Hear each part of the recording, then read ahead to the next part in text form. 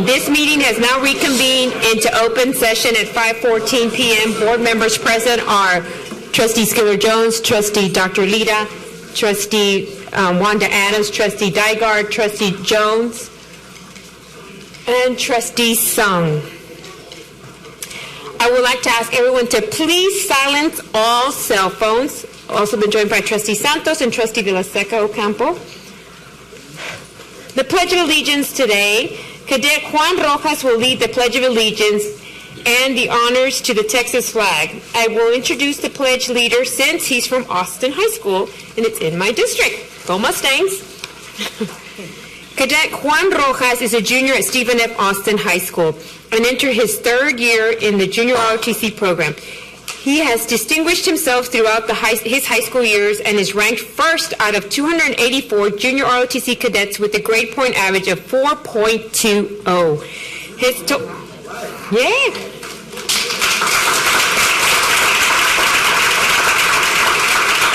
We're not done yet. His total commitment to leadership and academic excellence is evidenced by his active participation in the National Honor Society, selection as the Student of the Month for the sophomore class, and Cadet of the Year for school years 2018-2019. Cadet Rojas is a member of the Junior ROTC Physical Fitness Team and was selected to become part of the 6th Junior ROTC Battalion Command Team for the school year 2019-2020. He is passionate about serving the community and actively leads the JROTC and Austin High School's Houston's Food Bank Partnership, assisting with the organization of 8 food distribution events and feeding over 200 Houston families this past school year.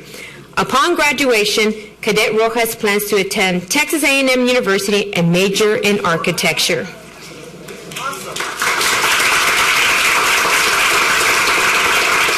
Cadet Rojas. I pledge allegiance to the flag of the United States of America and to the republic for which it stands, one nation, under God, indivisible, with liberty and justice for all. Honor the Texas flag. I pledge allegiance to the Texas, one state, under God, one indivisible. Thank you again for honoring us today with saying the Pledge of Allegiance. Go Mustang, even though I'm a Milby graduate.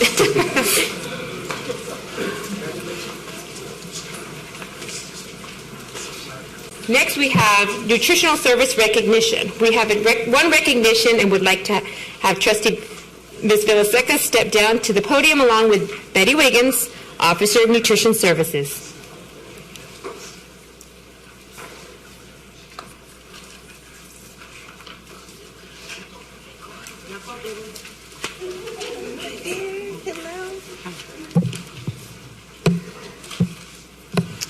All right. Good evening, everybody. We're going to celebrate nutrition services this evening. I'm very proud to present this presentation to the staff and team tonight. Mayor Sylvester Turner proclaimed on May 3rd, 2019, a School Lunch Hero Day, a nationwide celebration that pays tribute to school nutrition professionals for the valuable work they do each day. School Lunch Hero Day is based on the Lunch Lady graphic novel series, featuring a crime-fighting lunch lady who serves up justice while serving up lunch. The mayor's proclamation gave high praise to HISD Nutrition Services staff for the valuable work they do each day, providing all students with access to good food that fuels their learning, expands their palates, and helps them build healthy eating habits for life. Thank you so much. Congratulations, Mayor Turner. Has a proclamation here that was presented, right? Do you want to go ahead and share some more words, Ms. Wiggins? Thank you. Yes. Board President, Superintendent, Trustees. As you know, we serve, we solve, we serve, we nourish.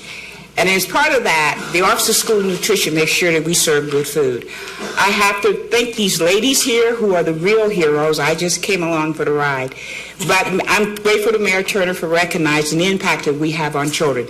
And most of you board members probably recognize or realize that most of my employees' children are students in HISD. So that's why it's extra special to us that we're recognized as School Lunch Heroes. Thank you.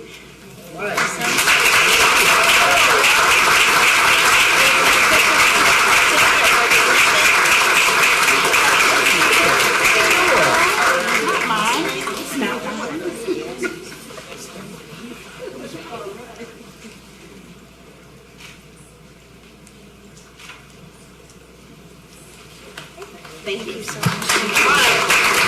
Thank you.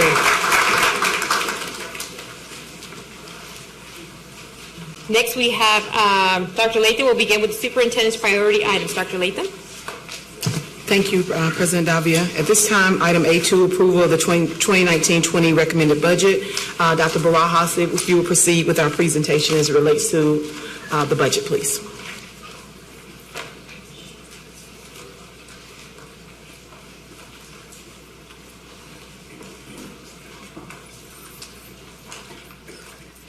So part of the budget, as has been presented for several months now, it seems, is still as is. It's still, as I said during the public hearing, still built around what we now call the old school law, $1.04 M&O tax rate, which we now know is going to be compressed down to 97 cents. We did that throughout the months of January all the way up into May, knowing that at some point we were going to have a school finance bill that was going to do something. There was a lot of discourse at the beginning of the session about fixing school finance, so we thought the best course of action, other than to just sit and wait to find out what the bill is going to be, is to build a budget based on current law. That's standard operating practice for most school districts, because you just can't wait until May to figure out what bill is actually going to be the bill that is going to carry school finance into the next biennium, because we have certain deadlines that we have to meet. Regarding posting in the newspaper, we talked about that during the hearing, to get everything done, because again, from a governance structure, the board has until June 30th to adopt the budget. So it was probably right about spring break where we finally realized that because there was this duality to what school finance bill was going to be coming out of which house, we thought the best course of action for us at that time and up till now is to have the board consider for adoption at some point in June. We realized what date in June the board is going to adopt the budget, but adopt it under current law and allow staff time to digest, to review, to figure out what exactly any school finance bill was going to do to us. Of course, at the time, we really didn't know that the language is now in House Bill 3, which was going to mandate the raise, was going to be in there. We just knew that there was this talk about, somehow trying to fund a raise. We had no idea what was going to happen to the basic allotment. We had no idea what was going to happen to the tax rate. So we are at the point now where we need to be. I know that there's been a lot of discussion regarding other districts who have been moving forward with adopting budgets with or without House Bill 3 in it. I'm not sure. There's a lot of districts in the state. But I think we are exactly where we needed to be. We can go back to discussions we had with the superintendent back in March and April of saying that we needed time to understand exactly what a particular House bill was going to do for us from a financial perspective, and that we would have the board consider for adoption the budget based on current law. You can go back to budget workshop number 3 and 4 and see the same kind of information being presented to the board, saying we are going to need time because it appeared as though, as they like to say, it was a landmark school finance bill. It was monumental. And even last week, we were in Austin, myself and some of my colleagues, with a lot of other districts, trying to still figure out exactly what all the components of House Bill 3 mean for Texas school districts as we move forward. And I know there's been a lot of talk again about why are other districts moving ahead of us and why are they able to incorporate a raise into their budgets, and they're getting them adopted or soon to be adopted. And to be quite frank, I don't care. I don't work for those other districts. My responsibility is to HISD. We're the biggest district in the state. We're the 7th largest, I think, still in the country. If we make mistakes, our mistakes are big and huge, and people lose their jobs, and that's not where we want to put ourselves. So all of this time that we've been working on getting the budget put together, at the same time, behind the scenes, we've been trying to figure out what does HB 3 mean for us, and how can we then develop this compensation package for consideration by the board to adopt into or to amend into the budget at a later date. Now, initially we talked about a July date, but there was some talk about, well, we have a deadline of July 22nd. Now, that is not a state-mandated deadline. That's a self-imposed deadline, and you could even say it's kind of an indirect deadline because of the teacher retirement system. If we do not have a raise embedded in the adopted budget by July 22nd, that's the first date that an employee in HISD starts their contract or work term, they may not have a contract, then any pay that they receive before the board adopts the raise is not considered to be creditable TRS compensation, which means then that that employee does not get the full benefit of that increase for TRS purposes, which impacts their annuity for the rest of their lives. So we said July 22nd is a deadline.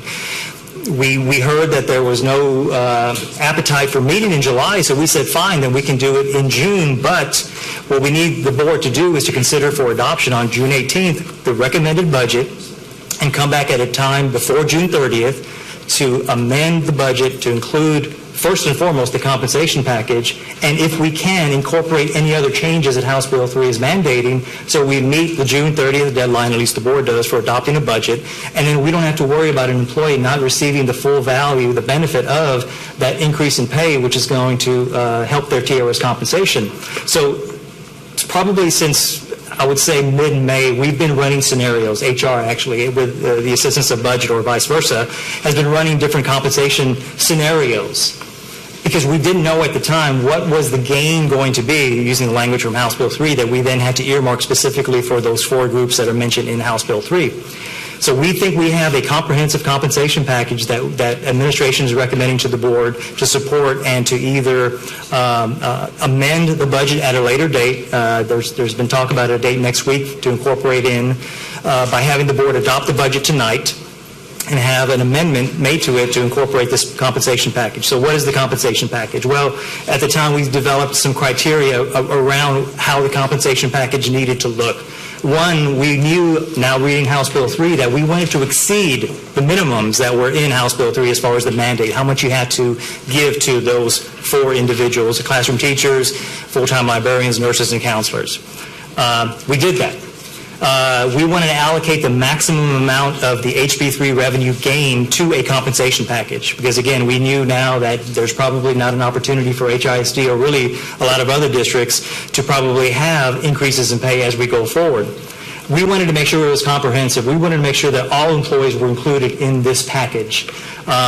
We knew then that we needed to maintain a balanced budget. And we'll talk about that here in a second because if you remember, we have the budget proposed tonight has a $36 million deficit. But now, under House Bill 3, that's not something that I am recommending that we actually move forward with as far as a deficit budget.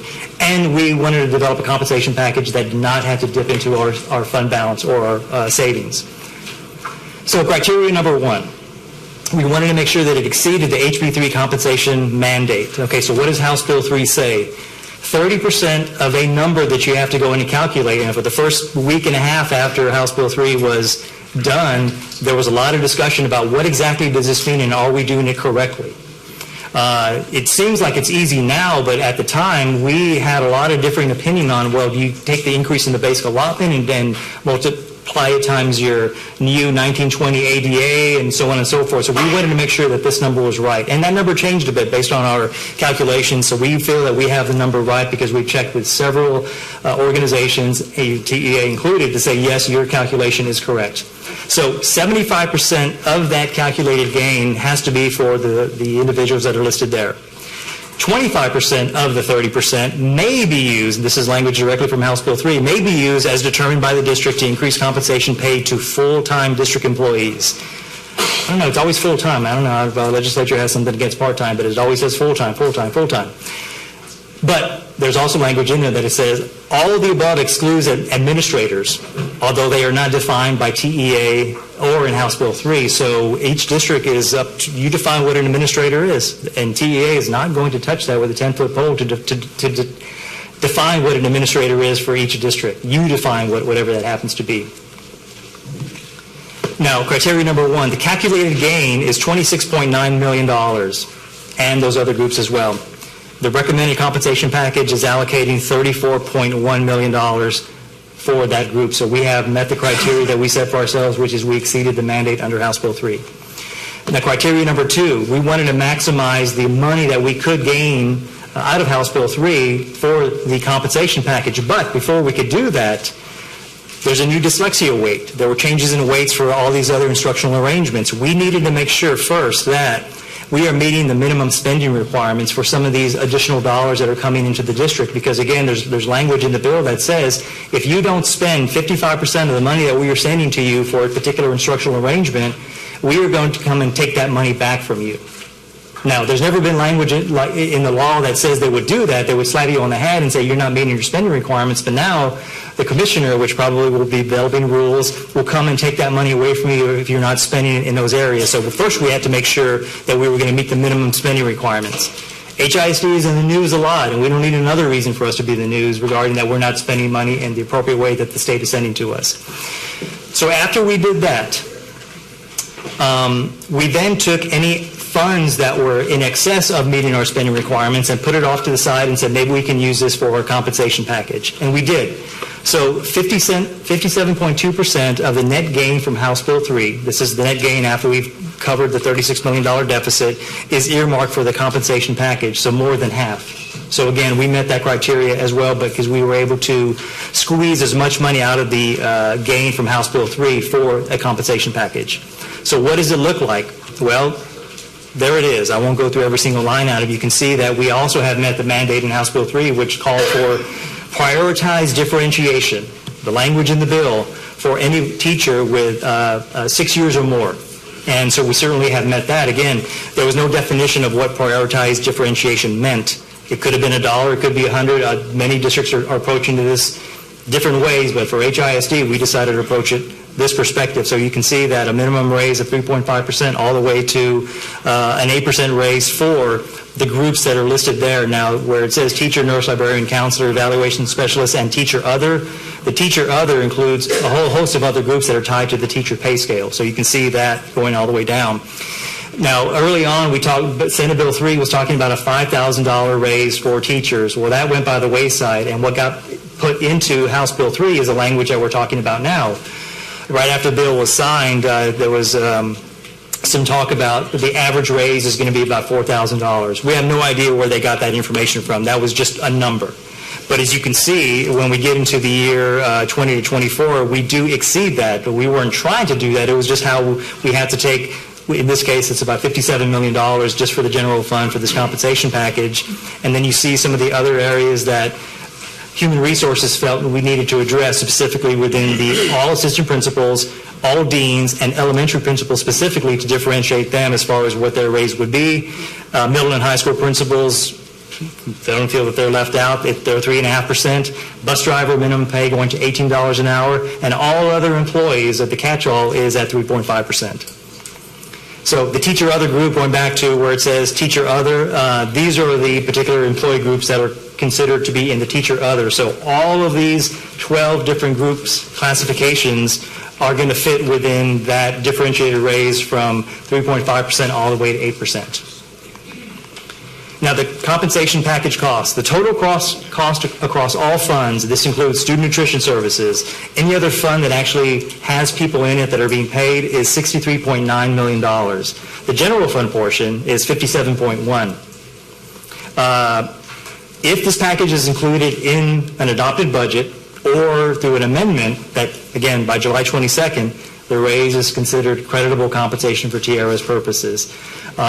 We feel that this is the most comprehensive raise that we can give that covers everybody, that meets the mandate, actually exceeds the mandate of HB 3. And this is what we are recommending for the board to consider for an amendment to the recommended budget tonight, which we are also recommending that the board adopt.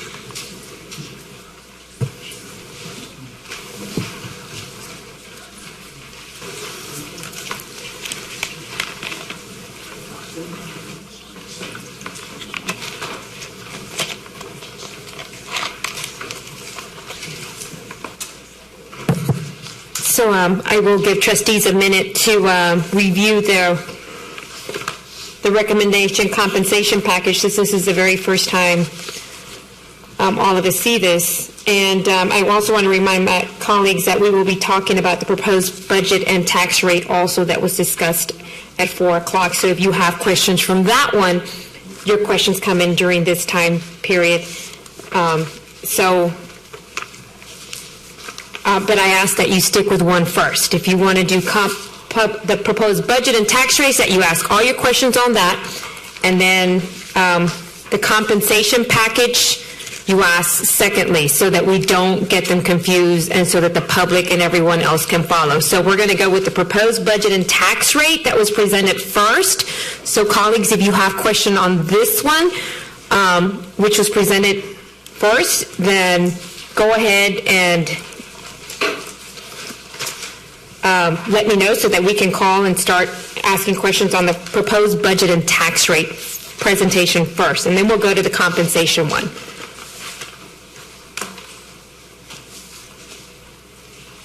Trustee Dygard. Thank you. Quick question. What would impact our bond rating? What would impact our bond rating? A lot of things. Harvey didn't. No, we thought that because of Harvey, it would put pressure on investors to potentially view HISD as not being able to pay back their bonds, but it didn't. Not passing a budget and having to go through what we went through last year is not viewed favorably, and we answer a lot of questions from both Moody's and S&P regarding what is happening. Is this going to have any impact on your ability to pay back your debt? Of course, with the almost 6% increase, actually more than a 6% increase in property value, sometimes that helps to alleviate the concerns from the investor community or the bond rating agency because they see what's happening from that perspective. That's just one of many things. It could be even loss of students, enrollment, what's happening to enrollment. We have attributed it to Harvey, but we can no longer use that. So if we're losing students, I can't tell them that it's because of charter schools or anything else. It's just maybe just, kind of the ebb and flow of an urban district, even though it's not very many in relation to the 200,000+ students we have. So there are many things. But to your point, I think tonight, based on what we have ahead of us, it's that, if a budget is not adopted and we move into a situation of not having a budget adopted by June 30th, that's uncharted territory for me. Perhaps Mr. Thompson knows what happens to a district when it doesn't have a budget that's been adopted by the beginning of the fiscal year. Don't know. Thank you.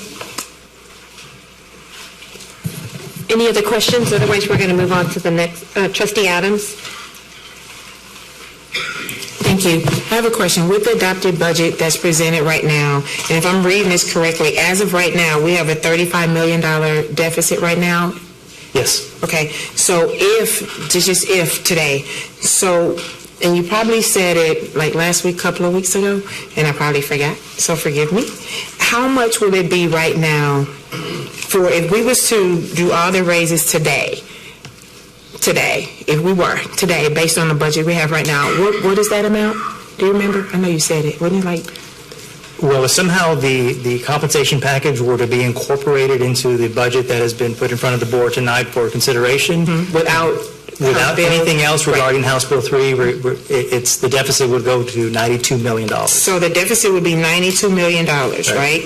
That we would go into. We don't even have a fund balance to even cover. No, we do, but I wouldn't recommend we do that. But see, what we'd like to do is that if the compensation package is going to be considered at a later date as an amendment, what we would also bring is the amendment that recognizes a significant decrease in recapture. But I'm just saying, so if anything was to occur tonight that was saying we need to add this now, where would that money come from? Well, it would come from fund balance. Yeah, I mean, if all we're doing is talking about the compensation package and increasing it more than the $57 million that we have that's in the package, yes, then that would have to come from a budget perspective, from fund balance. So the deficit would go from 35 plus 57 plus whatever. So that means right now we're at $103 million in fund balance right now? No. We have at the end of last fiscal year, our unassigned fund balance was at $389 million. So $389 million, but it would still put us at the deficit of 97 because we should not use fund balance for an ongoing year process, that is only correct. for one time, like an emergency or something comes up that we have to take from. So that's not best practice. So actually it would put us in a deficit of $97 million, and that alone can affect our bond rating too, right? There would be questions asked about, why did the board take that particular tact to adopt the budget with the compensation package before they realized that, number one, you had to go in and incorporate all the other elements of House Bill 3, which is a reduction in recapture, a change in the mixture of revenues because now our state revenue is going up because we have a lower tax rate, and our tax revenues are going down, and some other things that we would have to incorporate. But I can tell you now that the budget that would be proposed with this compensation package is balanced. So $36 million deficit that we were proposing and are proposing tonight under 1920 old law, we could bounce back from two things. One is because the lag was still in effect under old law. The lag meaning that the state used prior year values versus current year to determine your wealth. So we would, given that we expect to have increases in property values over the next few years, that's how you game the system. That's how the rules. So what we would do is we thought, well, we're going to be able to cover that deficit. So we were okay from a financial perspective of recommending to the superintendent, we could do a $36 million deficit budget in 1920 under old law, but that's about as far as we wanted to go. Through fallout and also because of the lag, we were able to say we can start the 2021 budget balanced and not have to go in and make cuts to get to a balanced budget. That all went out the window under House Bill 3, which is why the first thing we did with the $135 million gain that we were able to calculate from House Bill 3, the first thing we did is eliminate the deficit, which left us with $99 million, which we then put 57 toward the compensation package and the balance of about 42 into instructional programs, again, to meet the minimum spending requirements so we don't get in trouble with TEA. So that's how the money was waiting to pass the budget tonight as is, then we come back and we'll amend the budget, will give us a balanced budget, will give us a compensation packet for raises, and so on and so on. So it'll give us like zero balanced budget. We'll start off great, raises will be given, and then we just start moving forward, to continue to provide, to lead this district. Versus today, it would be like, no, it'll be a big negative toward the district at this time.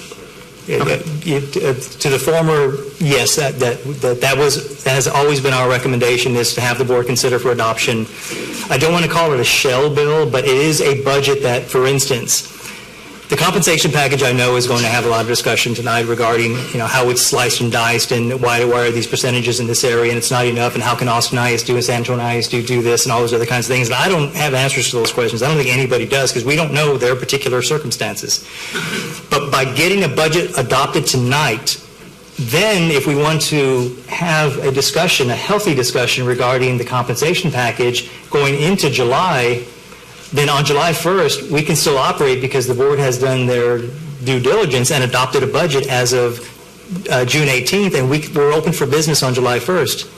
I don't want to run into the situation of having the compensation package, which is $57 million, sabotage a $2 billion budget because it's not the way that we want it to be. So I think the best course of action, my recommendation to the superintendent, is adopt the budget tonight and then consider for amendment at a later date, hopefully before June 30th, so we don't have to meet in July, and we meet the July 22nd deadline for employees, to amend the budget for the compensation package along with all the other House Bill 3 items in there. That is my recommendation to you, to the superintendent, as the best course of action for this district. Thank you, Dr. Barajas. And Madam Superintendent, do we have a date set before June 30th? Do we have something already set? Per the email that I sent to you all on yesterday, we're requesting June 27th because you are already scheduled for hearings that day, and we were hoping to be able to add on the agenda an amendment to the budget. So everything would be finalized before June 30th. So employees would have plenty of time to make any decisions as it relates to what's next for them financially. And at this particular time, teachers or everyone, if we do the amend it on the 27th, then at that particular time, within that time frame, everyone would know where they are. The teachers would know where they are before that July 12th date or whatever those dates. They know how much money they're getting. Their contracts would be signed and everything by that. If we meet that deadline by June 30th, That is correct. On the 27th. That's correct, and that has been the request. Thank you, Madam Superintendent. Thank you, Dr. Barajas. Thank you, Madam President. I'm concluded. Any other questions from my colleagues? Otherwise, we can go to the recommended compensation packet. Okay, looks like we're moving on to the recommended 2019-20 compensation packet. Any questions on that one? Oh, goodness. Well, it lit up. We're going to start up with Trustee Dygard, followed by Trustee Lita and Trustee Sung. Okay, so the compensation package that has been presented is $63.9 million, correct? That is correct. Okay. So what is our revenue gain, and what therefore because it's series of questions here, and I'm just going to put them all out together because they're all related. What is the total revenue gain under HB3? And I know there are certain components of it, like the comp ed, that you can't calculate yet because the rules haven't been made, correct? Well, we have to make an estimate. The comp ed is probably one of the most problematic areas that even last week we were changing our numbers. There are 5 different categories of comp ed for census blocks. Making changes to any one of those changes your tier 1, which changes everything. So we have to go in and be as conservative as possible. So yes, we may not know specifically, but you have to make a guess because we have to have a budget put in front of the board. Then let me frame the question this way. So the $63.9 million is based on what is the estimated revenue gain that you are using currently to base this off of? What is the net? Therefore, what is the net gain after the compensation package? And you said there are 42. The delta would be 42 million in instructional programs. Is that only instructional programs as mandated by HB3, or is there a little bit of money still after compensation, after the things the bill requires? Or is there still discretionary money over here? Well, I wouldn't call it discretionary, but there is in that number at $1.8 million for the safety allotment. That was at $9.72 per ADA. So the $60 million total package is across all funds. So if we're just talking about the general fund, since that's what we're talking about, that's $57.1 million. Okay. So to your other question is, what is the gain as we've calculated under House Bill 3 for HISD? It's $135 million. Okay. That's our gain. Now, keep in mind, that is completely separate from the calculated gain that you had to do to determine how much money you had to carve out for the mandated raise. So they're 2 different numbers. That's just, why wouldn't they make it complicated? That's what they do. So there's 2 numbers. So within the 135, that is our calculated gain because of House Bill 3. Okay, great. But remember that from the 135, the first thing we did is we took off the $36 million deficit from that. That left us with a net gain of $99 million. And then the 2 big components are the $57.1 million compensation package, general fund, and the 42.5, the remaining difference, is mainly spread across all instructional programs that are either through, meeting the spending requirements and so on and so forth. Before we can get to that number that we said this is what's available for the compensation package, we had to make sure that we were comfortable with meeting our spending requirements. Okay, so I'm going to repeat back to you to make sure that I heard you correctly. So our revenue gain was $135 million. You took off the $35 million deficit. Then that left you with $90 million. Then $57.1 million was taken from that, right? For the compensation. For the compensation, not the 63.9, but the 57.1. And then that roughly $42 million that is left, those are spread across instructional programs, but are those spread across instructional programs as mandated by HB3, or how is the decision made on how that $42 million is being allocated? If you're getting money for a particular instructional arrangement from a PIC code, program intent code, we talked about those last time, because they increased a weight or created a new weight, then we have to take that money and assign it to that particular instructional arrangement. But then we have to say, will this money, does it exceed the 55% that we're already spending? I think that in talking with my budget colleagues, we were already ahead of the game. We were already putting money in dyslexia before there was even a dyslexia allotment. So we were ahead of the game. So we thought if there's a 55% spending requirement and we're already meeting it, then maybe we can put a little of that amount in there, meet the criteria that DEA has set up, and then use the remaining amount for compensation. That's correct. Now, indirectly, if you're a teacher and you're engaged in that, then we are using it in that particular instructional arrangement from salaries in this case. So is there any money to go to restoring the PUA? There is not, unless you wanted to reduce the size of the raise and then put that into the PUA. That's the only variability we have, and we did not consider that simply because, as I said before, putting the money directly into the PUA is, in my opinion, an inefficient use of it, because it creates more inequity because it helps the bigger campuses and not the smaller campuses. Okay, couple more questions about the compensation. Does this uncompress the schedule a little bit, the step schedule? Or is this exactly, because I'm not looking at what it was last year, I'm looking at this sheet. Yeah. So was it 0 to 3 and 4 to 5 and 6 to 9 before? We're keeping the same? That is, HR was working with the budget on that, and that is, if Ms. Moore, Bridget Moore wants to discuss that, that was Okay. from an HR perspective. I'm just as far trying to as decide if we're keeping the same schedule or if we're uncompressing any steps. Good evening. Yes, we are uncompressing some of the steps. So currently for the teachers, step 1 is 0 to 3, step 2 is 4 to 5. So now there will not be a 4 to 5. Even though on here, it does show that they are getting 4%, they are separated. Those amounts on the side where that has a dollar amount of the raise, that is an average amount.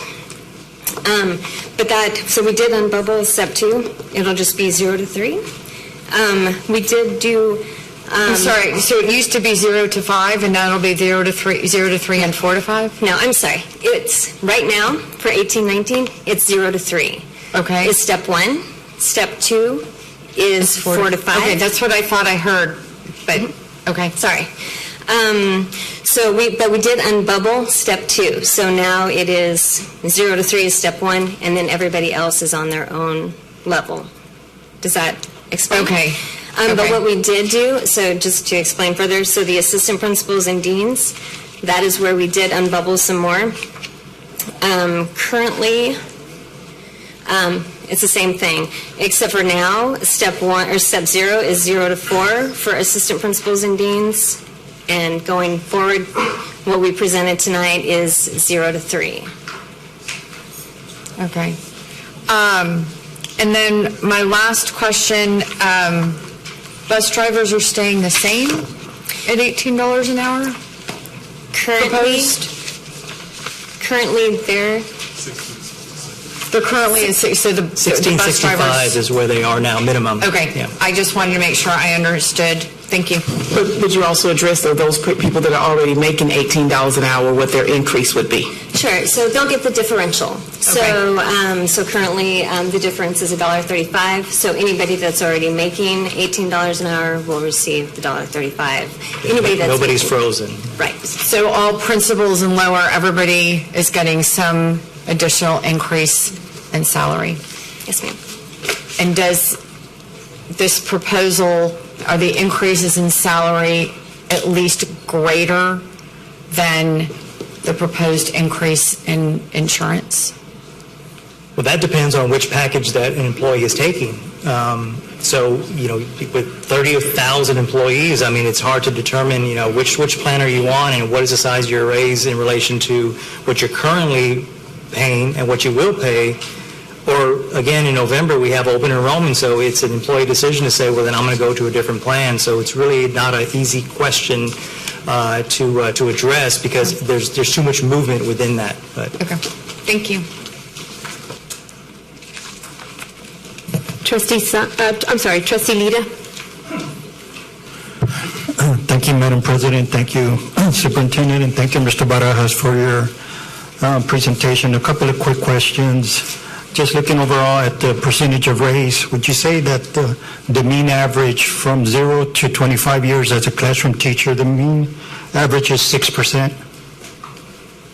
Around there? yeah, I didn't go through and calculate that exactly. We were looking at what the averages were, but I can tell you that these amounts that we are looking at, based on information that I have going back till 2010-11, we've not seen these kind of increases, going from, 6 and 7 and 8%. I think at least going back to 2010, we've not seen an HISD before. Again, we were trying to look at the language in the bill, differentiated compensation, but, looking at how we can then, from an HR perspective, saying that we should, in this case, look at putting more money into those areas which have more experience. Yes. It almost seems to me, if I'm reading this correctly, in another different way, and perhaps Ms. Stevens could help me, but it seems as if the average mean is 6% plus the step will be there based on the number of years. No, there is no step. This is just It's just, this is just the Okay. percentage raise increase, right? There is no step. All right. The next question I had on your the bottom here, it's very similar to this one, but on this one on page 6, where it says all other employees at 3.5%. If the average, I believe I heard earlier that the average starting pay rate for support staff was $12 an hour, and with 3.5% raised that starting pay to $15 an hour. No. Not with the 3.5%. If you're another employee and you're making $12 an hour and you're on the last column there getting a 3.5%, would that make it up to $15 an hour as a starting pay? No. No? Okay. My next question is on the criteria. I know my colleagues are not going to like this, my former colleagues, but on criteria 1 on page, I believe it was 2,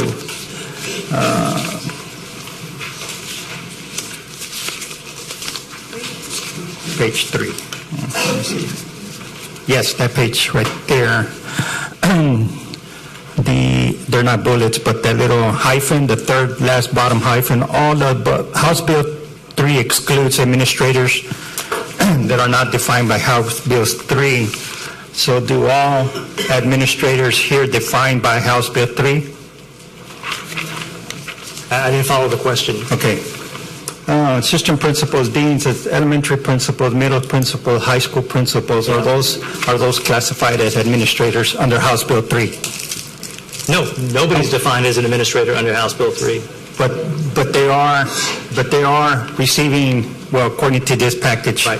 So but they are not receiving any of the money that was specifically allocated under House Bill 3 for those 4 groups. It seems confusing because this compensation package is related to House Bill 3 on page 3, right? Yes. It excludes administrators. It should look like this, right? No, okay. Could you help explain? Okay, so the calculated gain, what House Bill 3 says is $26.9 million has to be used for the 4 groups that are mentioned in the bill. Okay. So if you decide that by teachers, anybody who is not listed in House Bill 3 as an administrator, which would be a principal and everybody else, none of the money that is being allocated to the 4 is being used to give a raise to anybody else. Okay, so the amount of money, as I said, we are using $34.1 million of the $57 million for specifically not only classroom teachers, but those other 11 groups as well. So we exceeded it. So the bill said just 4 groups have to receive this money, but we took that money and because of the way that our compensation plan is set up, there are 9 other groups or 8 other groups that are tied to all the different salary schedules. So we included all of them. Now, the bill didn't say we had to, but we did. So any money, even to a custodian, a bus driver, they're not using any of that money that is earmarked specifically for the 4 or an as well. We can clearly show that because by December 31st of 2020, I believe, the bill says that somehow you're going to have to report this all back to the state as far as how you use this money. So we're good. We're going to show that we use the money and then some for the 4 groups that were mentioned in House Bill 3. Okay, thank you. One more question. Again, back to that same page, the one that had the hyphens, I believe it's page 3 there. In order to receive 25% of the 30% that may be used to determine by the district as full-time district employees, if an employee works 25 hours, has that been defined as a full-time employee or 30 hours? What has been defined as a full-time employee? I'd have to defer to HR to determine what we consider to be full-time or not. I'm not sure. The reason I'm asking, because they can benefit, for example, if a cafeteria worker works 25 hours a week or a bus driver works extra routes and they get 25 hours or 20, would they be able to benefit from this 25% of the 30% if they're classified as full-time? Can you give me that? Give me that information in terms of who can benefit from that. Thank you. That's all the questions I have. Trustee Sung? Thank you, Madam President. Thank you, Dr. Lathan. Thank you very much to Dr. Barajas, Mr. Reed, your whole teams that have worked really hard on this. And I'm really glad to be seeing this compensation package presented to us. So you said that $135 million was the calculated gain for House Bill 3. That's actually very close to what you presented in our last budget workshop for the total gain amount for salary calculation, which is $136 million. Is that just a coincidence? A little not just full of coincidence, I guess. No, it was, yes, it is. Okay. And, if you ask me, well, that number was different. Yes, it was because we were using the best information we had at the time. But again, had we run with that number, then we would be in a different situation. But we were trying to get to the correct number so then we could start to build from Sure, that. Yeah. absolutely. I understand there's lots of moving parts here. I've been looking at the House Bill 3 gain, and I've seen numbers from reputable organizations that range from $97 million to $170 million for HISD. So I understand that the numbers are all over the place, and I appreciate your efforts. So then what are the two numbers then? So you said the $135 million is the calculated gain, bottom line, right, for House Bill 3, and then what's your current best estimate of the gain that you're using for the salary calculation? You said there were two different numbers, right? Yes. So we use the term calculated gain for the HB3 compensation mandate. Yes. The net gain, or the gain under House Bill 3, is the 135. The calculated gain for compensation purposes is $119 million. Okay. Got it. Which is a change from the last one we saw, but for all the reasons we know, right? We keep updating as we have better information. Okay. So that's the calculated gain. Okay. So then, so next week, June 27th, you're recommending bringing forward this compensation package. I heard you say that you would also be bringing back the change in recapture, right? So the amendment would also recognize the change in recapture. It would recognize the change in revenue, presumably, under House Bill 3. What other pieces would we expect to see? You mentioned the safety piece. Would that also be an amendment? We'd have to go through it to see what we want to incorporate, because remember, we want to put in front of the budget a budget that has it by fund and function. By law, you have to adopt it at the functional level. So we're going to have to go through. The first thing we want to do is incorporate the compensation package in there, the different revenues. And if we can't get to the deadline, I know that the board has deadlines for us to get information over for posting and so on and so forth. We could always do that at a later date, but really what's most important is for us to get in the compensation package for our employees, for the benefit of our employees. So there may be a few other things that we are just going to wait until maybe September or October to incorporate in there. Perhaps at the same time that we are considering or having the board consider for adoption the tax rates. For 1920, again, 97 cents and 0.1667. So we'll see what we can do once we get clear direction from the superintendent on what's going down. Are we going to have a meeting on the 27th, and is the board going to consider the compensation package and see how much we can incorporate into the budget that we'll then put in front of you for the amendment to the adopted budget on June 18th? Okay, and that makes sense. So the big pieces that we're looking to do next week are the compensation package, and I would presume at least the change in recapture and change in revenue. Is that correct? Okay? Yes. That makes complete sense to me. And when I was at TASB last week in San Antonio, they were saying, look, you just going to have to get used to it this year, right? Amending your budget on kind of a regular basis because there's so many things that are changing. Okay, so thank you. That makes sense. Okay, so now the compensation package, the total cost across all funds is $63.9 million. You said 57.1 is the general fund portion. And I apologize if you said this before, but the other $6.8 million, what fund is that coming from? Special revenue funds, 4.09. Nutrition services is 1.7. The special revenue funds would be the title funds, Title I, Title II, so on and so forth.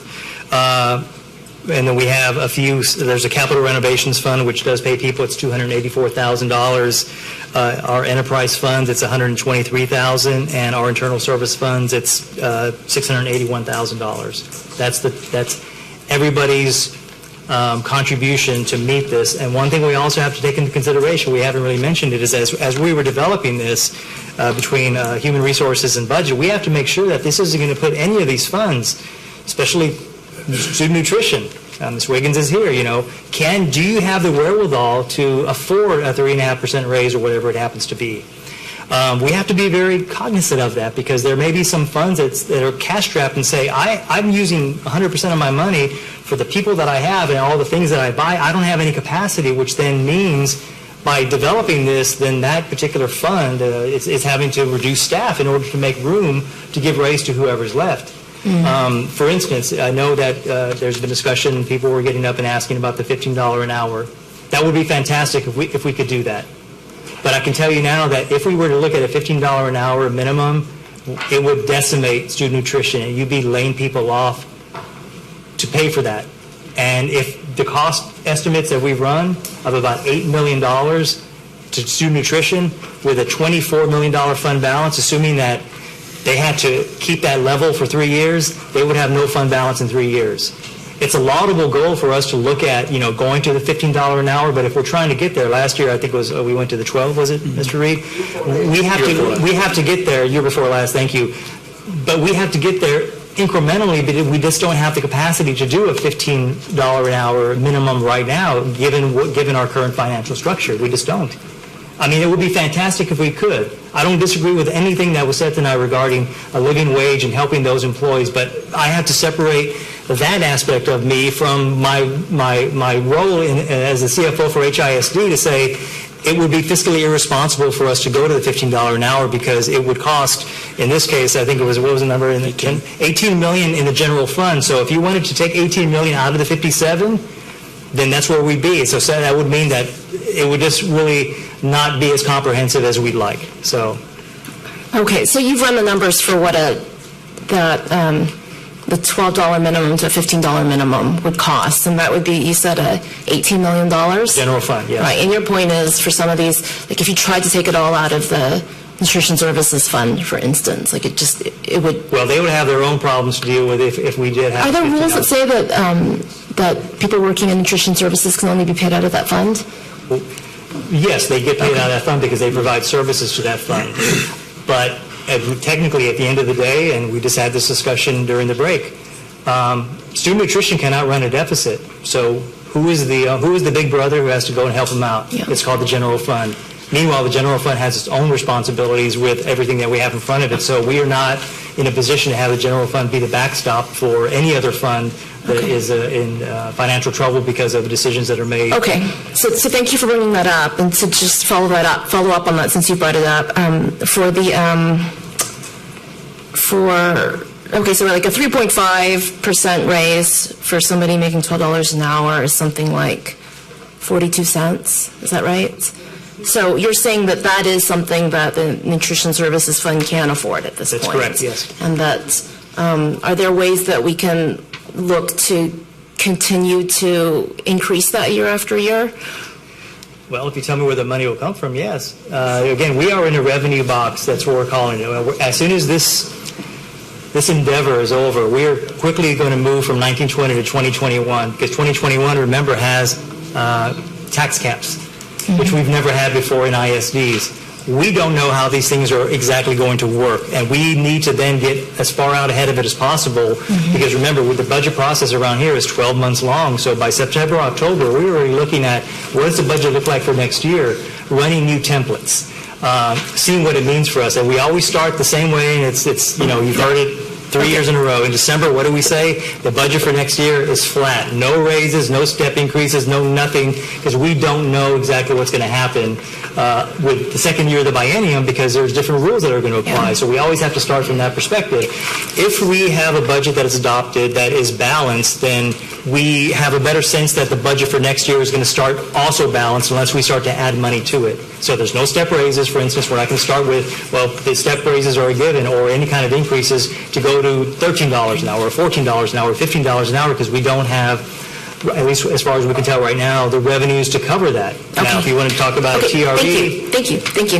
Okay, I do have some other questions. I'm trying to be as comprehensive as possible. Yes, thank you. No, thank you. I appreciate that. It's regurgitating everything that we've been talking about. Actually, it's really helpful for me to hear you repeat some things because if I hear it multiple times, it helps it stick. Thank you. So the compensation package then, okay? So I see bus drivers are here. We've talked this year about how it's been difficult for us to hire bus drivers. I'm glad to see them prioritized here. We talked about teachers and how important they are and how hard it has been to fill up some positions, keep some positions. We know that our neighboring districts are giving raises. So I'm glad to see that our teachers are prioritized here and to see the list of others as well. I recognize some of these as groups that we've talked about that are hard positions to fill. I'm wondering, are there other positions that we have had difficulty filling that, now is our opportunity, right, to strategically make a change in their compensation so that we can fill those positions? Are there any?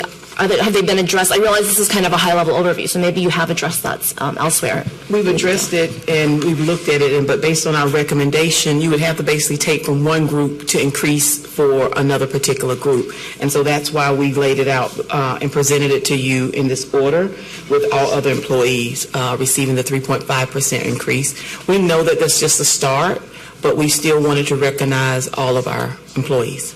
Okay. I mean, I know that there's some positions like behavioral interventionists, right? And I know that we just have a handful of those in the district, right, where we've had trouble hiring for, right? And I'm wondering, it's not a lot to make a larger change where we've had strategic problems filling those positions because there's just a handful of them. So, okay. So then, so some things I'm curious about on this document are there's not numbers, right? So I'd be curious to know like how many employees are in these various groups.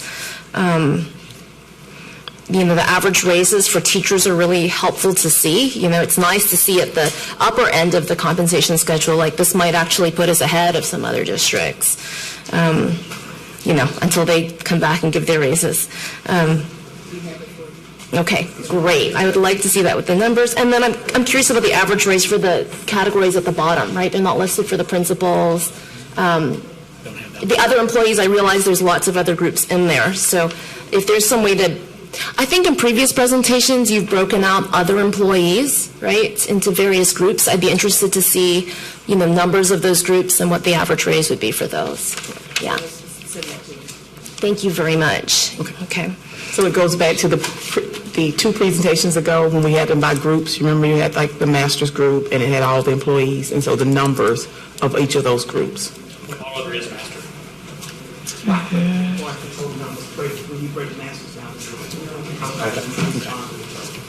Okay, thank you. I'd appreciate that. And thank you very much for laying out the criteria here. It makes it easy to follow this presentation. Thank you. Those are my questions for now. Trustee Villaseca. Thank you, Madam President. Thank you so much for the presentation this evening, in particular the compensation package. I know that we've been eager to see this information, and now we're having the opportunity to discuss in further detail how the breakdown is, what does this mean, who does it impact. As far as, could you tell me what the percent of the entire budget that we have is dedicated to wages, compensation, benefits? General fund only? Mm-hmm. We're at 75%. 75%. Yeah. Thank you.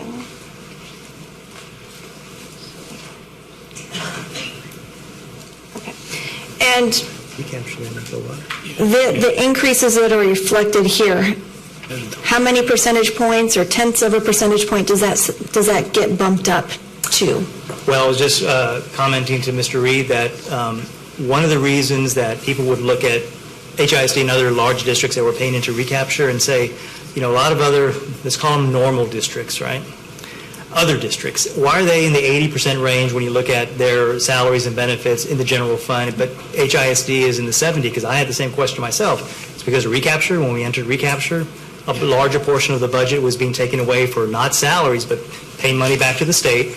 We have TERS, we've talked about that before, but now that we are a Chapter 48 district, so we're all 48s now, that percentage is going to go up. So I would imagine that we're probably going to get closer to the 80, but we won't know until, everything, when we have the budget, for instance, and when we do the amended budget, we could probably go through and look at it on an object basis. A 6100 is what we call it, and say, we're getting to that 80% of our every dollar in the general fund is spent on salaries and benefits, if you want to call it that compensation. Yeah. Okay. As far as the justification for the breakdown for what we're seeing here today, I imagine that's something that would be entered in as a referral, but I am curious as to how we arrived at this breakdown, the percent 3.545678. So that I want some more justification, and I'm wondering what the consultation process was for arriving to this as what's being proposed. Are both of those entered as a referral, or can we elaborate on the consultation process? You're saying consultation? Mm-hmm. As far as internal and external discussions with stakeholders and understanding of the HB3 numbers, and working with outside groups on getting, I know that we've had some advocates here earlier tonight that are advocating for the $15. We have some other folks that are, we even heard the governor saying $5,000 at one point, and I know that that's changed. So I just want to know a little bit more about what we've done on our end to engage with the different groups so that we can help inform the compensation package that is in front of us today. So the engagement actually begins tonight. The first step was, actually last night when I sent you an email yesterday just saying this would be coming before you, and then sharing this information publicly with you, because the team was still running the different various analysis up until midday yesterday. And then over the course of the next week, we will be sharing out information. Information has been shared with our district employees. Then the next step, as we prepare the possible agenda for June 29th, is bringing our groups, our various association groups in to share with them the information and to walk them through the thought process behind it. But it goes back to, at the end of the day, we had a certain amount of money, and we actually exceeded that amount. But we also have heard that our most experienced teachers, and we've heard that even tonight, that we should be giving them a higher amount. And so that was definitely how we arrived at that 8%, or saying 25 plus should be in a separate category and trying. Like I said, this is a start. We know we still have, there's room for improvement in future years once we have additional information. But I hope it's very clear. I do want to thank our compensation team and also our financial planning team for your hard work, especially these past several weeks of trying to get this information in front of the board and the public. So thank you. Okay, thank you. And I look forward to getting the other information in the referral. Let's see here.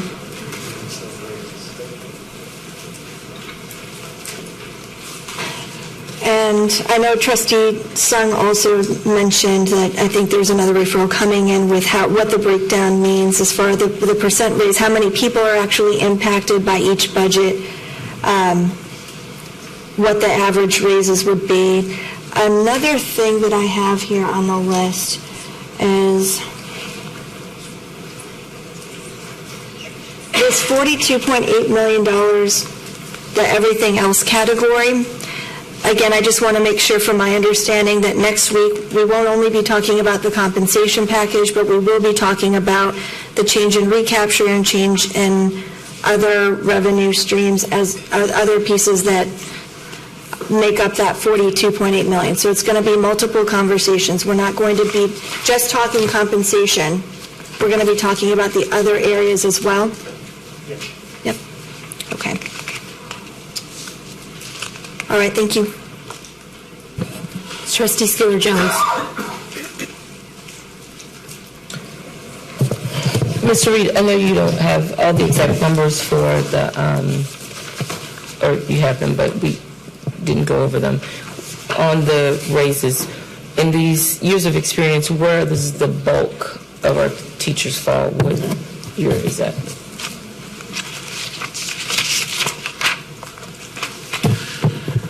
The bulk of them fall in the 1 to 3 years and the 10 to 19 years. There's 3,000 in 0 to 3, and there is 3,000 in 10 to 19. The 4 to 5 has 1,200. The 6 to 9 has 1,600. 20 to 24 has 822, and then the 25 and over has 1,100. Okay. And how far over the 30% does this whole thing take us? How many dollars over the 30%? About $8 million. Yeah.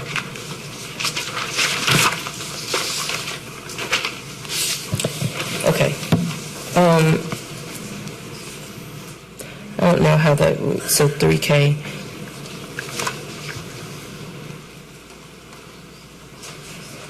This is my concern with this interim superintendent. The 3.5% for the other employees, so these are our lowest paid employees, right? They got nothing last year. Their last year, their dollars were from last year. I mean, the year before, I think. They got nothing that year. When I spoke to Zeph, I was under the impression that the teachers were asking for 5% across the board. Is that not the case? Wasn't that right? So if we did that, I don't know what the numbers look like, but if we did that, are we able then to allocate those extra dollars to help the other employees get the 5% as well? But just to clarify, instead of where we have the column 3.5, there are steps, 3.5, 4%, 5%, 6%, 7%, and 8%, you're saying 5%. If it was 5% instead of all of those other percentages, so everyone from 0 to 35 years get a 5% increase. That you're asking, would there be any additional dollars to place in another category? Right. I don't have that with me. Well, we'd also run the risk of not having that prioritized differentiation that House Bill 3 mandates. Now, it mandates that. That's correct. Right. Yeah. Now, no one knows what that means. In fact, we were at TEA last week. Because it didn't define if it was and we asked them, I think the comment was, hey, how are you dealing with that prioritized differentiation? And so it was their way of saying, that's from the bill. Again, we have to remember sometimes that TEA doesn't write these bills. Legislators do. They have to interpret them and write commissioner's rules. So if it's differentiation could be, again, $100, $1,000. There's many different ways to do that. So we want to make sure that we take that. But we are meeting that. Yeah. 3.5% for our lowest and paid employees, that's all they've gotten in 2 years. And, I know we gave teachers 3% last year, so for some of them, that's 10% in 2 years. And they deserve it, mind you. It's just that with the limited dollars, we should also be trying to look at our lowest and paid employees, too, because they had nothing, again, last year, and I advocated for that last year.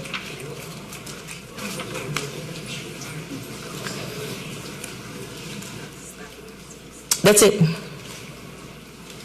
Trustee Santos, followed by Trustee Dygard. Thank you, Madam President. Dr. Lathan. So I'm going to ask that if any of my questions can't be answered, I'm directing the administration to enter them as referrals. Dr. Lathan, does the administration pay any consultants to help clarify the budget implications of legislation? Yes, we use a state-funded consultant, Mo Casey, who assists us with the technical aspects of school finance in general, especially with House Bill 3. Yes. Okay, Dr. Lathan, did you meet with those consultants, or did your finance team meet with those consultants to discuss HB 3?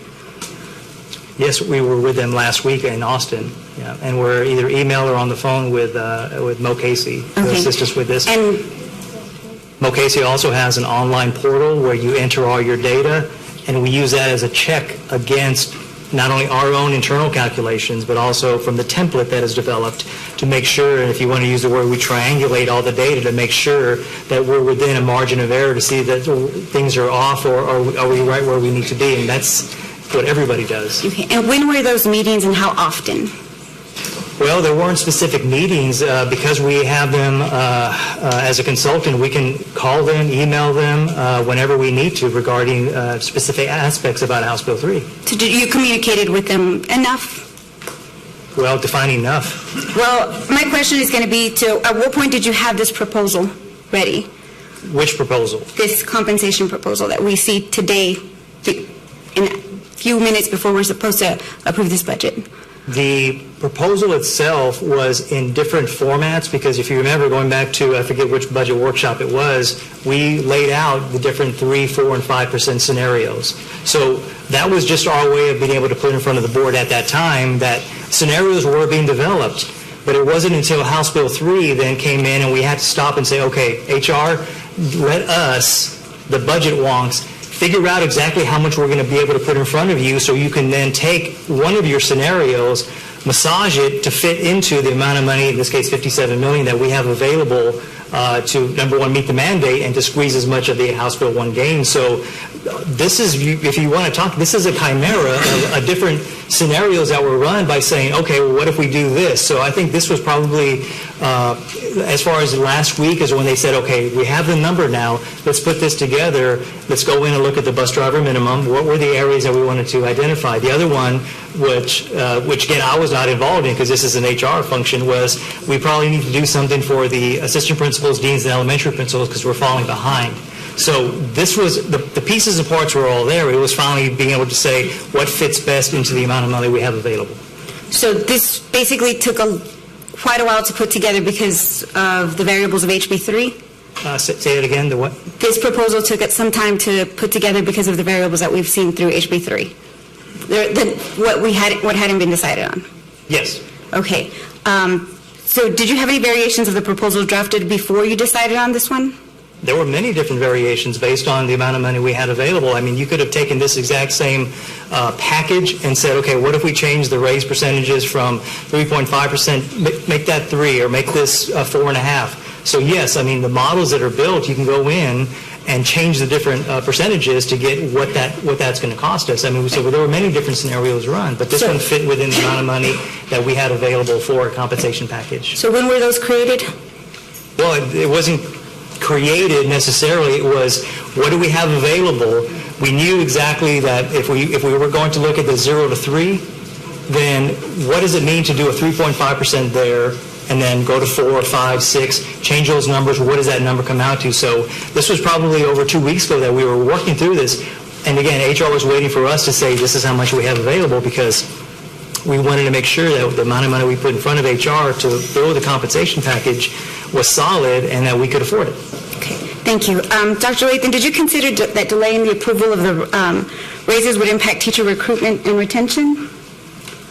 I think I've shared throughout this entire process that we've considered everything. And to clarify, we're not asking the board to vote on the compensation package tonight.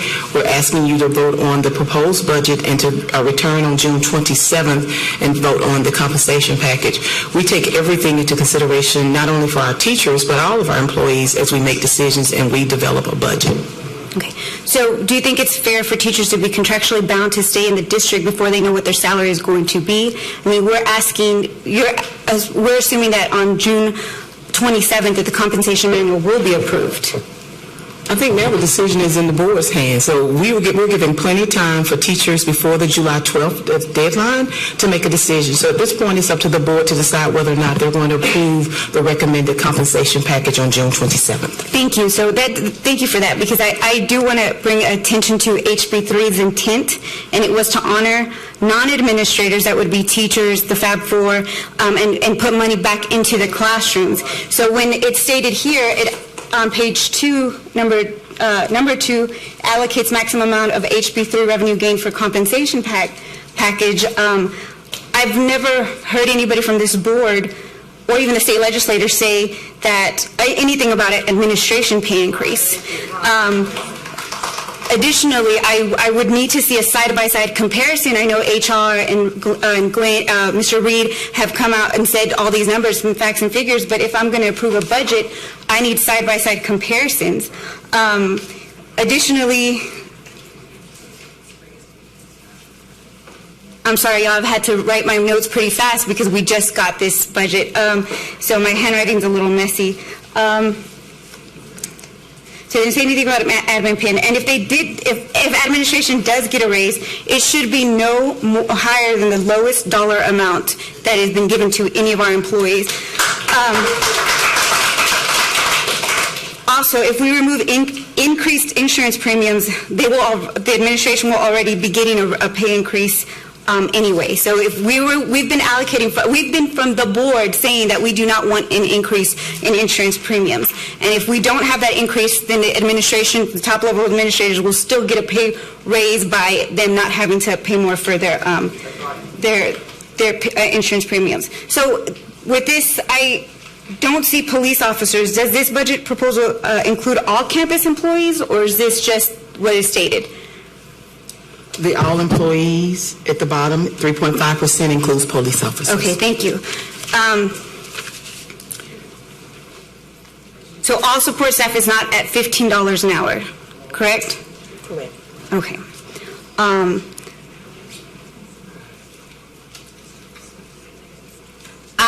I've said this, I think we've kind of prioritized, the majority of us on the board has said that we need to retain and develop our teachers. The teachers that have been here for 6 to 9 years only get a 5% pay increase. We've talked about honoring our support staff with at least $15 an hour. And we've talked about becoming the most competitive district, and none of that falls under the board's priorities that we've talked about budget workshop after budget workshop. So that's not a reflection in this budget today. I'd like a comparison of our district, our compensation to other district. At least from this board member, we've seen that my priorities are to be the most competitive, the most welcoming district, and a place to develop our teachers and our employees. So I want to know, Dr. Lathan, what does maximum amount mean? So on page 2 of page 2, like I just don't get it based off of what I see here on this compensation manual, this compensation package. What do you mean by allocates maximum amount of HB3 revenue gain for compensation package? Dr. Barajas, thank you. Could you reiterate that?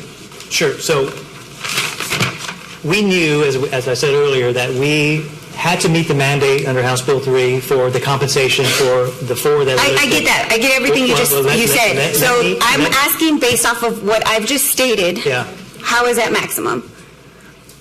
So once we took the amount that we had to allocate for the House Bill 3 mandated raise, the rest of the money then we looked at and thought, okay, the rest that's available, $99 million minus, the $30 million, how do we then allocate it for instructional programs, because the money is all tied to, again, meeting that 55% spending requirement. Okay, this is what we do in the budget area to make sure that, again, we're not going to get into a situation with TEA. Once we felt comfortable in meeting all the spending requirements, then money that was left over went into the compensation package pot. So again, that's the maximum. That was the maximum amount that we could put into the pot of money that we were going to take to HR and say, HR, here is the bag of money for you to then develop a compensation package using all the pieces and parts that you've already gone through and calculated and see what fits. Now, the other thing is, my question to them is, are there any areas that you are going to specifically target because you feel that we are falling behind? The one was the elementary principals. You see how they're differentiated. Now, we couldn't do that for all employee groups, but they felt that it was in the best interest of our district to remain competitive. They felt we were falling behind in those areas. That's the maximum amount that we calculated to put in front of them so they can then develop the compensation package. That's the maximum. Okay. So here, I wrote down all the notes from what you said earlier when Trustee Dygard asked her lines of questioning, which I appreciate. Thank you, Trustee Dygard. Our revenue gain from these new monies is going to be $135 million, which went to the deficit, $90 million, 57.1 for compensation package, 42.5 for instructional programs. I would really, and you never answered Trustee Dygard's question when she asked if these instructional programs were mandates from the state, or was this something that was coming from Hattie Mae White? No, I did answer that. I said yes, they are mandates, and that's why we're so trying to meet. So all the $42.5 million are all state mandates? Well, they are mandates in that they are sending money to you for a specific instructional program, and the state intends for you to use that up to 55% in those instructional arrangements. So I would like to see a breakdown of those instructional programs. Because, I mean, there should be no new pet projects coming from Hattie Mae White if it is not something that is allocated through HB3. Additionally, we want to, HB3's intention is to honor our employees and our students. So the increase should be based on our compensation for our lowest paid campus employees and our students. Okay, so how much would this increase the highest paid administrators' raise with this 3.5% raise, since all employees are going to get a raise?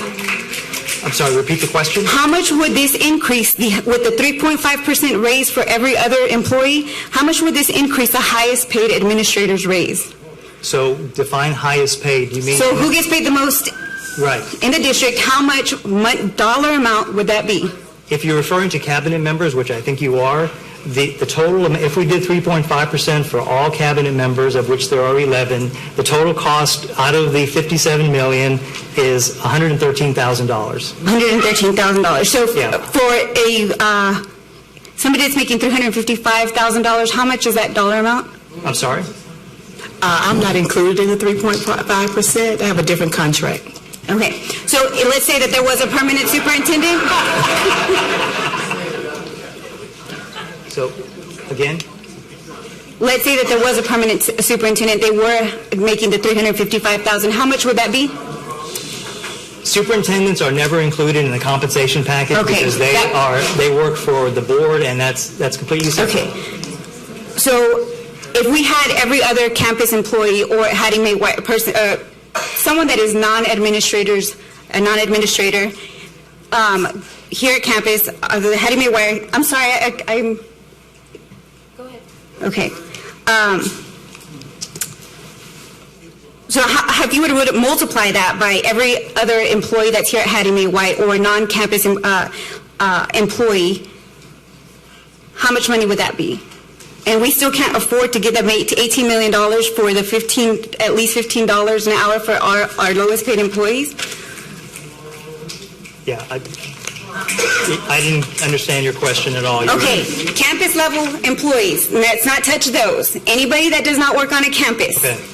Everybody else that is not on a campus, with their 3.5% raise, if you multiply that, all that money, is that going to be $18 million?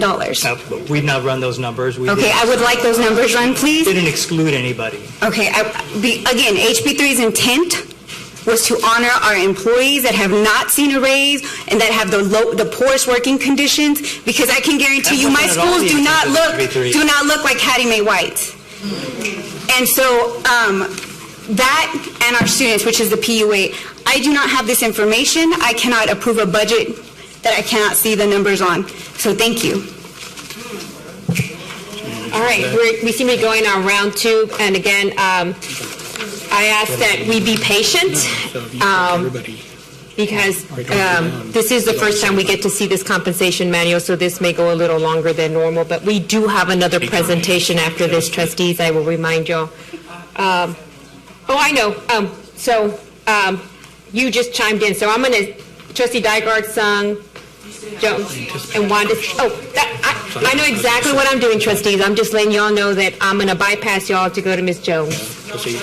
So 22. Oh, you haven't spoken either? Okay, so we're going to go with Trustee Adams and then Trustee Jones.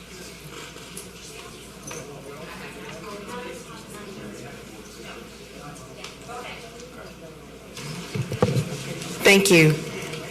Thank you, Dr. Barajas. I really want to appreciate you and the staff for everything that you all have done moving forward. When I looked at House Bill 3, and then correct me too, when I looked at House Bill 3, the only thing that I think the governor put in the language was for teachers who was 5 years or more. Is that correct? Teachers who were veteran teachers that he used the language. Is that correct? Well, it wasn't the government. The bill says that the teacher is 6 years or more. Well, 6 years or more. That's what I mean. That's what they considered a veteran teacher. Yeah. So House Bill 3, if you go back and look at it, it was for classroom teachers who were 6 years or more. And if you go through the bill and go through every language, and I want all the support staff to pay very close attention. If you haven't read the bill, have a workshop on the bill so you exactly see what House Bill 3 reads. House Bill 3, when you look at it and how the monies are allocated, it does not specify custodial staff. It doesn't specify bus drivers. It doesn't specify any of that. It's specifically for teachers, veteran teachers, as it's specified. Because I went back and I read it again. I wanted to make sure, like, who was he targeting this money for? And then when you look at the additional money that has to be allocated out of the $135 million, he allocated that so much of that money had to go to certain areas, i.e. dyslexia, special ed. It's like highlighted on where that money has to go. So we have to meet those allocations that would leave us with the $63 million. So I want to commend the administration because based on what House B3 was intended for, it left out everybody else. It left out it included your nurses, your librarians, and your teachers, and your nurses, librarians, but it did not specify who the other staff members were that was included in all of this. Trustee Skilling-Jones brought up something earlier, was about last year, you didn't get a raise. Last year before that, we did increments of dollar amounts. It wasn't percentage, because when I was here for 2 years straight, you got a $2 bump, you got a $2 bump. It wasn't percentage, it was $2 because you deserve to be where everybody else is. And so I will continue to support whatever it is that we need to make sure that you all get the necessary funding that you need across the board. Now, one thing that I do want to make sure of is that the budget that we're passing tonight is the budget that we have been discussing for the last couple of months is tonight. We just received the compensation packet, yes, on tonight, but that is not what we're passing tonight. Tonight was discussion, and we all received this at the exact same time. The superintendent let us know in an email that this was coming out, and we were going to detail information on tonight. We're not passing the compensation tonight. We're only passing the budget that we've been discussing prior tonight that includes the public meeting that we had earlier today. So I just want to make sure you be clear on that. So we're going to have other discussions on the compensation packet, and hopefully we'll be able to pass the amendment to include all the raises inside of the budget that we're moving forward. And I just want to make sure that everyone has been included in this particular budget item. Our teachers, our custodial staff. Do I agree with, even when the 5 for 5, because I think about last month, everybody was saying, please give us 5 for 5. That was the message, 5 for 5. 5% across the board, 5% for everybody. But when I average 5% for my custodial staff, that's only 60 cents. So you had people advocating for you, 5 for 5, 5%. That was only 60%, 60 cents. 5% times what the average of $12 an hour is what? So that's the point I'm trying to get you to understand.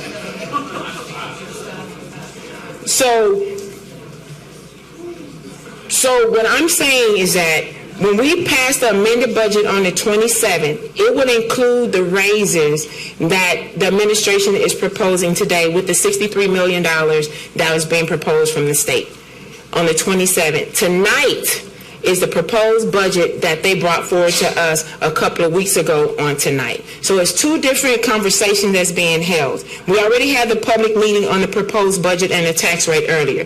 That is what we're going to be considering tonight, because I don't want you to get confused that we're proposing the raises on tonight. We're only proposing the current budget that we discussed in a public meeting earlier.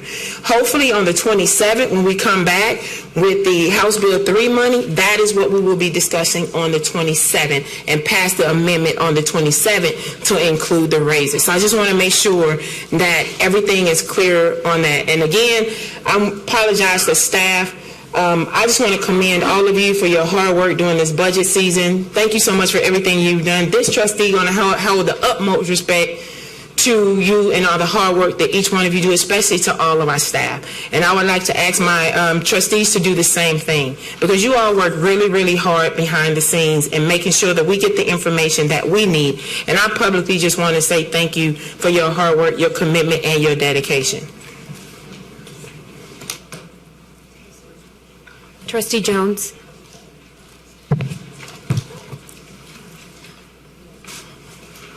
I've sat and I've listened to what everybody said, and so I'm confused.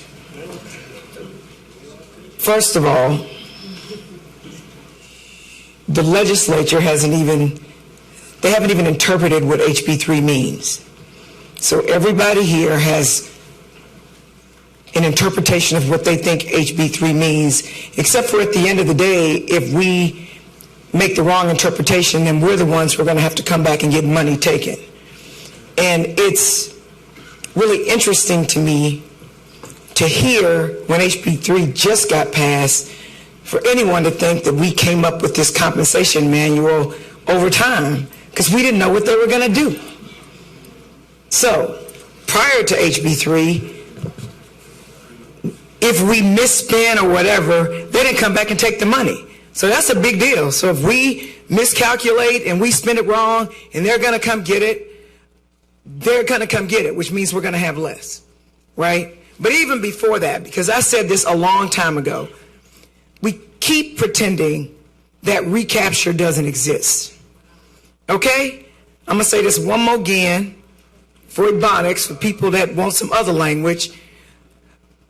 Recapture exists. So this legislative session did not get rid of recapture. So we still have a recapture payment, right? And we've got to pay that, right? And I told you 2 years ago, or whenever that was, that every single solitary district in recapture payment grows every year. Every single solitary district has to cut services. They have to cut programming. They have to fire teachers. So I haven't a clue why for some reason we think in HISD that if recapture affects us, that it's going to be different. So moving forward, as long as there's a recapture, we're going to have less money to spend. And you don't have to have billions of dollars to understand how money works. You can be a poor person like the way I grew up. If you make $1,000, I'm going to put it in real simple terms because money is just about adding zeros. If I used to make $1,000 and I could buy stuff, and my bills costed $1,000, if I have to pay back $200 in recapture, I cannot afford the things that I used to be able to afford for $1,000. So for people to sit here and be mad at us, we have a really hard job. Mind you, I don't get along with most of my colleagues, for true. Right? For true. I don't even want to be here. But I got elected to be here. But apart from, and I don't have to like you to work with you either. Okay? Because all of us have people we don't like. And we still go to work every day. But to pretend like we have the same amount of money when we don't and expect for us to give raises is craziness. Now, let me say this about the legislature. The legislature passed and the governor signed exactly who they thought was important. They made sure they mentioned veteran teachers by name. That is who is important to them. So they can talk out the side of their neck all they want to and say they care about everybody else. They don't. Because if they cared about you, they would have literally expressly provided for you in it. And then to go make matters worse, what they've gone and done is they've given us a little bit of money relief from recapture, but it's still there in the more than tens of millions. Now they're telling us how we have to spend the money, and it's got to be broken down by a certain percentage, right? Because if we violate it, then we have to pay back the money, right? So I'm very frustrated. I'm very irritated that people are acting like we don't have rules to follow. Because when it's all said and done, if we don't follow the rules, regardless of our heart, then we're going to be in trouble with TEA, and they're going to come back and get the money, right? So here's my thing. Last year, I tried to get the support staff raises. Ain't nobody want to roll with me. Okay, fine. It takes 5 votes. So nobody thought the support staff, for the most part, at least not 5 of us, thought you were important enough for us to give you a raise. Right? I tried last year to get the teachers a 5% raise last year, but I couldn't get the president to stand with me to get a 5% raise for the teachers last year. They went down to 3%, right? But some people got short memories. I also remember last year that they voted down the budget on principle, not understanding that the budget goes from whenever it goes to whenever it goes, the last day in June. And I literally was telling colleagues after the budget got voted down, because people was like feeling all, bossing, shot calling and stuff like that. And I said, so you realize the kids that need to go to summer school we're not going to be able to provide summer school to them because summer school ends on July 3rd because the budget stops, and on July 1st we ain't got no money to do anything. Which means the kids who don't go to summer school are literally going to not graduate because we can't get our stuff together up here. So there are consequences for votes. Trust and believe. So if a budget is not passed by June 30th, then we can't pay the lights. The people that fix your checks and run the computer programs, they don't have any money to get paid. They're not going to get paid. So people can talk all they want to, but these have real consequences. What I'm asking to do, and I've got real issues with a 3.5% raise for the lowest paid workers.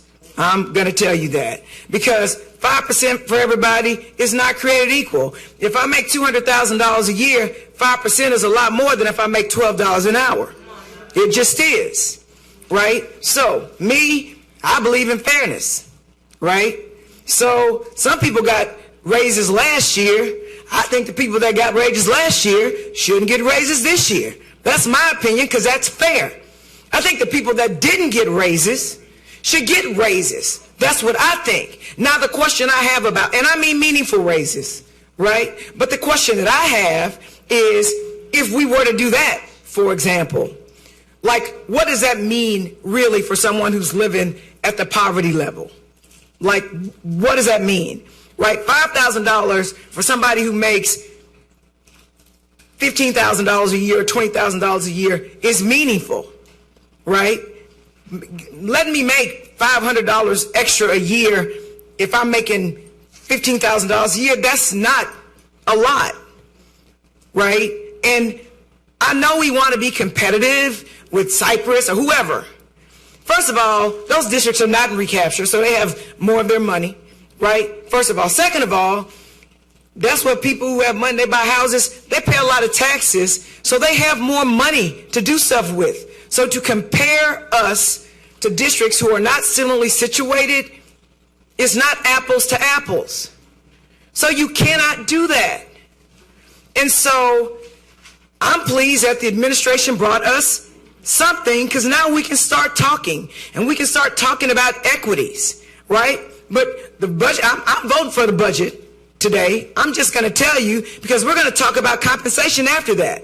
Because if the budget doesn't pass, the same thing is going to happen as happened last year. And you know, some of us, we have good jobs. I do. I don't make no money from HISD. In fact, I pay money to drive over here all these times we had these meetings. But, so I can miss a paycheck. But some people live from paycheck to paycheck. They cannot afford for us to not pass a budget. Some people are going to lose their apartments, their cars, their mortgages. And for people who've always paid their bills on time, well, newsflash, when you pay bills late, you have late fees. And they don't waive those.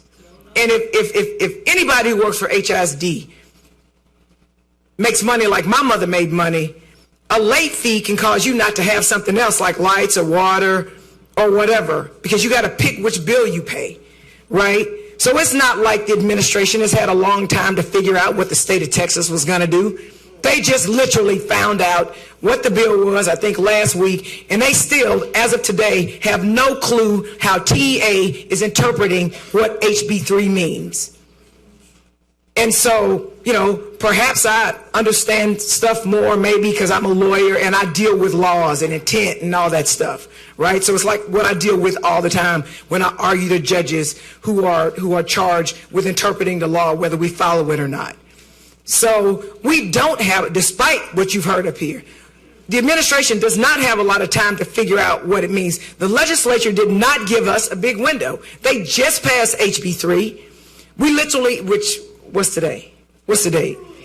The 18th. But we supposed to pass a budget that incorporates HB3 stuff by the 30th, right? Of course we want stuff in advance. I want stuff in advance.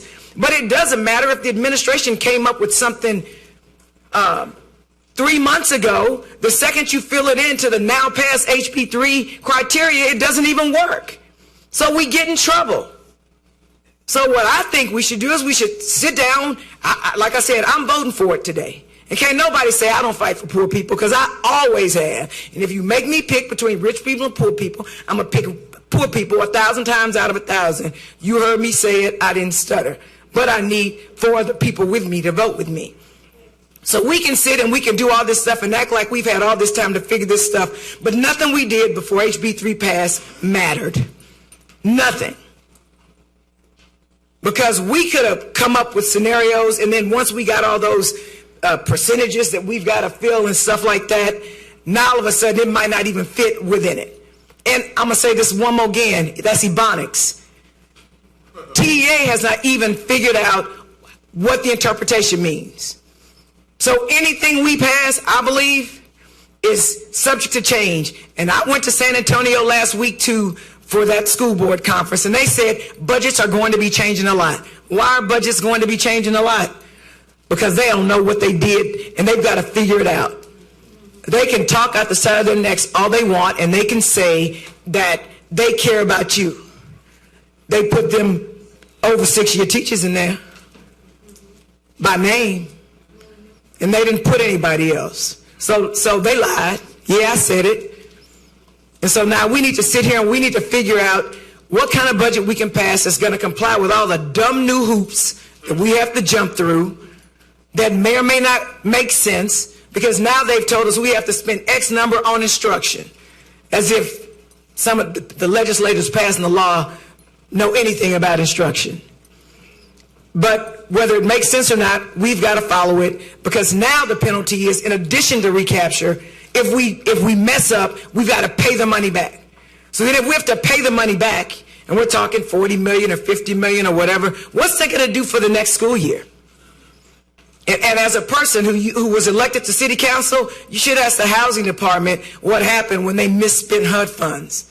And we had to pay back the federal government we're supposed to pay back $150 million. We negotiated it down to $18 million. So every year, for 3 years, we had to pay back $5-point-some-odd million because we misspent money.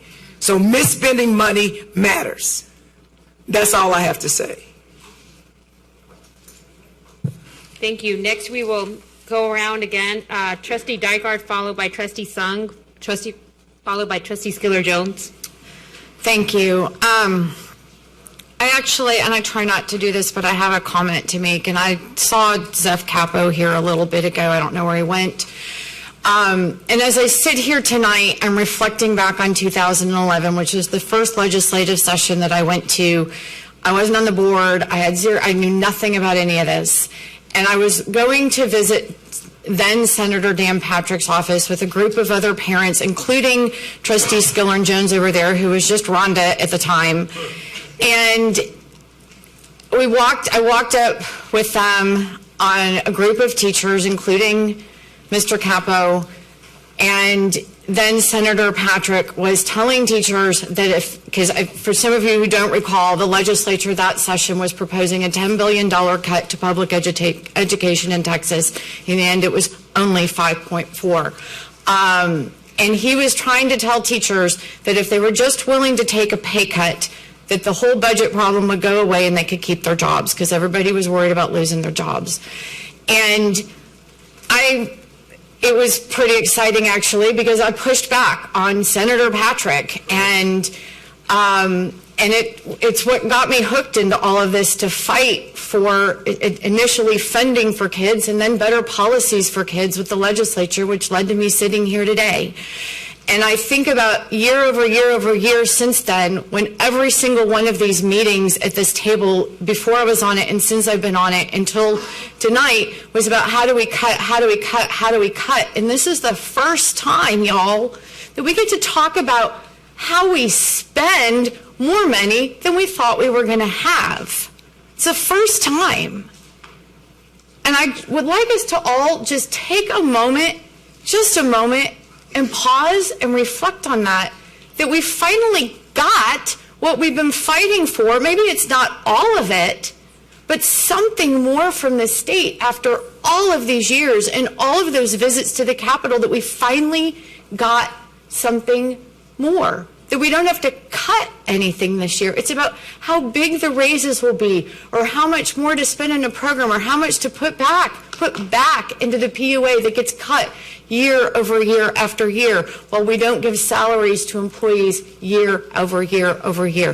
This is a good problem for us to have, and what I hope from this moment forward is that we all, everybody at this table, between the people at this table and the administration, between the administration, the people at this table and the communities, that we can have collaborative conversations about how to properly invest these additional dollars in a way that is not only just to our employees, but also just to our children.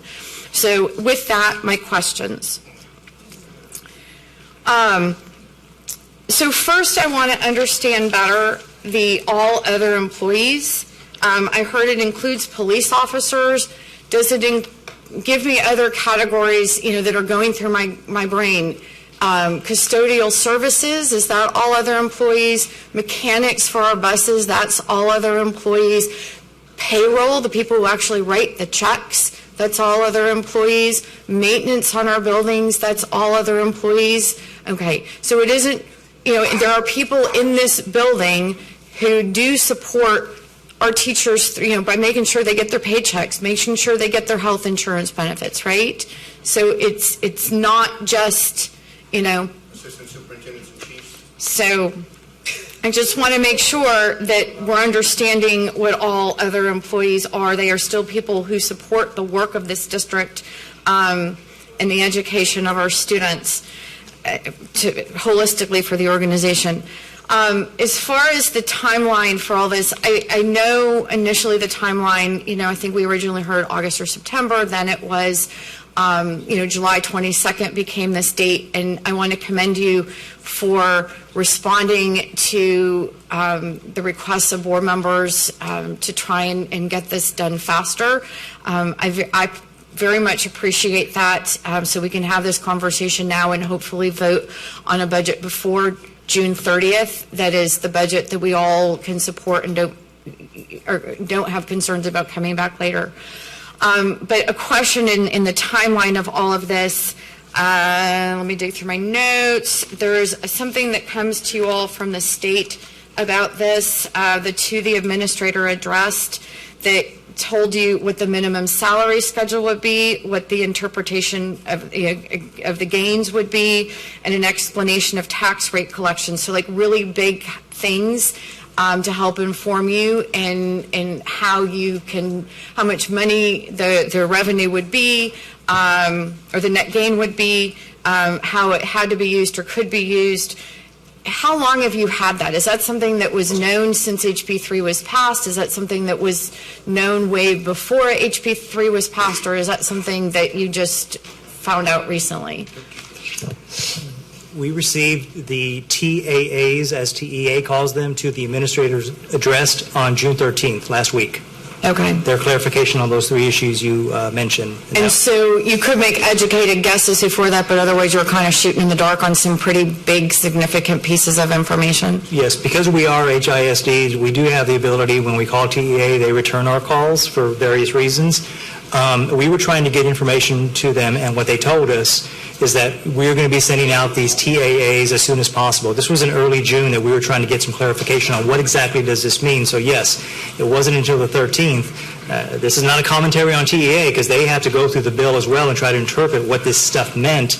But for districts, yes, they had to sit and wait. If you're not HISD and they're not returning your phone call, you're on your own. So it took a while for them to do that, which is last week.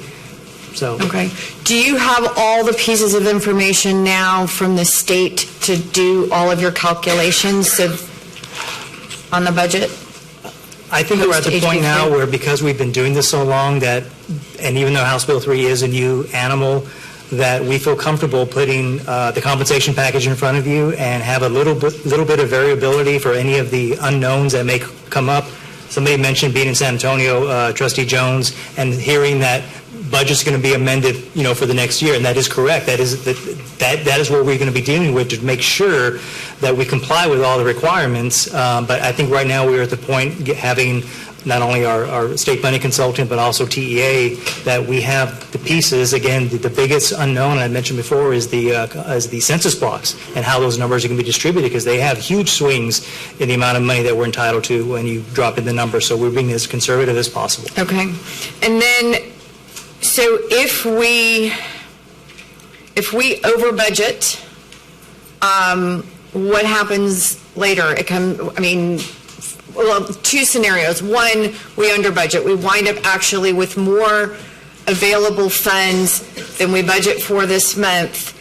Does that then do you come back to the board with that? Because we're not going to have a deficit, so it doesn't offset that. But does that then come back to us as a board in July or August or September for us to approve how to spend those dollars? Possibly. If it's money that's earmarked for a particular program and it forces us to exceed a functional category that we had the board approve at the original adopted budget, then yes, what we would do is bring it back. It could be as early as the fall. Our practice around here is to amend the budget twice, as we've discussed, in February and then in June. But we probably will be coming back so we can earmark those dollars for whatever it is that they have to be spent for. Because usually when we get those mid-year and end-of-year adjustments, the money's already been spent. And so let's say you find there are $20 million more dollars. Does that? I'm just hypothetically speaking that there's $20 million more dollars. Does that come back to us with a proposal for how that will be allocated? I think what we would do is present the information to the superintendent to look at our recommendation about how we should allocate those dollars, and then have the superintendent make the decision if that's something that she wants to share with her board regarding that. And then if we are going to do that, then we would recognize the increase in expenditures with a budget amendment, yes. And then on the flip side of that, if we put more in the budget than we wind up actually having revenue for, and let's say we're $20 million short, that obviously is going to, that comes back to us on how we manage that. Or, at that point, does a PUA get cut? No. Can people be losing their jobs? How does... No, I think we have a little bit of variability in the numbers that we're using, because we are so conservative with what we're putting into the budget, that I think that if it were to get to that point, what we have is the only fail-safe is the fund balance. And we're trying to avoid that at all costs. Again, so I think that to your earlier point is that we may find out that we either on the money or we have a little bit of money to spend and to keep with the spending requirements. I hope it's not the other way, but again, it's hard to determine based on still some unknowns that are out there with regarding House Bill 3. But if it is the other way, that we've over budgeted, this year we can take it out of fund balance, but then we wind up in a place for the 2021 school year where we may have to cut a PUA or reduce in some other place that impacts our students and our employees. Like we get a big boost this year, but then we're going backwards and making cuts again next year. And I would like to get us in a place that's sustainable where we are not making cuts year over year again. You've just encapsulated what we have to deal with every single day when we are making decisions and putting them in front of the superintendent regarding the finances of HISD. We try to be as precise as possible, which again goes back to asking the board for time to review House Bill 3 so we didn't make a huge mistake, because we don't want to have to come back next year and the board is then considering riffing people because of a mistake we made because we were rushed. That's not what we want to do. Okay. And I hope moving forward, as soon as we're done with 1920, my feeling is as a board member that part of the situation that we're in is not just the legislature and having to scramble, within a few weeks of them passing that bill, but this whole trajectory to get here. And I don't think it's even unique to this board. I think this has been, from my perception on the other side of the table before, we're not having the conversations about our budgeting priorities early enough as a whole board with the administration. It's getting talked at. They're not collaborative dialogues. We're not setting our budget priorities early enough in a collaborative way where we've built consensus around it. I know other districts do that kind of work, and I hope that we can look at the timelines that other districts do in the future. Again, going back to, we finally have more money. Let's be thoughtful as we move forward in a collaborative way. Let's find a way to rebuild communication with each other and with the administration so that we can do this in a very intentional way moving forward. And then finally, again, as somebody who's been fighting the state for so long, I'm disappointed to not see a way of restoring some money to the PUA to go directly to our classrooms, because when we talk about class sizes, the way we reduce class sizes is to get more people employed, more teachers in our schools. So thank you. Thank you, Trustee Dygard. And I actually have not had a round at all, but I just need a clarification. Mr. Reed, you mentioned the number of teachers that were within every level. Is that correct? Like 0 to 3? Can you repeat those? Because I wasn't prepared to write those down. Are those just teachers? Or was that everybody in that category? That's everybody in that category. So it's not just teachers. I think that's, we have these discussions. It's everybody in that group, which is 12. Okay. So what were those? This is the teachers, nurses, counselors, and So there are 3,000 in 1 to 3. There is 1,269 in 4 to 5. There is 1,644 in 6 to 9. There's 3,077 in 10 to 19. There's 822 in 20 to 24. And 1,109 in 25 to 60, actually. Okay, so the numbers we don't know are the other ones, this elementary assistant principals and high school and those other. I ran the teacher group. That's the main one I thought we were going to focus on probably, so I didn't run everybody. But I can get that. Okay, all right. So next, Trustee Sung. Thank you. Just to follow on that, I went back and looked at presentation 5, and actually the categories are pretty similar, right, that are there. So if there's some logical way that we already break down that all other employee, like into some of the categories that Trustee Dygard was mentioning, that would be helpful, informative. So thanks. Just amending my previous request. Okay. And one other compensation question, and then I actually want to talk about the other $42.5 million. So insurance premiums, I saw in the press release that we were increasing our contribution to insurance so that premiums would be, the increase to employees would be limited. Is that anything different than what we've seen previously? No, we are still... So the choice of the House Bill 3 compensation, which we know we have the option to put into insurance premiums, we've decided the best place to put that is into compensation. That's the recommendation. Yes. Is that right? Okay. Just want to make sure I was understanding that press release. And in terms of master's degrees or stipends, is that coming up as, HIC made a choice, previous to many of us, to eliminate stipends for people with master's degrees. It's worth looking at how our stipends for bilingual, science, math, et cetera, compare with other districts. Do those present challenges in hiring? And again, have we decided that the best allocation of dollars is, again, to just put it into this into this recommended compensation package versus, including the STEP and any of those other changes? Yes, that was based on our recommendation that we're presenting. That's what we're presenting at this time, not to make any additional changes or recommendations to stipend changes. Okay, so we've weighed the potential benefit and cost of those, and we've said the best place to put it is in this compensation package based on our experience with hiring and retaining. Okay. Okay, so I want to bring this back to students. So, and I'm going to give credit where credit is due. So when I was in San Antonio, the Commissioner Morath was there making a presentation about House Bill 3.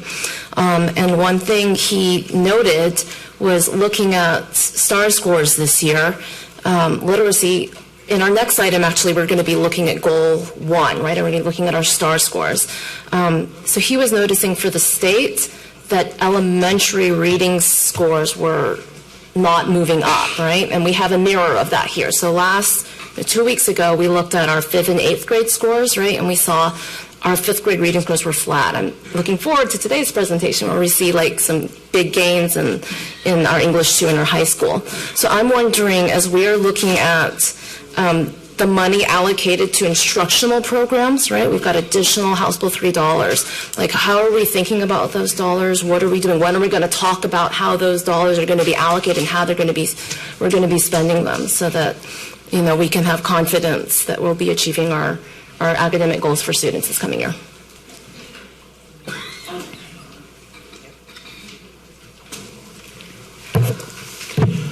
So the other $42 million is really to keep compliant with program intent codes. So we've got 2 program intent codes that we've got to put money into with the 55% increase. And I'll kind of talk through that here in just a second here. But the bilingual allotment, we have about $3.8 million that I've got set aside for bilingual. How much for dual programs? $3.8 million. 3.8 million. 3.8 million. Okay. Yeah, we need that to be compliant in bilingual. I've got 1.5 in here from the change in the mainstream weight. That was that change from 1.1 to 1.15. Okay. Also, there's $27 million in here from the early reading allotment, but it's got to go into state compensatory education for us to be compliant. The reason for that is that we've had full-day pre-K for I don't know how long this district's gone back. So, but we pay for that second half of the day from state compensatory dollars. So now that it's mandated by the state, we can no longer use state comp ed dollars to fund a state-mandated full-day pre-K. Okay. So those dollars have got to shift. And so that's $27 million that is not earmarked right now, but it is earmarked for state comp ed. So we've got to have those discussions about how those dollars would be used in programs or allocations or so forth. I've got $7.8 million in here from the CCMR. We don't really know how we're going to get that money yet. In fact, the template that we've gotten to use doesn't even incorporate it. This is a number we got from Moat Casey, but they're making some assumptions on that, right? So the commissioner starts coming up with rules, and the commissioner has to tell us how many students is our threshold, and then that determines how many students we have over the threshold, determines how much of a bonus we get. So that money right now I want to set aside and not do anything with until we know what the rule is and how much we actually generate. Okay. And then there's $1.8 million in the school safety allotment. That's $9.72 per ADA. Now, when we were at the meeting in Moat Casey last week, there's probably 5 or 6 other bills that tell you how to spend that money. And the comment that was made was that they've given you $9.72 per student, but yet they've spent $100. Right? So there may be some budget impact on some unfunded mandates that this does not cover, and we have no idea yet.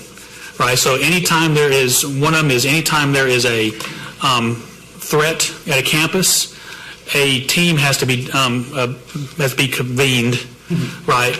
Well, if you've got multiple in a day or whatnot, there's a cost to having people and having teams and creating those teams that's going to exceed that $1.8 million. So that's one area of concern is where is there going to be, is we're going to be funding that. So that's the $42 million. Those are all the main compliance areas. Everywhere else where there was increases in dollars, we've shifted those down to the $57 million package. So, for example, if we were going to say put money into PUA, or we're going to put money into reading programs, or more money into dyslexia, I'm just picking things out, then you've got to take it out of that $57 million. But you have to make sure that we still spend, for example, the $26 million on the teachers, nurses, counselors, librarians, and the $10 million on the other non-administrative staff. So it's all squeezing that balloon to make sure it all fits. Great, thank you. So, and by the way, by the time Casey got to us at SLI in San Antonio, they said it was a $50 per student school safety allotment. So I don't know, check with them and see whether they want to stand by the 100 or the 50. So they're dropping what they're saying they've spent for us? Right, yes. Okay, so for the comp ed dollars, right, for instance, so if it's $27 million that we need to put into comp ed, that seems like money that we could use strategically, right, towards some of our goals. Is that right? It has to be spent on at-risk students. At-risk students. So it has to be on programs that... And we have a lot of at-risk students in HISD, and I think a lot of our at-risk students who struggle would benefit from right? From additional support, which might look like smaller class sizes, right? If you could find a way to make that connection, right, between those dollars and then so what I saw the state doing, right, so what I saw our commissioner doing is saying, okay, our elementary reading is not making progress, and so here's what we're going to do about it, right? So what he said is we're going to be doing training on phonics. I'm not an elementary educator, and I was not a reading teacher. So he said a lot of things that sounded like they made sense, but, that's not my area of expertise. So I guess my question is, it seems like we have some funds that could be targeted towards interventions, right? We have goals. Our progress mirrors the state in a lot of ways, right? So we saw greater gains at the secondary than at the elementary for reading. So Dr. Lathan, are there conversations we're going to have about the budget you need us to approve that's going to support your team in achieving the goals for the coming year? We're not making any recommendations for additional dollars as it relates to the budget. We need to make some necessary changes, programmatic changes, but we, as you can see, like you said later on tonight, is some things that we need to shift around and some additional trainings that we need to provide and just tighten up some things. But there's no additional recommendations coming to the board at this point to make any changes or add additional dollars. Okay. So just wanted you to know that, this trustee would welcome your coming to us, right, and saying you need adjustments in the budget, as we're looking, because it sounds like there's some opportunity to do that, right? There's CCMR dollars potentially. That our goal, too, is very much aligned to that as well. Okay, thank you. That was my final question and comment. Thank you. Trustee Skiller-Jones, followed by Trustee Lira, followed by Trustee Santos.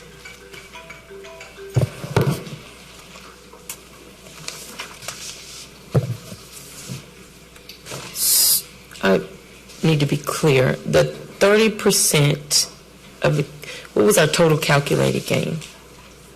$119 million. 30% of that is what we are budgeting for salary increases. The remaining dollars are going to programmatic reinforcements and to be in compliance with the other pieces of HB3, correct? Well, I know, they had to do it in a strange way. So, $26 million is the 30%. I'm sorry, it's the 75% of the 30%. We are exceeding that. So we've met that for the group of 12, and then we are also using the 8.9 for everybody else. No. What I'm asking, okay, the 119, is that 30% of our gains, or is that the total gain? No, the 119 is the calculated gain for HB3 purposes for the compensation package. Then we take 30% of that. Okay, so that's the whole piece is 119. The 30% of that is $35.9 million. That's the starting point. And then you take that 30%, and then 75% of the 30% is for the 4, and the 25% is, according to the language in the bill, you can use it for any other full-time employee other than administrators for compensation. Okay, so the total net from HB3 is 119. No, the total gain from HB3 is $135 million. They're two separate calculations. Okay, the 119 is the figure we're using. The gain for the compensation portion of House Bill 3. So is that the 30%? We take 30% of the 119.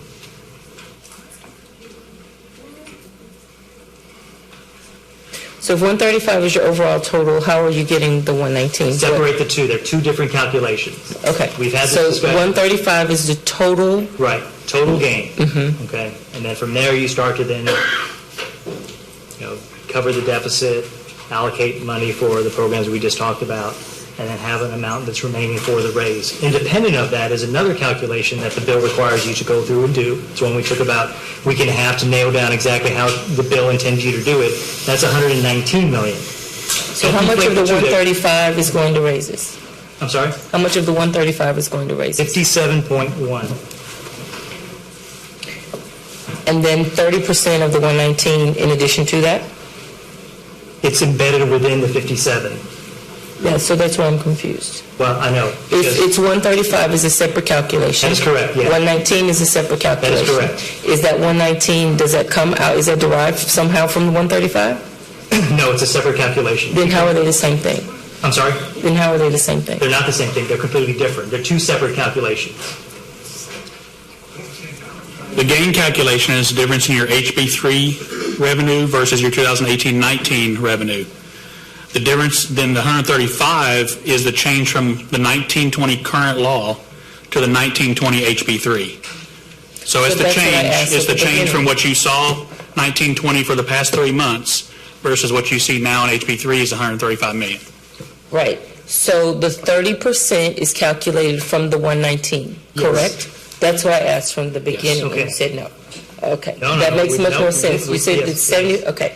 So now we're the remaining 25 after we've taken the 7, is that what's covering, have you separated that out, or is that, when we separate that out, is that what's covering the 3.5% for all other employees and A portion the of it. middle school Yes. and elementary school and the principals? That is That's where correct. that's going. Ah, gotcha. Okay.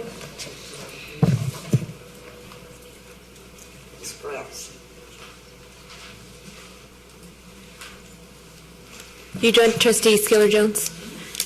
Trustee Lita. Thank you, Madam President. Just to, I'll try to be brief. I know you guys have been here a long time. Dr. Barajas, at the last board workshop, May 23rd, I'm just a little confused whether or not we're going to have to pay recapture, because on the handout here on local property taxes versus state aid, it clearly states that we will pay, HISD will pay the difference, 123 million in 2019 and 20. Is that correct? From which presentation? At the last board workshop, May 23rd. That was June 4th. You mentioned May 23rd. Yeah, May 20, well, this one, here. Are we paying recapture? Well, a week ago, I would have said yes. We calculated about $60 million in excess revenue above entitlement. A few days ago, it was $4 million. Today, it's zero. Wonderful. Yes. So, and it's because of the way the formulas are working now. There's something called the Available School Fund, which is the per capita rate. As those per capita rates change based on what TEA has available to distribute from the Available School Fund, as our per capita rate goes up, then we start to send that back. So in other words, we don't get the benefit of an increase in the per capita rate the way we used to when we were a Chapter 41 district. So as we run the different templates, as the ASF, the per capita amount goes up, then you start to see our recapture going up. So we don't get the benefit of that increase. So as of today, the latest template we run, our recapture for next year is zero. But in November, if we get a new template and find out that the state is using a $290 per capita rate, I think it's a 242 right now, then all of a sudden we will be sending money back to the state because of that per capita rate change. And they change it when they change it. So what I'm getting at in the most simplistic terms, because we've heard a lot of numbers, floating around, a lot of different scenarios, and so in the most simplistic way, we're not paying back recapture. We're getting an infusion of more money through House Bill 3. So therefore, if all things were equal, we should be able to follow the intent of House Bill 3 to make sure all the teachers get a substantial pay raise, but also the support staff to have a starting flat rate of $15 an hour. Doesn't that make sense? No, it doesn't. No, the math doesn't work that way. No. Well, okay. Now, if you wanted to exclude a large portion of the raise, which we said is comprehensive, you would need $18 million to do the $15 an hour minimum. Okay. I just wanted to clarify something. I know that Trustee Santos mentioned something in terms of the highest paid, 3.5%. But when I was looking at the demographics here of the district's profile, central office staff is 165, and support and central office personnel 11,958. So all of these folks will get the 3.5 percentage raise. Yes. Okay. Now, I have a difficult time. I think the intent from the HB3 is not to give more to those who have more, but to give more to have those who have less. So I will have a difficult time passing this. Thank you. Trustee Santos. Okay, thank you, President Davila, Dr. Lathan, Dr. Barajas, and Mr. Reed. And I want to just echo Trustee Dygard's sentiment that this is a great program, a great problem to have.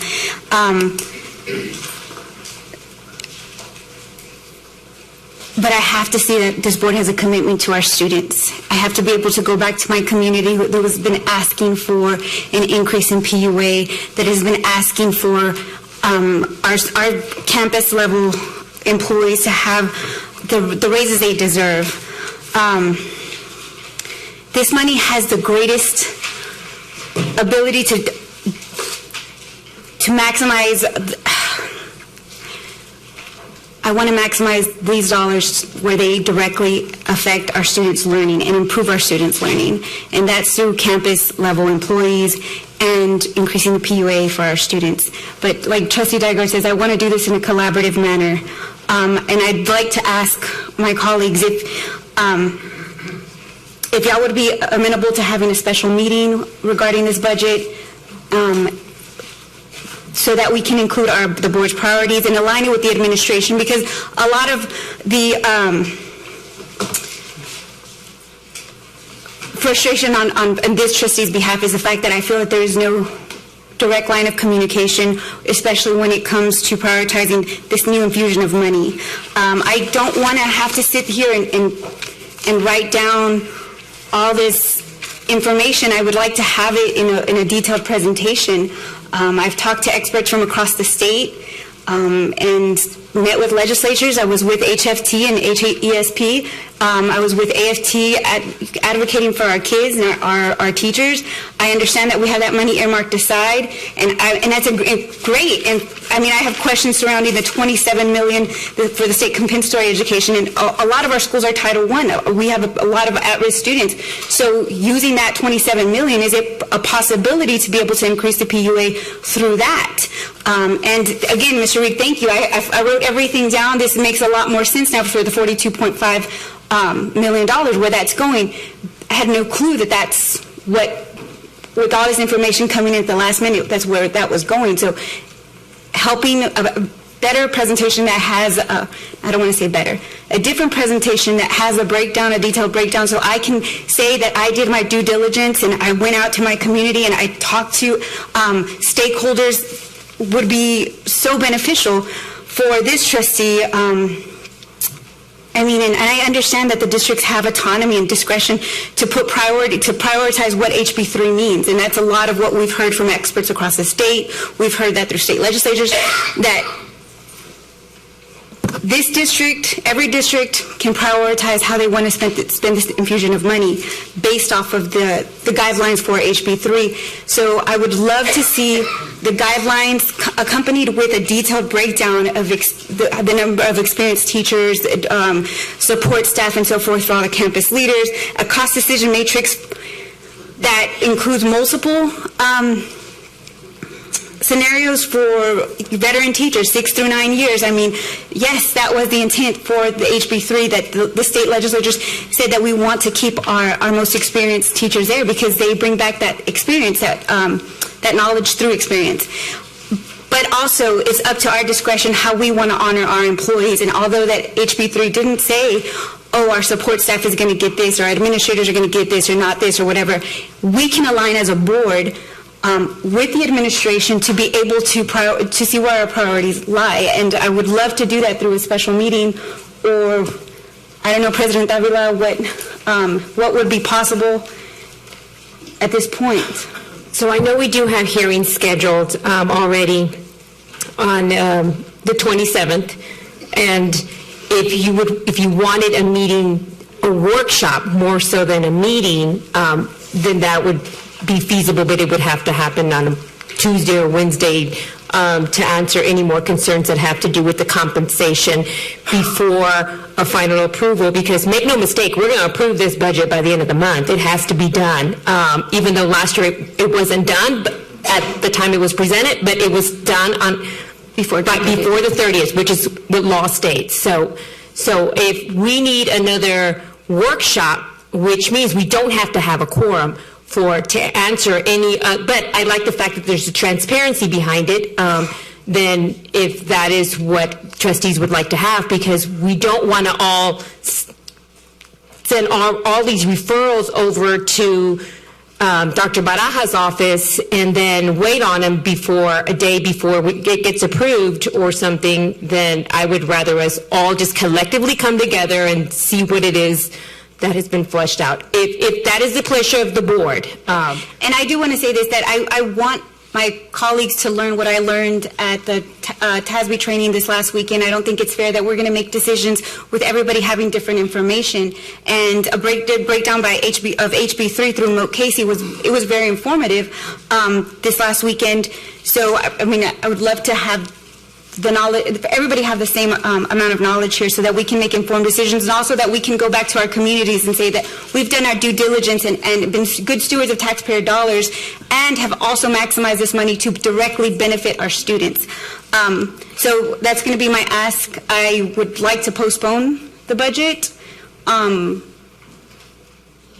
We still have 3 other trustees in the queue, so we're not at the point where we're voting or anything. We're still in discussion. The budget workshop. That's right. Okay. That's right. We're not on any motions yet, but we do have Trustee Jones, Trustee Adams, and Trustee Dygard that are in the queue. All I was going to ask is, did you send that to all of us? Were there any handouts of what you got? There were handouts, yes.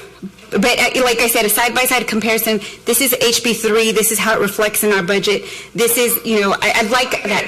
Yes, I will send that to, okay. We haven't all gotten to SLI yet, and you can share that with us. Absolutely, and I'll send it to board services so that way they can distribute it to everybody. Thank you. Okay, Trustee Santos, are you done? Okay, Trustee Jones and followed by Trustee Adams.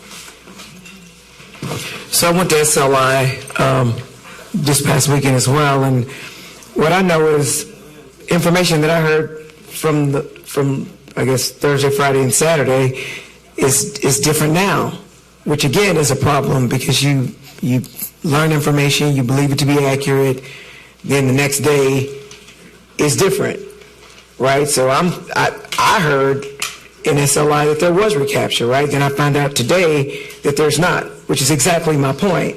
One day means something, and then tomorrow it could be different. But something else I just heard is that in November, so I didn't hear anything about November at SLI, that they're going to raise it to something, and then we don't get the benefit, so then we will have recapture. And that's exactly the point that I'm making with what the state does to us. We may not have anything right now. Yesterday we owed something. Today we don't owe something, but in November we may owe something. How, when you're responsible for being fiscally responsible and passing a budget that's balanced, how can you do a budget like that when things change from day to day? Because once you pass a budget and money is encumbered, it's spent, right? And if you have to move money from one place to somewhere else, then necessarily people who, when they first got the money voted on, think they're going to get X number of dollars, and then necessarily it's going to be less. And therein lies my problem with all this HB3 stuff. 1. 2, right now everybody in all the districts are trying to figure out what HB3 means, right? But at the end of the day, TEA is going to figure out what it means, and if we guess right, great. And if we guess wrong, then we got to pay the money back, right? And so I just think there are a bunch of problems. I'm coming for Thursday, whenever the hearings are, because I've asked somebody if they could, like, trying to find out if I can move 2 cases that I have in court, but I don't have any other time. Like, I literally am prepared. I have, like, murder cases, right? So sorry, but my clients need for me to prepare their cases because I have trial in July, like in less than a month. And so I can't keep coming to these meetings So if we don't vote on something now, I can't be here for another meeting to vote on it. I have obligations, I have a law license to lose, but even apart from that, I have clients who are facing life in prison, and I have to prepare. So I find it curious that we're talking about Mo Casey when from day to day the information he gives is different on the exact same stuff. How can we rely? I mean, how do we know? And the legislature uses him, right? So he's like the expert. Because it's like with any new law, you're just trying to figure out how it works. I mean, that's what you're trying to figure out. And we have to build into the budget money in case we do in November have to pay some amount of money. Who knows what it is? Who knows what it's going to be? But if the money's already encumbered, we'll still have to owe the money, correct? Right? Right? So that doesn't make sense to me. And I'm going to say this again, I wish everybody could get a raise. I really do. And I think it's noble that we want to pass a budget where everybody gets a raise. But there are people that got raises last year, and then there are people that didn't get raises last year. And if there's not enough money, then I want to give the people who didn't get a raise last year a raise. And so, no, there were some teachers who got raises last year. Didn't we vote on, if they try to pass something in the budget, step increases, right? So it was more before. But my point is this. We have people making $12 an hour that's not a living wage. It's just not.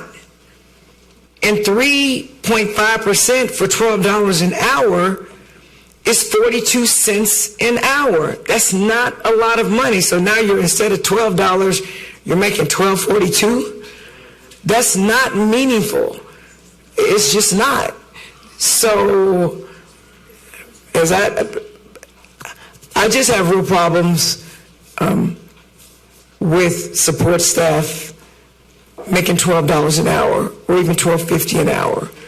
And so, hopefully, from the time we actually pass the compensation manual, that we have time to talk about how maybe we can move stuff, because quite frankly, I don't know if we're in a position with the volatility and just not knowing what is really going on with the legislature to spend all the money we think we have, because other things may come. And I think that we need to prioritize our least, last, and lost employees in HISD.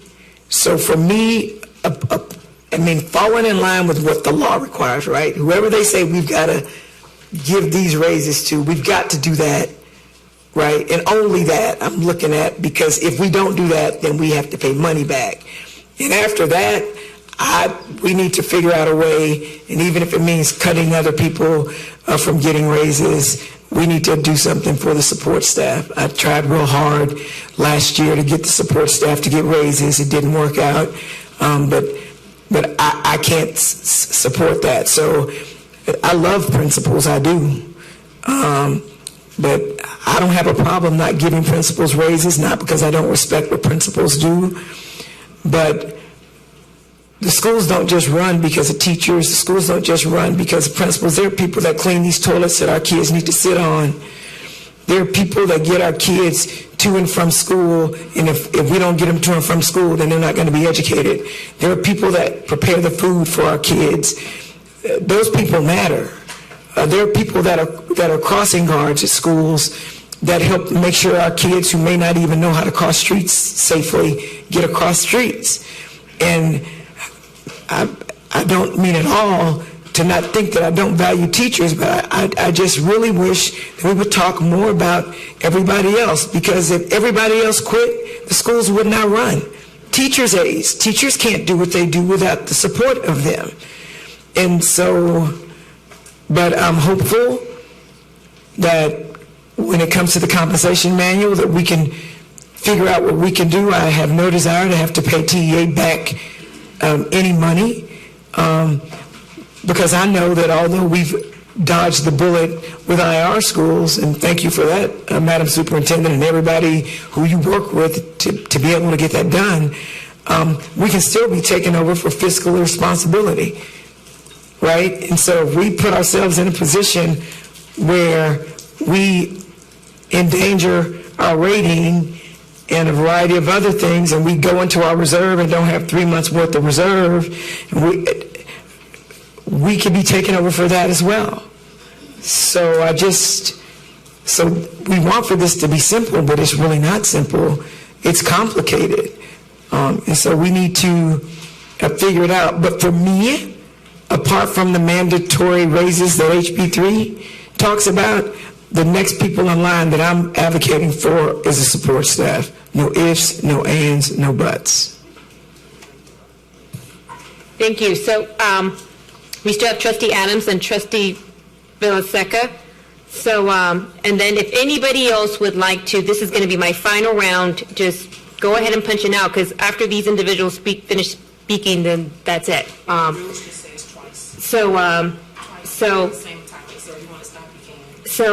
this is the compensation part. So we usually adhere to that on agenda items. Thank you. So Trustee Adams. Thank you. First, again, I just want to thank the staff again, and thank Dr. Lathan and administration, because again, you heard everyone talk about House Bill 3, that it didn't include a lot of things that what you see before us today. And I just want to remind my colleagues, I know that I don't have time to take off. I took off today to get here a little bit earlier, so that's why you see me. I came straight from home, so I can't take off anymore to come. And for that, I commend what you're saying, but I know the compensation that she's talking about, the mandate, is what we're discussing on the 27th. Tonight is the proposed budget that has been coming forward every day. And just recently, I'm not going to talk about what I heard on the newspaper today. I'm going to leave that alone. But I just want us as a board to respect the administration and the hard work that they've done. We have an opportunity to discuss House Bill 3 and to pass it on the 27th, so they can work on the 20, whenever we come back again, on the 27th, so they can work on the 27th, so they don't have to be trying to work on the budget that we need to pass today and the budget on the 27th. I think we need to be respectful of the administration time, and I do support a higher increase, and I will be talking to Dr. Lathan on suggestions on how we can do that for support staff. It's been stated on tonight a possibility on how that can be done, and out of respect for the superintendent, I'll let her work at those numbers. She already know what my question has been concerning those dollars, and let her bring forth if this is an opportunity for us to utilize those dollars for the increase in support staff that I think is needed tremendously, because I think a lady came down last month that's a member of HFT, and it saddens me because I was calling around trying to ask somebody, how can we buy a CPAP machine? And I didn't know. They said, what's the lady? I didn't have her information, because I don't want someone to think about how they can breathe at night because they can't afford to buy the necessary tools that they need to live. And our teachers and our educators should not have to go and work. Teachers are working part-time jobs at Target and all those other jobs just to get ends meet. And so we can do something to offset that. I think we as a board need to look at that, but we need to look at everyone, not just one set group. We need to look at everyone.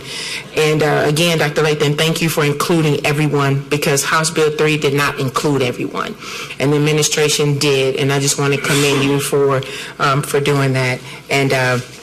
And I look forward to voting yes on the budget on tonight, and then looking forward to having more communication about the compensation packet about House Bill 3 on the 27th for the amendment that we can add to the budget. And I know that we will add to the budget, and I'm looking forward for more dollars allocated for support staff during that particular budget item. Thank you. Trustee Villaseca. Thank you, Madam President. I have another question on the reserve. I know that it seems that we're going to be, by the grace of the legislature, we have some additional funds coming in, and that's what we've been discussing for the last 2.5 hours.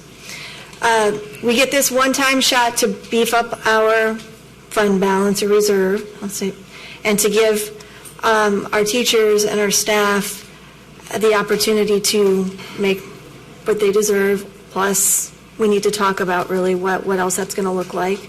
But one of the things that I like, what other, outside of this one-time like infusion of money, what are other strategies we can do to prioritize our staff? I think one of the things that we've been frustrated about is, despite having multiple workshops and talking about the budget, we haven't seen some of the priorities reflected in the budget, and now we're focusing this conversation here on this area, which is great. But I think that that's one of, like, we need to be able to show that in our budget. And so when we start isolating things, it gets to a place of frustration. I think coming together collaboratively to talk about what we need to do, how we're going to be able to show that we value our teachers, how is it going to be that we're, talking about wage increases, talking about benefits, talking about all those things for all of our staff, for educators, for all this, what are the strategies on that piece? So I know I'm getting a little long-winded, so let me bring it back.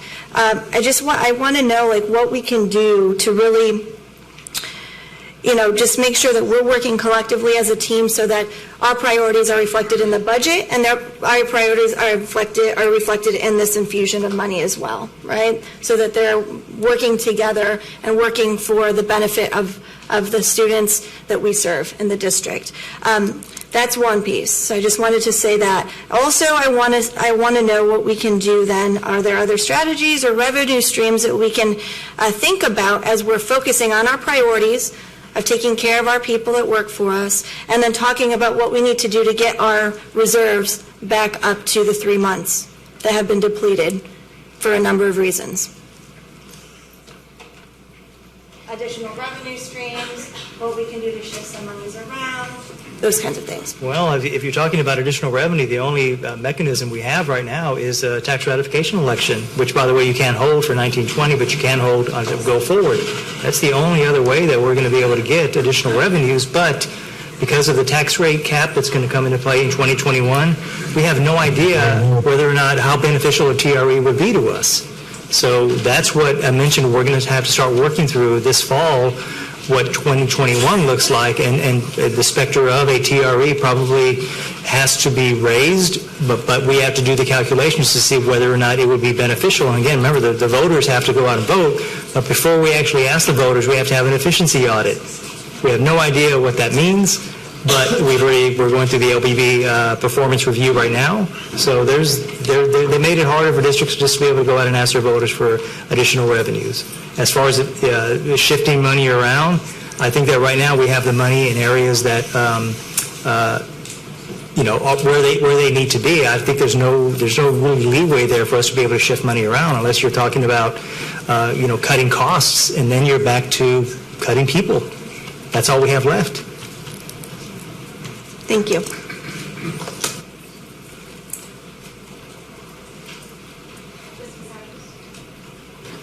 Thank you, Trustee Vilaseca. So I do want to ask my colleagues, Trustee Jones, you did say you're going to be here June 27th, correct? Yes, but I cannot be here all day. I have work to do. Okay, thank you. So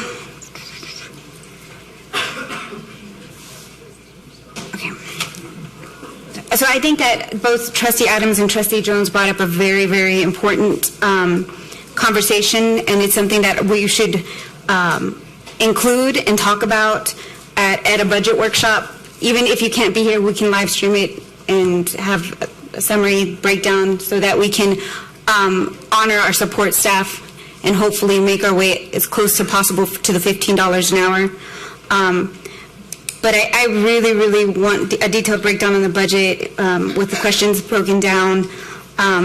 We really need to look as a board to have a salary compensation analysis. We have to wait for the LBB, the performance review that we're getting back. And we're going to have amendments. We've heard it from professionals and experts across the state. We've heard it from our finance department. But I would really, really, really like to pass a budget and the compensation manual together, and I would really, really ask my colleagues if it would be, even if you can't make it to the budget workshop, we don't need a quorum, but we need a better breakdown, because I have to be able to justify my vote to my community, to all of our communities, that why we're doing what we're doing. So, Trustee Davila?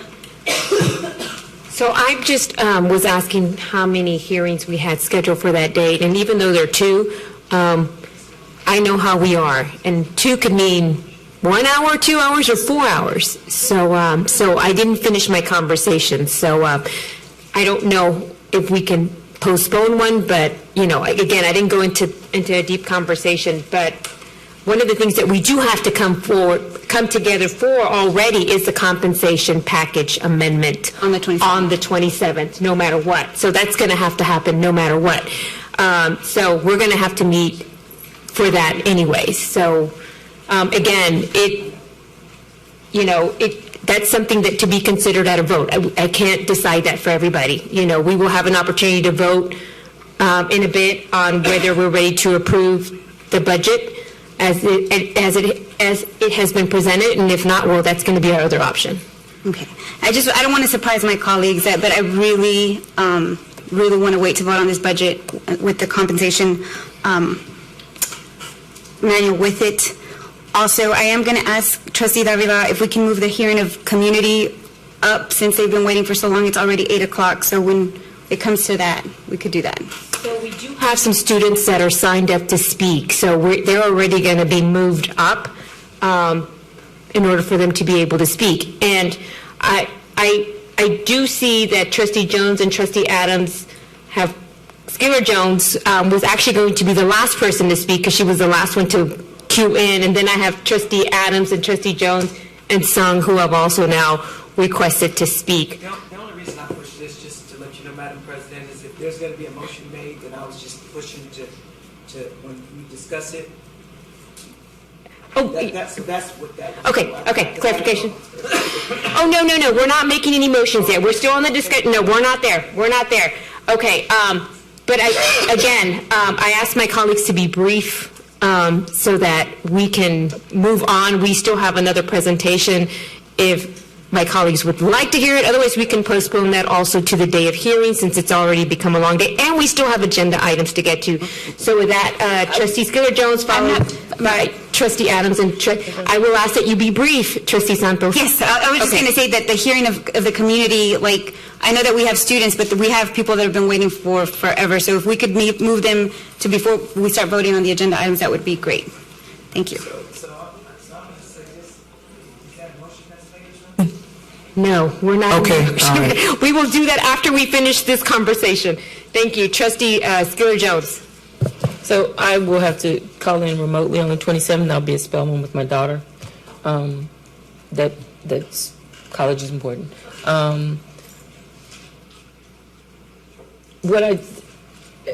When Sue said the comment about us having the extra dollars, right, and that being a good problem to have, I'm sitting here and listening to the conversation and thinking back over the last two budgets that we've passed.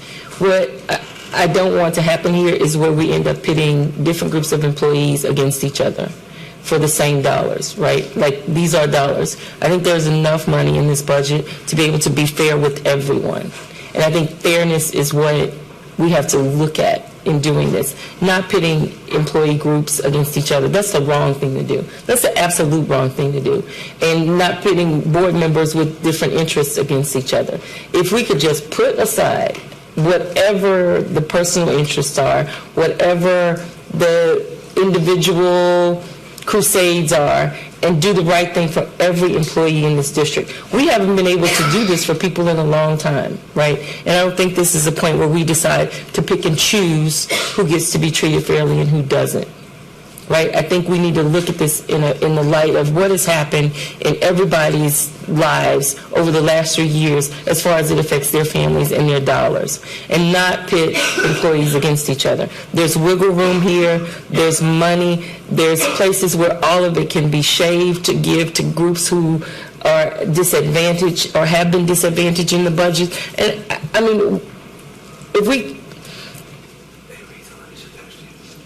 this is a point where we should be able to work together and be effective in allocating dollars for everyone. And it shouldn't be divisive, and it's not that difficult, right? To look at the numbers and be fair to everyone. It shouldn't be that hard. It shouldn't. And there's a lot of underlying tones in the conversations that we're having now that we really just need to get rid of and do this without any bias. It can be done. It's not that hard. And with all the people out there who are waiting to point at things and point out things and criticize us, I think we've had enough of that. Maybe this time we can prove some of those people wrong and not give them a headline. That's it. Trustee Adams. Thank you. I want to thank Ashley Turner. She stepped out.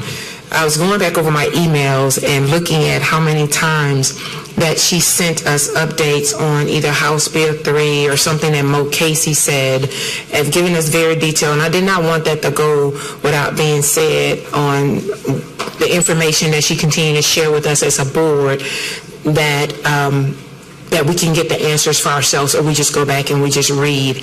And another thing I would like to ask my colleagues to do, just like in past, if we can just pass this budget tonight, what's in place, then we can come back on the 27th and vote on or discuss the amended budget. And I just want to concur with Trustee Skillen Jones said. I think that is correct, because if we want to have those individual conversations, we can have those individual conversations with the people with the budget, with Glenn, and they can break them down.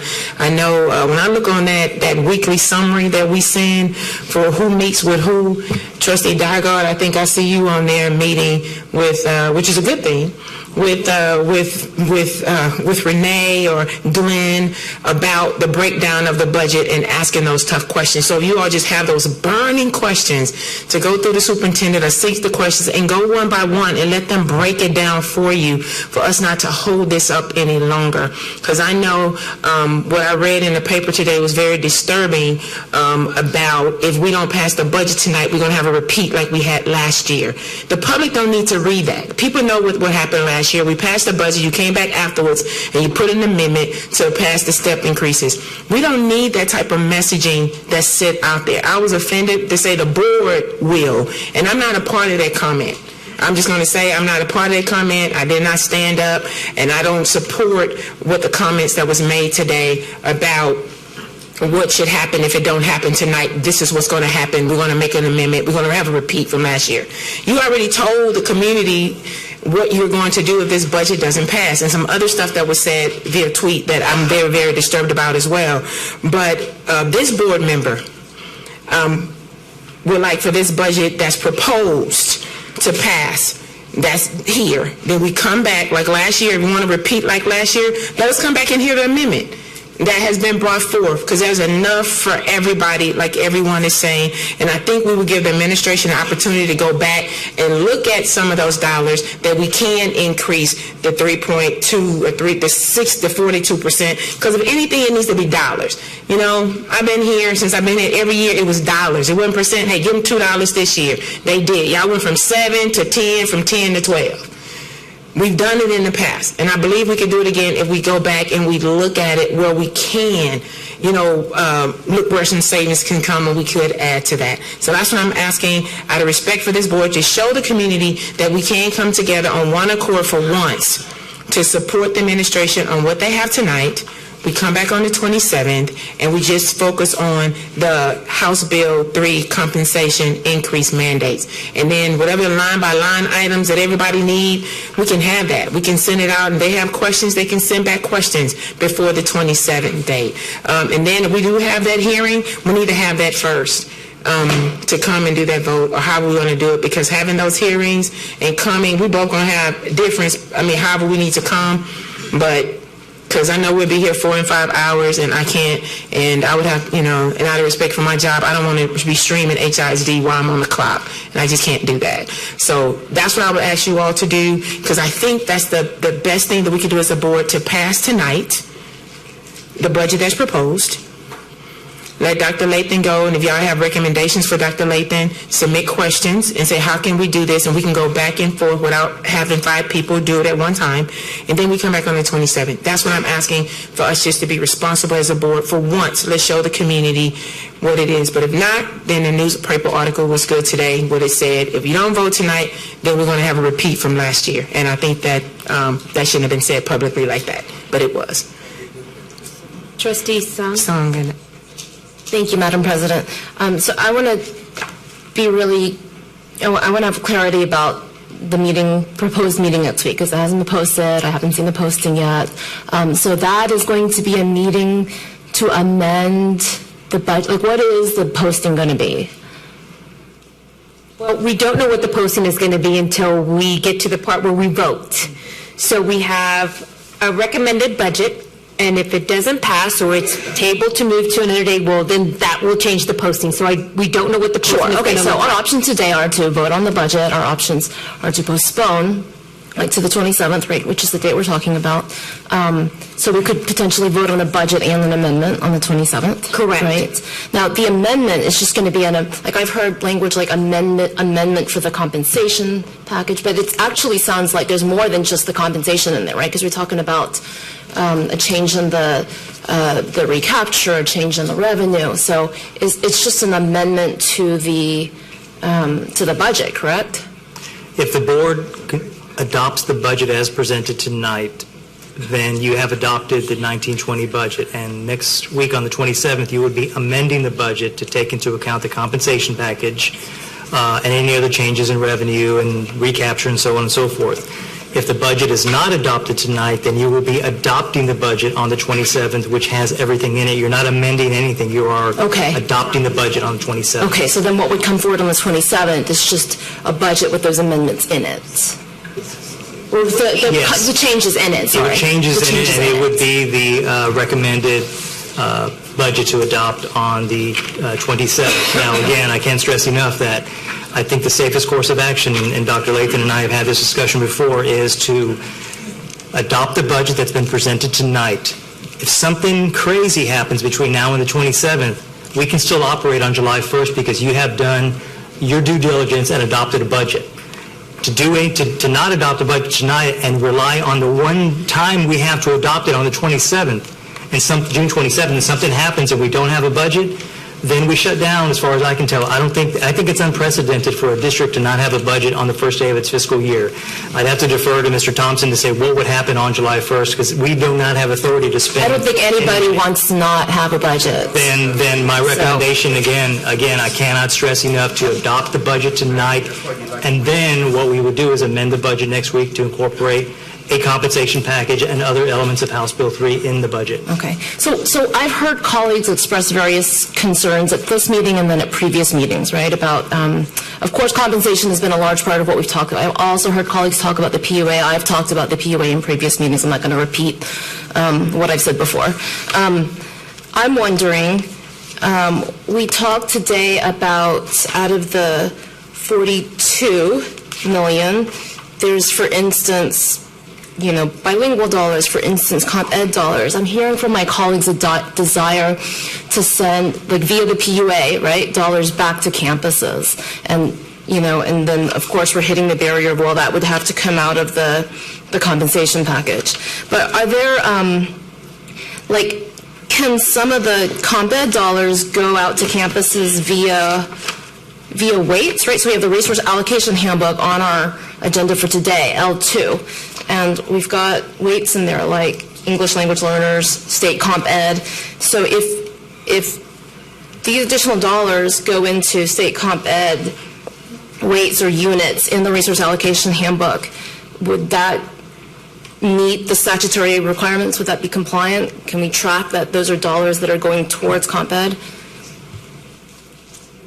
So you could adjust weights to drive those dollars to the schools, but they can only spend them on at-risk students. Got it. Yep. Right. So it's not general PUA where they could hire additional staff outside of that. But they are dollars that campus principals use for those designated purposes, and our principals understand, because they already have dollars that are designated for particular purposes. But I think we also need to talk about how do we put those out there? Do we just put it straight into a weight, or do we talk about some sort of spectrum of our own that works for our schools, right? So there's some more conversation, I think, around how you do it. Yeah, okay. So, I would welcome, whether it's a workshop or even just, we have some specific questions, right, around PUA, around weights. I've talked previously about how I think our audit function is really important, and it faced cuts last year, and I'd like to see that restored this year. So I think there's some other changes I'd like to see. I'd like to ask for information about that before voting on this budget. But as far as I can tell, there's two ways we can go about it, right? We could have a workshop next week like you've asked, Trustee Santos, and then vote on just a new budget on the 27th, or we could, approve this budget and then just have an amendment.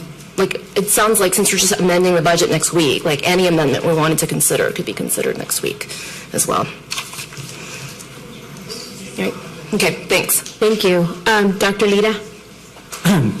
Yes, I hope I'm able to summarize. I just want to put this in perspective to my colleagues and everyone here.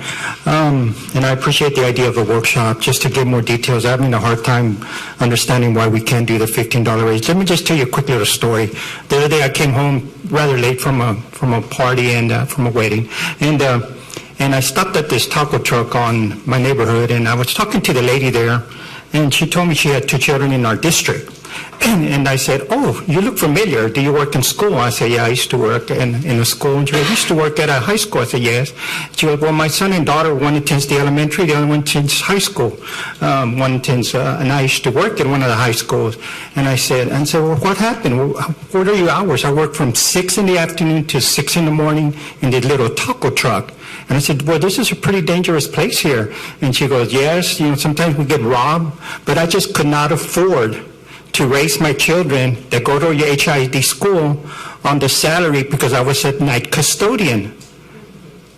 And I said, wow, she is risking her life for a livelihood to raise her kids that come to our schools.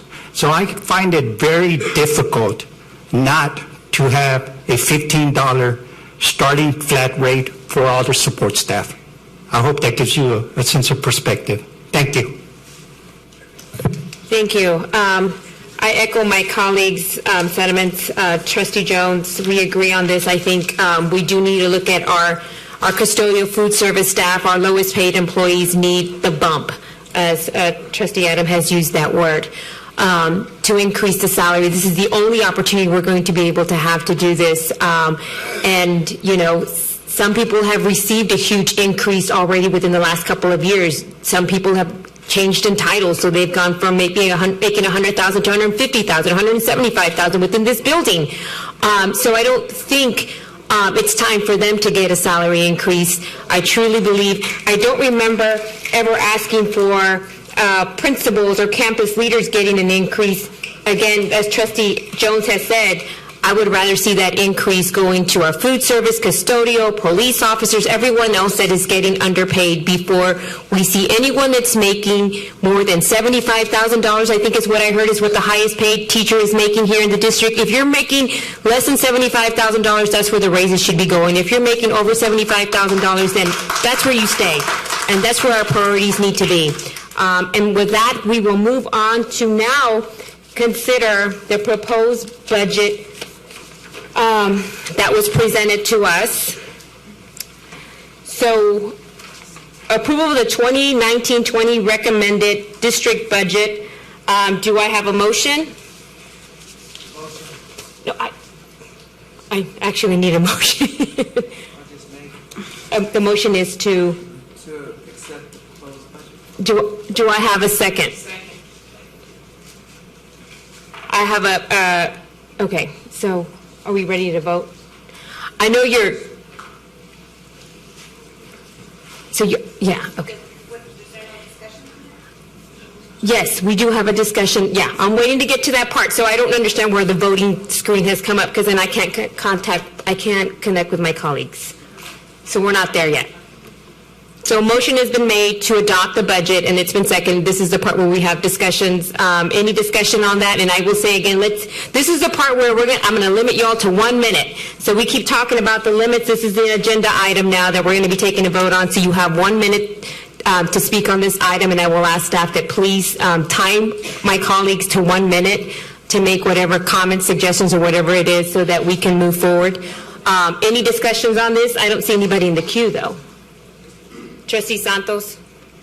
I just would like to know the difference between passing a budget all on the same day with a budget workshop included so that we can go out and communicate to our communities what exactly our thought processes are behind all of this. I would really, really, really like to have a budget workshop detailed with all the questions that the trustees have asked tonight and include the support staff's bump.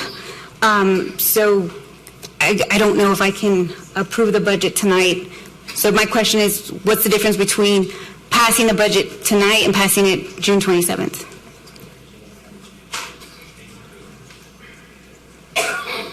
So that wouldn't be a question for me because as long as it's before the 30th, I'm good.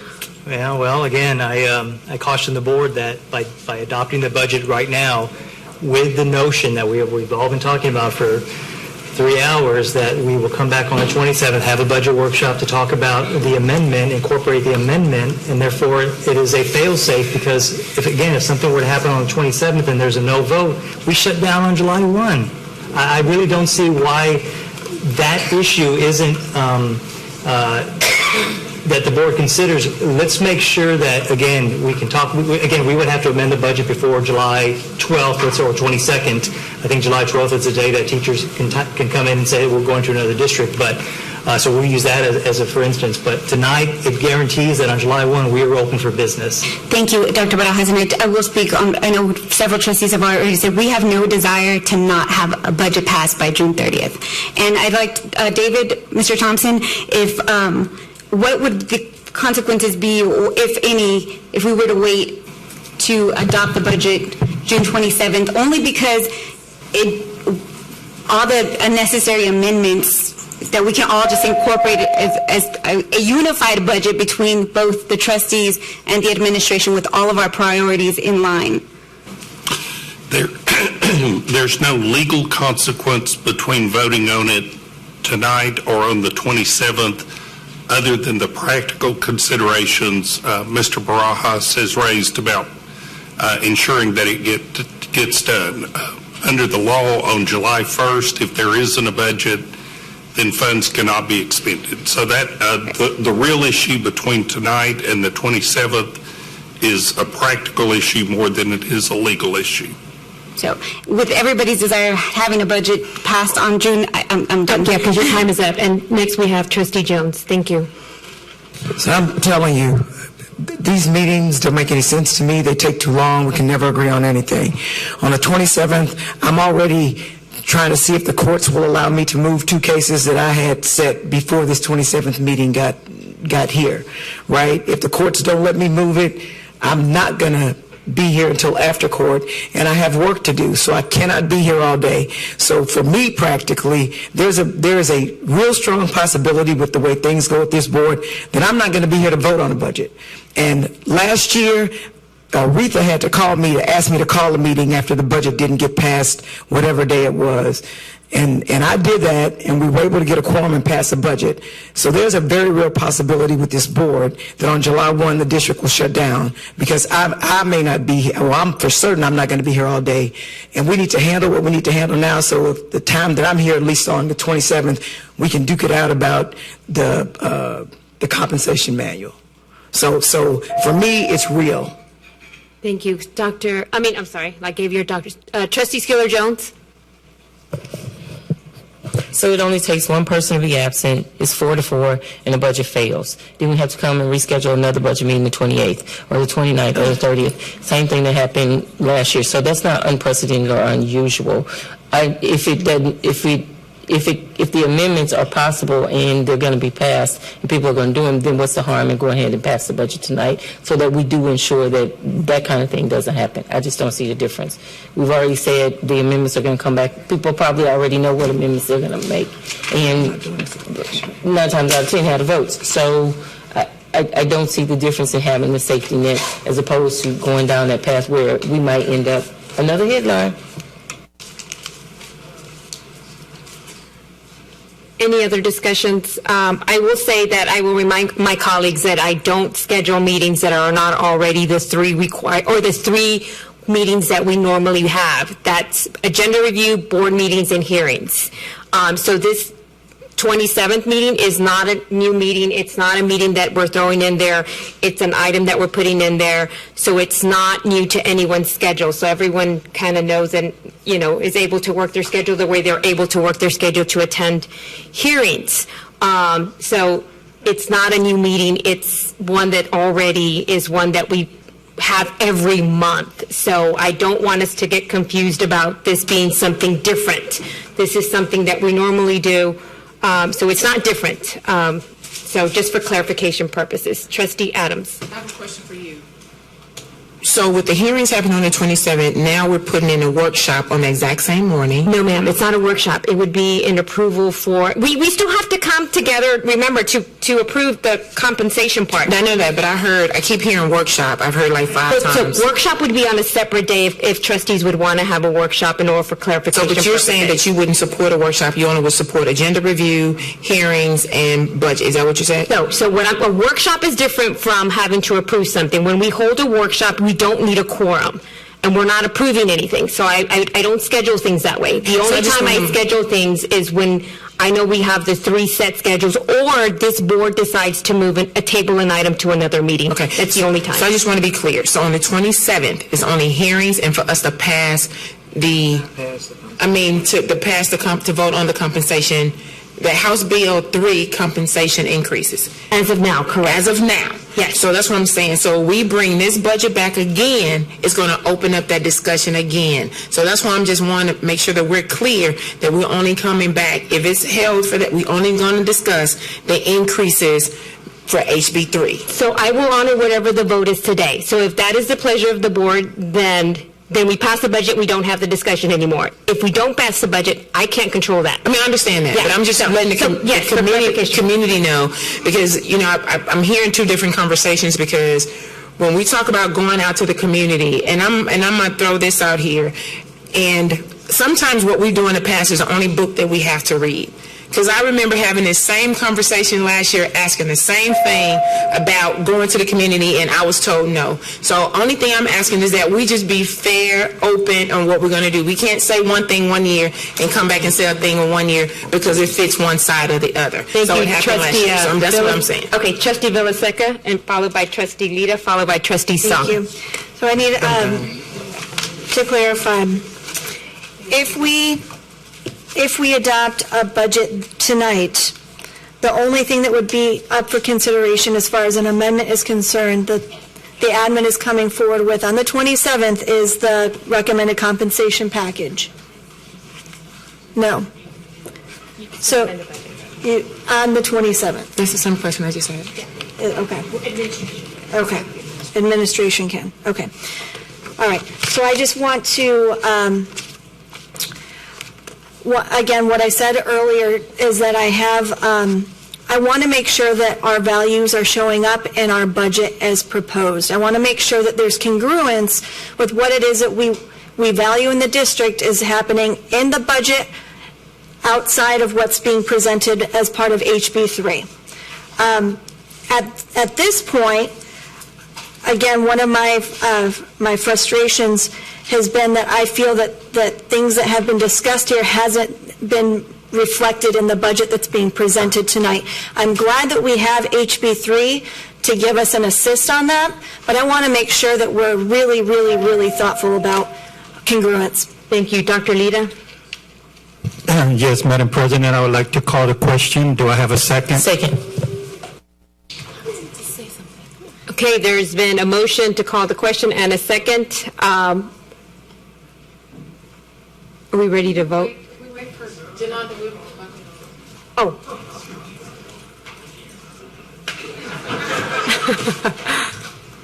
So we're voting on the motion to adopt the budget for 2018 and 2019. Dr. Lita has made a motion to call the question, and it's been seconded by Trustee Skiller-Jones just to bring up. We're voting on calling the question, and we're voting on the issue. We're voting on calling the question.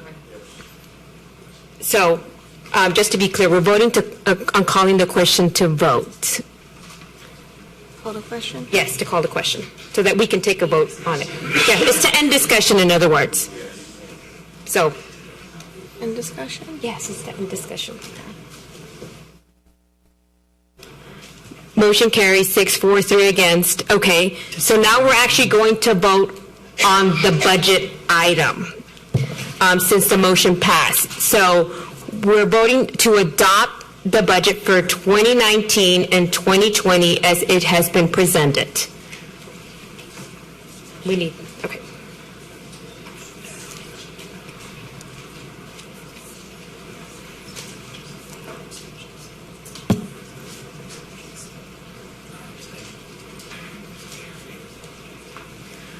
So the budget hasn't been adopted, so 3-4, 6 against, 0 abstentions.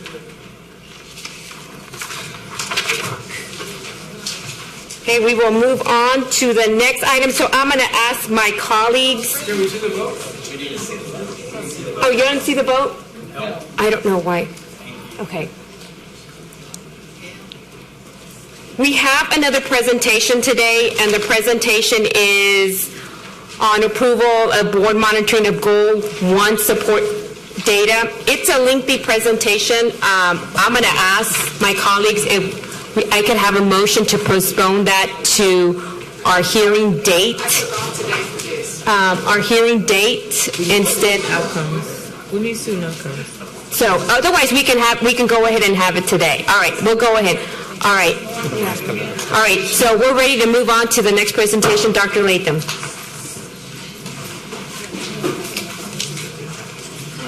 Ms. Stevens, if you would come up and present our presentation of Goal 1 and our inner course assessment information, please. You know, I'm sorry. There was a suggestion on the floor. Can we have our students, because we do have students that are here to present. May I have a motion that we hear our students first before we have our presentation? Trustee David, how many speakers do we have?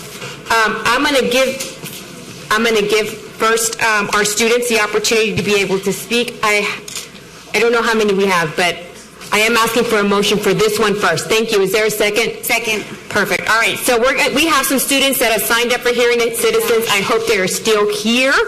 And if you are, please come forward as I call your name. I just have to read this long little script.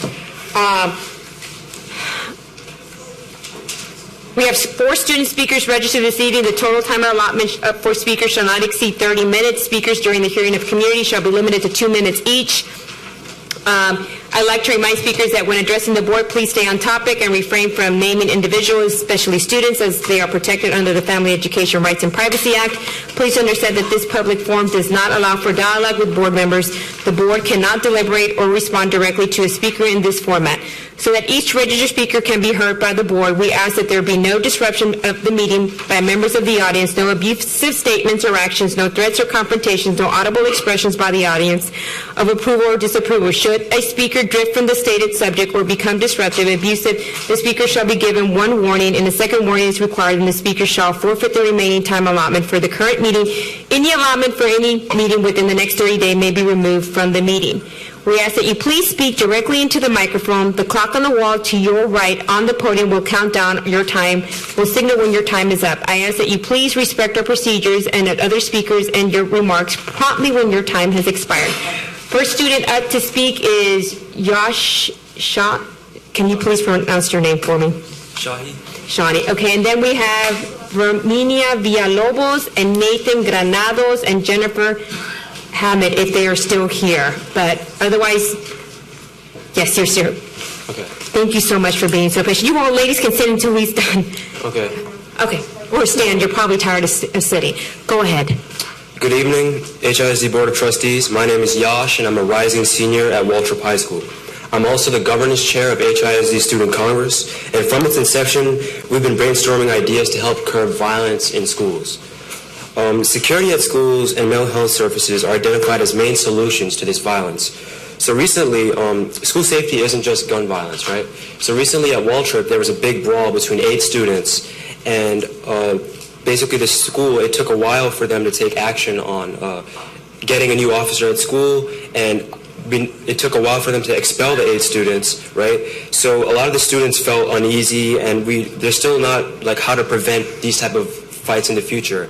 So some of the things that Student Congress brought up was increasing mental health services to prevent the escalation of such violence on campuses, and also increasing security, so increasing the amount of police officers. So Waltrip had 2 police officers on campus when this fight broke out, but it still took about 1.5 minutes for the fight to be calmed down when some administrators came through and broke it up. This is very troubling because there have actually been many fights like this at Waltrip. This was just the one fight that got a lot of media attention because 8 people were involved. Somebody had a black eye, another person broke a bone, and this is just a symptom of a big problem in the district where we have a lack of mental health services for troubled kids, a lack of counseling programs. There's only one school psychologist at Waltrip that can deal with these issues, and the funding is quite inadequate. So members of Student Congress came up with ideas that students could help, like the whole Say Something initiative, which was a good idea to help educate students to tell others and warn others if a student is exhibiting troubling behavior. But we at Student Congress believe that maybe the board can also help raise awareness and show students that de-escalation and conflict resolution are also avenues to help curb violence, because this can also, spiral out of control into gun violence. So yeah.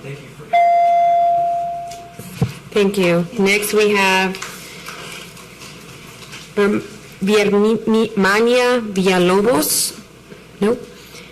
Nathan Granados. Jennifer Hamad. Good evening. My name is Jennifer Hamad, and I am the current speaker of the HISD Student Congress, and it is such a pleasure to be here today. The Student Congress, an indispensable organization established in 2015, is like the glue that bridges the gap between the 2 entities of the student body and the board. Therefore, we are heavily invested in developing and maintaining a continual relationship and branch of communication with the board in our efforts to bring forth and resolve issues for students felt by students across the district, going beyond the reaches of a hearing of citizens, as such an understanding is not tangible within such a short period of time. Truthfully, the relationship developed between the board and the students would have a much more significant and positive outcome if the role of the Student Congress were more involved in decision-making and transcended that of a hearing of the community, as we are not just part of the larger affiliation of teachers, parents, and third-party organizations advocating for various causes, but the students who are at the very center and focus of every action and are on the receiving end of everything that happens in this room. Therefore, we respectively ask for special consideration and a voice that is valued when making decisions on policies, as everything almost always trickles down to the classroom. For years, the Student Congress has desired to be a part of a special committee within the board whose sole function is to advise the board and serve as a representation for the students, as currently students are voiceless in decision-making. We are not only your best advocates, but we are your students. Although our bodies may number and few standing here today, we do hold the silhouettes of over 214,000 students. What better partners to have than the students who inevitably determine the effectiveness of every decision made in HISD? We are the living, breathing performance audits, equipped with invaluable experiences and opinions just waiting to be read. The only question is, will you all make us your right-hand team to stand beside you and be willing to read what lies inside? We are looking forward to working with you all closely in this coming school year, and we would like to be as involved as you are willing the Student Congress to be in the future of HISD. Our future rides on the decisions made in this room, and it only makes sense for us to be a part of it. Thank you. Thank you.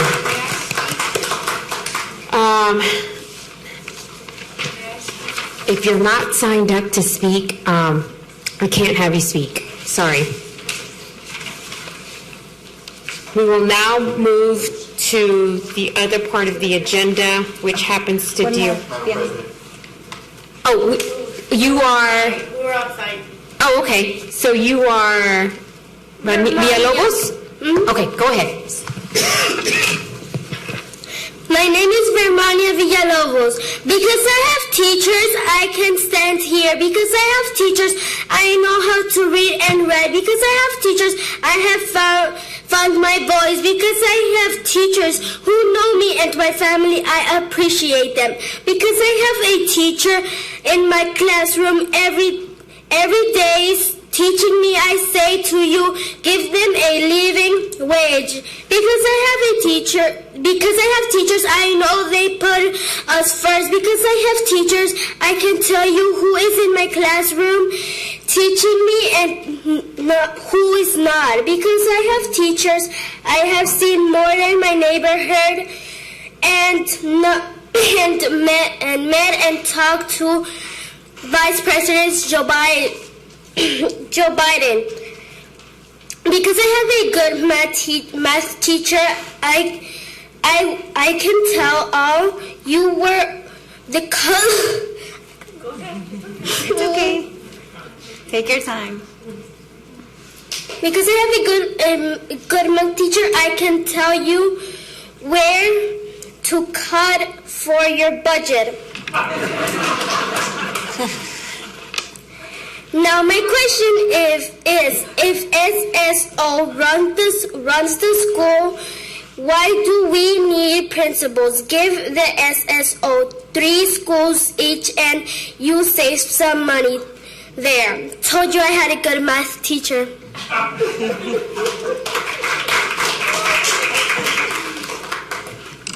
Thank you. You're welcome.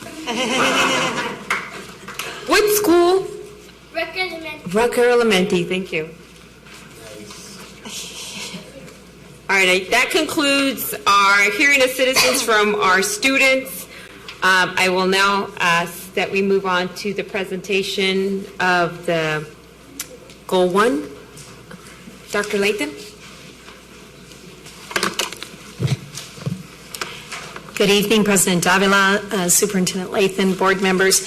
I will make this quick. I want to start with Goal 1. This is, as you recall, the percent of students who are reading and writing at or above grade level. We want to make sure that increases by 3 percentage points from 37 to 46. So what we're showing tonight is just our end of course data. Last meeting that we had at Agenda Review, I presented information on grades 5 and 8 reading and math. Tonight we'll talk about the end of course. While Goal 1 is specifically about reading and writing, we know that those subjects are foundational to the other content areas, so I'll also be presenting very quickly information on the other content areas as well. The data that we have tonight for end of course is for Algebra 1, Biology, English 1, English 2, and U.S. History. And the purple lines are your first-time testers. The chartreuse lines are the retesters, students who have previously failed the test.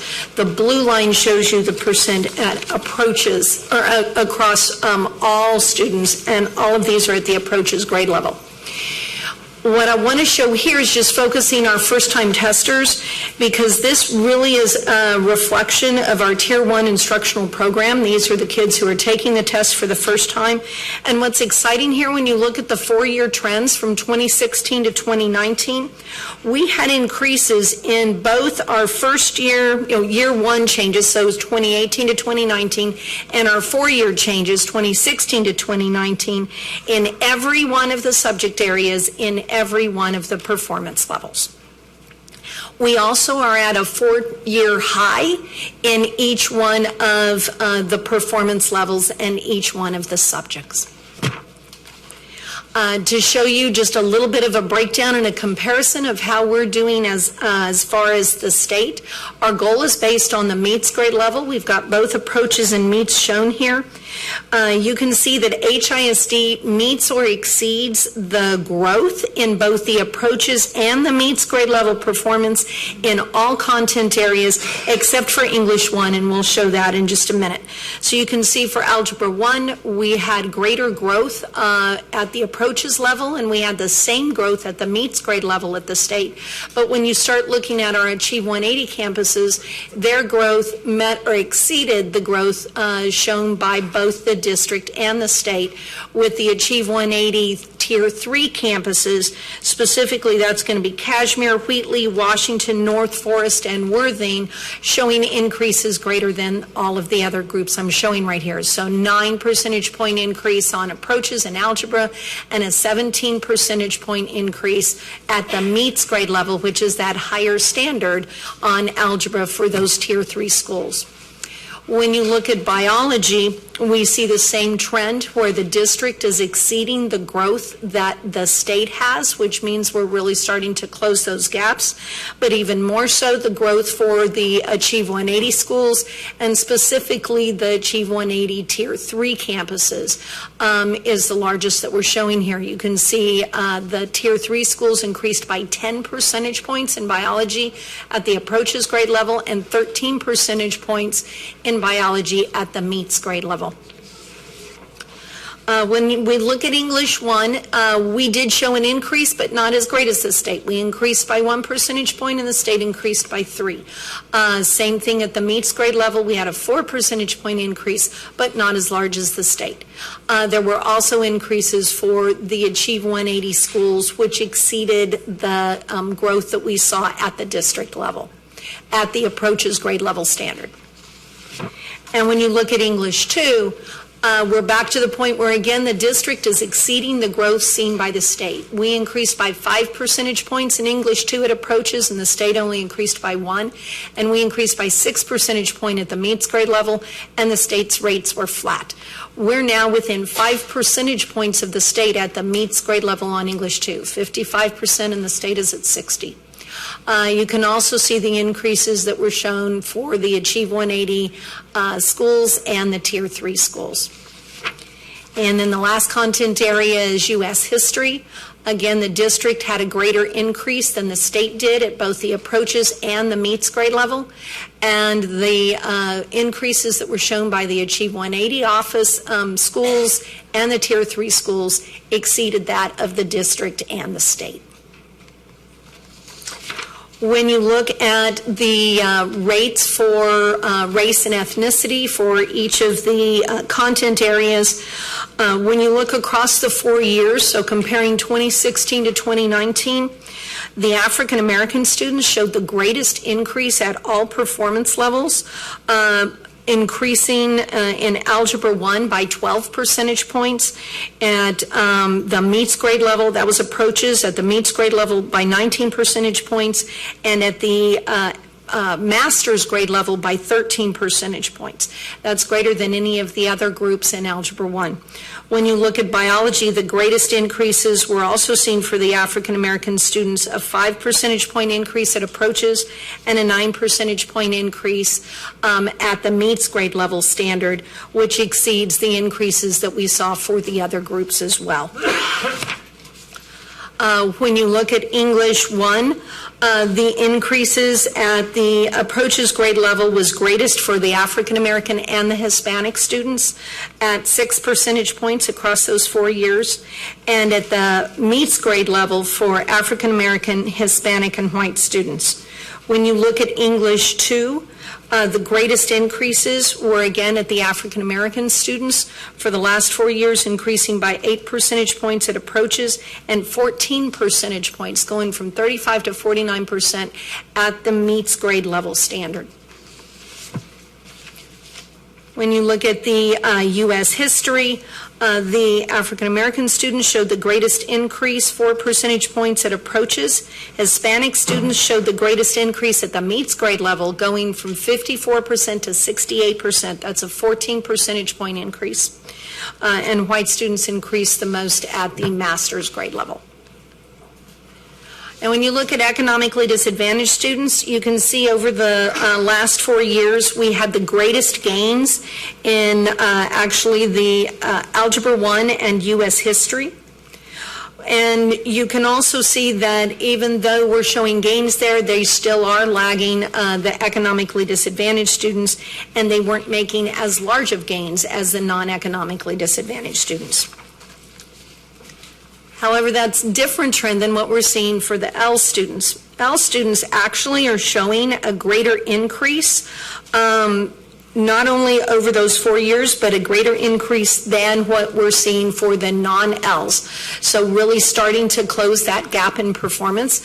When you look at Algebra 1, L students had a 17 percentage point increase over the last 4 years compared to non-Ls who increased by 9 points. They also had an 18 percentage point increase when you look at the meets grade level standard in Algebra 1. In biology, they also increased by 12 percentage points in approaches and 11 percentage points at meets. In English 1, they increased by 10 percentage points, English 2, 11 percentage points, and U.S. History, 13 percentage points, all at the approaches grade level, which exceeds the increases that we're seeing for the non-L students, which means that even though they're performing lower than the non-Ls, they are starting to close that gap in performance. Students with disabilities, they're showing the most increases at Algebra 1, Biology, and U.S. History for themselves as a group. And they also exceeded the 4-year gains shown by students not identified with disabilities in Algebra 1. So there was like a 13 percentage point increase in Algebra 1 for students with disabilities and a 7 percentage point increase for students who are not identified as disabilities. Even though the performance is much lower, we're starting to see them closing the gap. There's also a 14 percentage point increase in biology for students with disabilities, and there was a 12 percentage point increase at U.S. History at the approaches grade level and a 17 percentage point increase over the last 4 years at the meets grade level standard. Again, the scores are lower than we want them to be, but they are really showing improvement, and more so than students who are not with disabilities. The last set of slides is just to show you kind of a scatter plot of where our high schools are based on percent economically disadvantaged, which is the bar on the bottom. The x-axis, you've also got the percent at or above the approaches grade level, which is across the top. That's going to be your y-axis. So you can see here the campuses that are the higher performing and high economically disadvantaged. This is algebra. And you can see that also includes some of our comprehensive schools. Then we can show the same performance for biology. And with both algebra and biology, you can see, there it is, that most of the campuses are even above 50% no matter what their economically disadvantaged status is. Same thing with biology. Most of the scores, in fact, all the scores are above 50% no matter what their economically disadvantaged status is. And then when we look at English 1, the scores that are the highest performing and high economically disadvantaged are High School and Law and Justice, North Houston Early College, and South Early College. And then these are for English 2, again based on percent economically disadvantaged, your higher performing, high economically disadvantaged schools. And then this one is for U.S. History, and you can see almost all of our campuses are above 80%.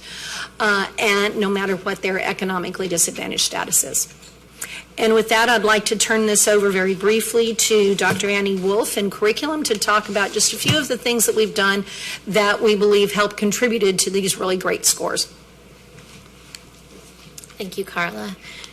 Good evening, Madam President, trustees, Superintendent Lathan. Thank you for the opportunity to very briefly just share some of the things that we looked at in our response to the data. We certainly celebrate some of the gains, but know that we have a lot of work left to do ahead of us, a lot of things to continue that have worked well, and then some new strategies given the data that has come forward here this spring. I just have 4 slides where I'm just going to outline just a couple of things that we've looked at as we reflected on this school year and looked ahead to the new year that we believe have been impactful supports to the district that will continue. For example, department chair meetings, which are held about 5 times a year across the district to build collaboration and PLCs across schools, have been a powerful representation of community in our district that we will continue to work with. Lead Forward as a strategic partner for data analysis will continue into the new year. This has really helped support us as we're looking at standards mastery as well, but also being strategic about differentiated instruction for students based on where we're seeing that there are gaps. Teacher development specialist supports will continue as well in collaboration with our area offices and our school office leaders to determine which campuses and teachers have the greatest needs. And then our curriculum resources, we're in the middle right now of our summer refresh and revisions, utilizing teachers from across the district and also utilizing our data to determine how we can enhance or better differentiate the resources that we provide in our district hub, our learning management system. And early release professional learning as well. I know this slide says U.S. history, but a lot of these strategies are similar in all of our content areas.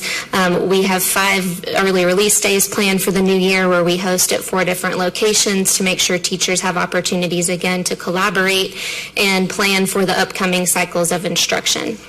In U.S. history in particular, we offer a summit where teachers get to come and share their good ideas and resources and lessons with other teachers, which we'll be enhancing and planning for this year in January of 2020.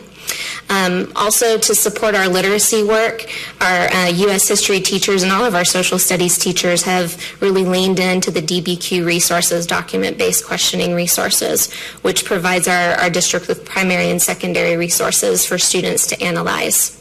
And teacher leadership is also continuing as a priority, and in collaboration with the Office of Special Populations, we're working to enhance curriculum with sheltered instruction strategies for our English learners and supplemental aids resources for our special education students as well. You'll see some similar things on our biology slide as best practices that we're looking at moving forward with the addition of Gizmos. Gizmos has been a fairly largely adopted resource among our science teachers. It's a simulation program, gives students in our high schools opportunities to engage with 3D objects and technology and do some online labs, but it's much more than just labs. And so we plan to continue to support that.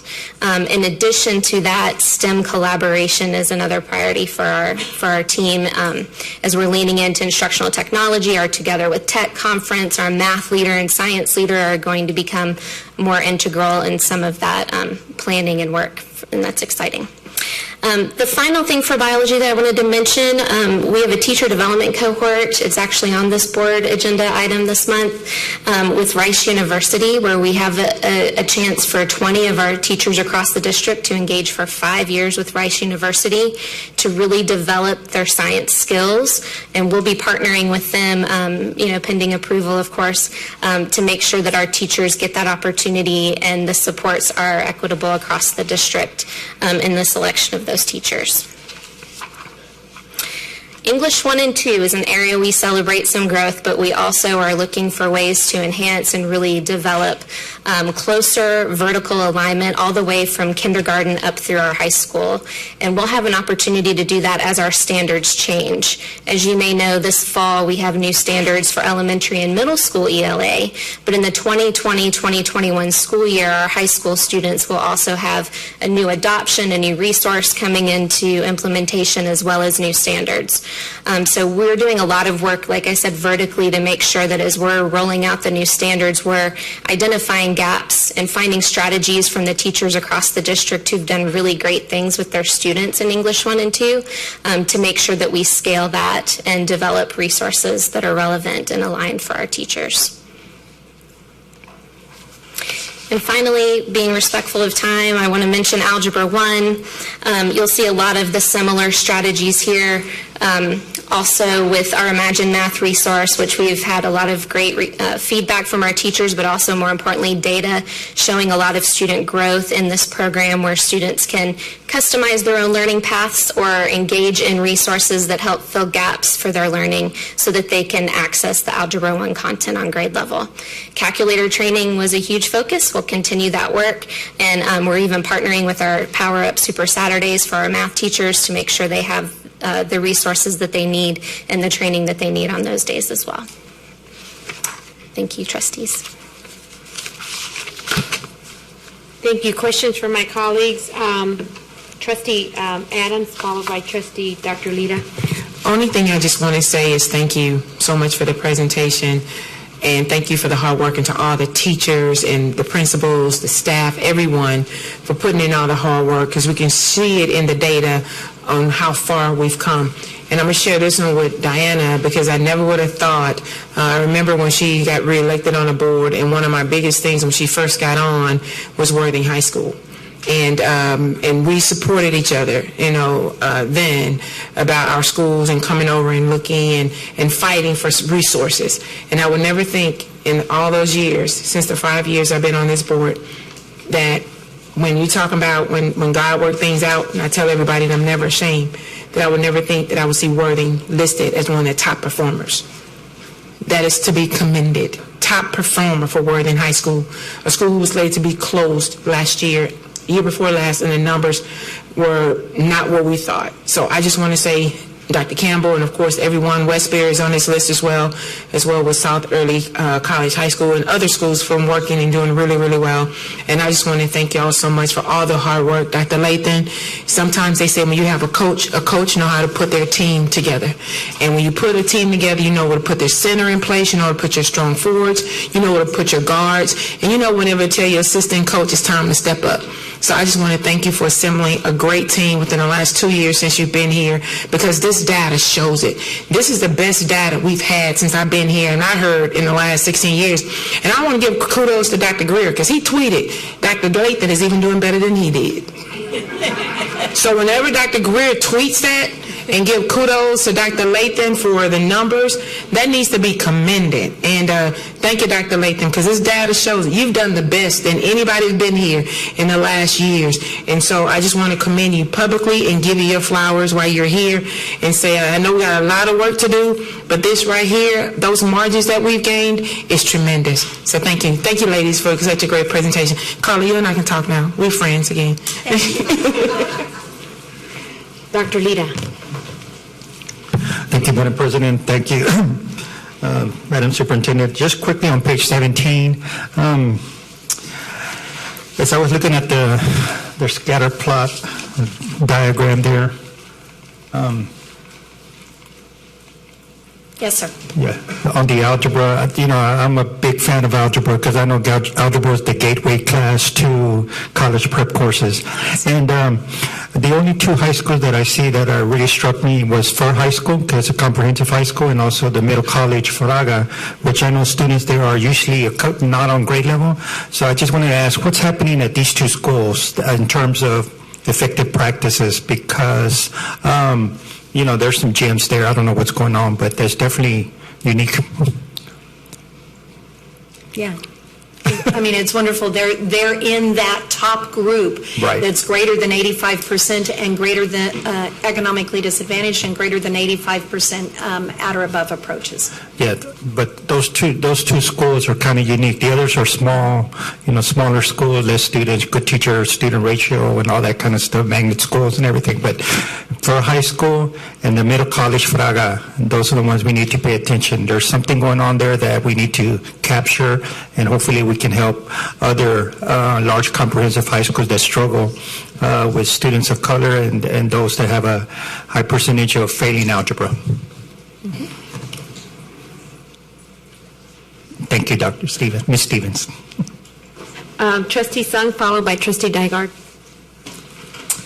Thank you, Madam President. Thank you, Dr. Lathan and Carla and Dr. Wolf for this excellent presentation. When I'm looking at how we did, I always look at our goal, which is how we started today, right? That benchmark of 3 percentage points annually. And then I also look at how we compare to the state, right? Because, lovely if we go up, 3 points, but if the state goes up 5, well, then I'm competitive. I want to be going up to 5, right?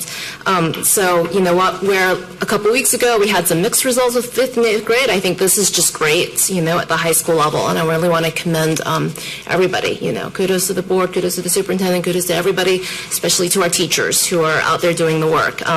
Since I have worked in a high school, seeing these high school names here makes me nostalgic. It makes me think about the specific subject matter teams that are out there working hard, doing great things. So I really want to celebrate everybody, all the way from our classrooms to the boardroom for this. Going to page 8 and 9, we're looking at English.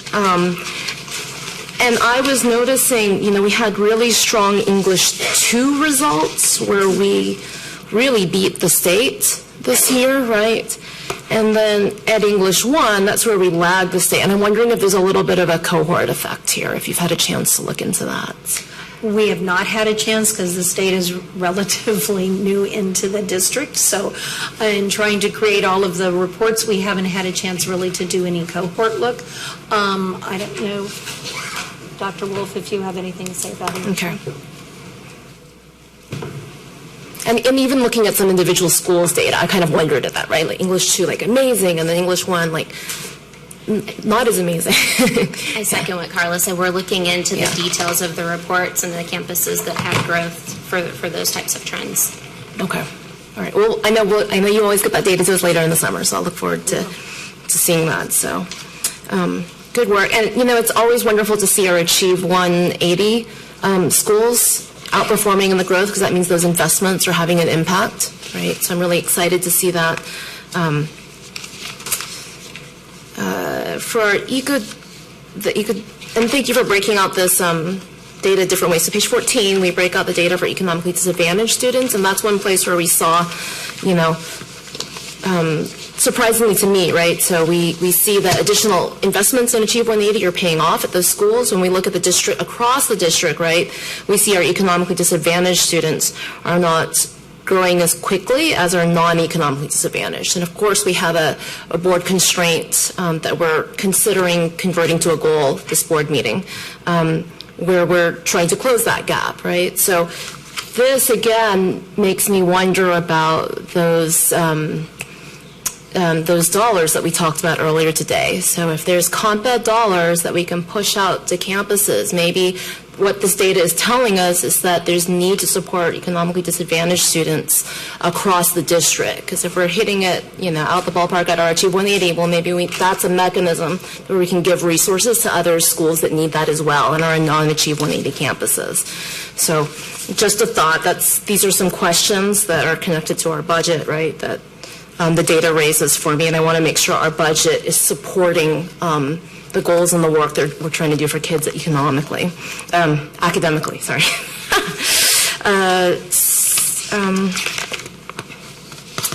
Students with disabilities, thank you for breaking that out. Again, page 16, I really, celebrate the gains that we've seen over 4 years. I want to note that if you look at the last 3 years, right, from 2017 to 2019, it looks like some of those gains in some areas, right, are slowing down. So just want to be cognizant of, wanting to maintain the growth that we've seen. And that varies by group. And then,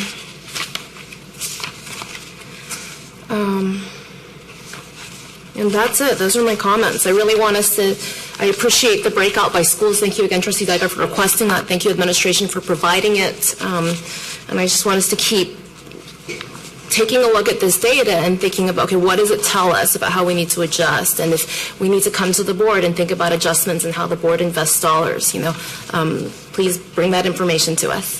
Thank you. And I just want to remind trustees that the full end-of-course report was sent to you in the superintendent's update last week. This is just the highlights. Trustee Nygaard. Thank you. And first, thank you for incorporating all of these different analyses over the course of this past year, responding to our requests for disaggregating different things. I love the plotter charts. Glad to hear I'm not the only one. So I gotta admit, and I always make my little notes and comments, and I got to page 5, my little post-it says wow with an exclamation point. That was really impressive to me. All the lines are going up. Looking through other pages, we're closing gaps. I zeroed in on page 7 where, I always, of course, appreciate, the gains of our kids who are further behind, right? How we close the achievement gap is making sure that the kids are further behind are growing, making a minimum of 1 year of growth, but they're not just meeting our goal, they're exceeding it by 3+ times in some cases. And, but then I also look at, how are the non-Achieve 180 schools doing compared to the state results, just to make sure we're still growing all kids, because as, we've talked about before, we have kids who are behind at all of our campuses. And, so I know, page 7, we're still on average exceeding the state goals or the state results in some of the spaces. And English, too, was one that we really knocked it out of the park. And then the other place we're knocking it out of the park just in general seems to be U.S. history. And something that jumped out at me is how our EL kids are knocking it out of the park on U.S. history. Like, this defies conventional wisdom to me, because, they're English language learners. Is the content, are they learning the content in their native language, or are they learning the content in English? In English.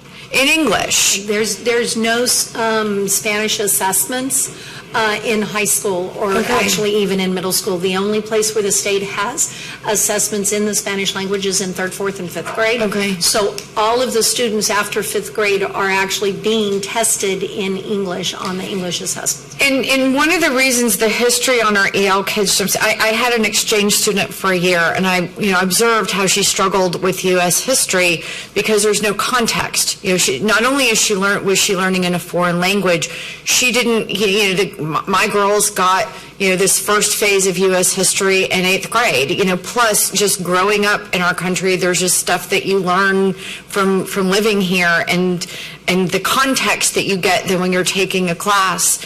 And so I'm just particularly impressed and curious, and I know the strategies were addressed, but there just seems to be an outlier here on U.S. history to me. And are we an outlier compared to the state with our EL kids? Or is this just how it pans out for everybody? So I don't have the information right now at my fingertips on the state for EL kids, but we could provide that. Okay. Yeah, I'd be curious on that. And then, a deeper dive into why. Like, if we've hit on something here and something that we're doing well, and I know you all look at, especially when it comes to the plotter charts, who's doing things well, how do you learn, how do you replicate? But this just seems a place that is worth a deeper dive into understanding the work that we're doing and how it might even translate to other subjects. Heck, maybe other districts in the state could learn from us, right? We could be a positive example for other school districts. That would be exciting. Not that we don't have a lot of really good things, but given the current context of everything in the news.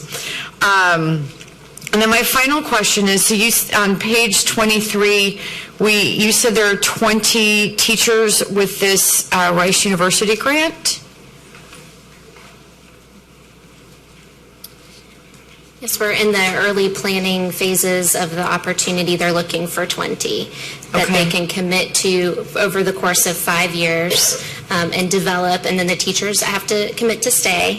And stay with us or stay in teaching? In our district during that time. HISD for 5 years to be part of this program at Rice. And is it just for HISD teachers? This particular grant is just for us, yes. Okay. And they're paired with whom? Professors, grad students? So they get the benefits of the Rice University faculty. They are asked to have already had a master's degree, but they get some credits in the process too, and then build this cohort and relationship among other teachers in the district. And then we commit as well that they're teacher leaders for us in the district and help scale what they're learning in trainings for other teachers. And not just stay in the district, but stay in the classroom teaching that science content. They're committing to staying exactly where they're at. And do they go to classes at Rice? Like, if they're a chemistry teacher, do they go to chemistry classes? There are some specialized offerings as part of the grant just for them that Rice is bringing to us. We're still fleshing out some of the details as to whether or not they would join some other courses that are being offered or not. But again, we're hopeful that we can get the grant opportunity approved and then continue to help with the selection and flesh out a way to customize so that it benefits HISD as much as possible. And would it be the same 20 for 5 years, or would they have a different cohort every year? It's the same 20. So next year they don't add another 20 and then another 20. At this point, it's the same 20. Okay, but if it goes well, maybe it expands. That would be what we hope for. Thank you so much. Any other questions from my colleagues? None. Well, I will say this. When Dr. Lida, you mentioned algebra, and when you look at algebra and you look at page 17, I will say that Furr High School is the largest comprehensive high school with 1,000 kids. Not to take any credit away from the others, but all the other ones are 300, 390, 130, and 476. They're more of our specialty high schools versus our traditional large campus. Liberty is our traditional high school, but it's got 361 students. And so I was curious as to what was going on at Furr High School. So I actually inquired, like, what are you doing differently? Why is your algebra numbers like skyrocketed from year to year? They have a new principal, number one. And one of the things that they did that was unique was they have a large number of students that are EL. And so what they did is for 6 weeks, the assistant principal, who is now the principal of Holland, went in and taught the class in Spanish. He did bilingual. So he did Spanish, he did English, and the kids got it. They were struggling trying to learn it in English, but once he had that magical breakthrough in Spanish, he was able to translate it easily into English, and that is the reason Furr High School scores are so high. So I have to commend the campus leadership over there because they were creative enough to think about that. And so while it may not sound like rocket science, how many other schools can benefit from that? How many other of our students can benefit from an assistant principal going in and teaching a class that he's very strong in and being able to bring in results the way they did? And I think it was like a 24% jump or something like that. We're not talking like 5 or 6%. It was a huge jump. So in case no one's asking, I did, because I want to know what's going on over there. And if you're not asking, you should be. Everyone should be trying to figure out how they did that and trying to duplicate it at other campuses, whether it's algebra, whether it's writing, whether it's English, whether it's whatever subject area. There's something that they did over there that worked uniquely, and I don't understand why it's not headlines. But that's my only comment with that. Do I have any other questions? I see no other questions in the... Oh, Trustee Sung? Last question. I want to say thank you also for sharing about the strategies that are being used. It sounds like it's an exciting time to be a teacher in Houston ISD. I do have a question about the calculators training. So I think calculators are wonderful. I'm glad they're being used in our math classes and our teachers are being trained to use them.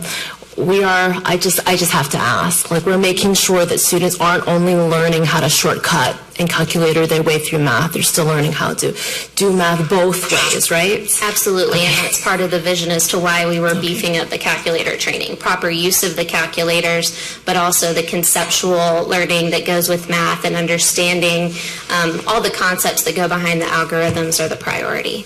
Okay, wonderful. I want to make sure we're not, shortcutting them now and they're going to pay for it later. Okay, thank you. I want to reiterate that because as a parent of a child who's in 9th grade and had to pay for tutoring because the only way she knew how to do those math equations in algebra was through this calculator, was astonishing to me, because when she was trying to review for an exam and my husband said, well, how do you solve this problem? Without the calculator, she was clueless, but as soon as you gave her the calculator, she figured it out, right? And so I hope we're really getting that deep dive conversation in algebra versus if I don't have this calculator or this cell phone to help me figure it out, I'm not going to be able to figure it out. So thank you, Trustee Sung, for bringing that up, because I personally witnessed that with my child this school year. And with that, do I have, one more question? Just when I'm ready to move. Trustee Villaseca. again, kudos to the team all around for the great results here at the high school level. Very, very proud of our students. Very proud of our teachers and staff that are supporting them, and our interim superintendent. Thank you so much. I just have a question on the number tested. I see that there's a pretty much of a decline from just about everywhere, and it seems to be reflective of our enrollment decline as well.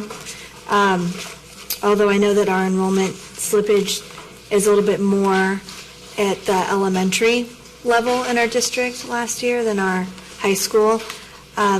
Any other reasons, though, that we should be paying attention to as far as number tested decline? There's actually one other reason we saw, it doesn't account for all of these, but accounts for a number of the declines. The state is allowing for substitute assessments for students who've actually performed at a certain level on the PSAT, SAT, ACT, the Texas Success Initiative. If they perform at a specific level on those tests, then they can use that as a substitute for having to take the end of course exam.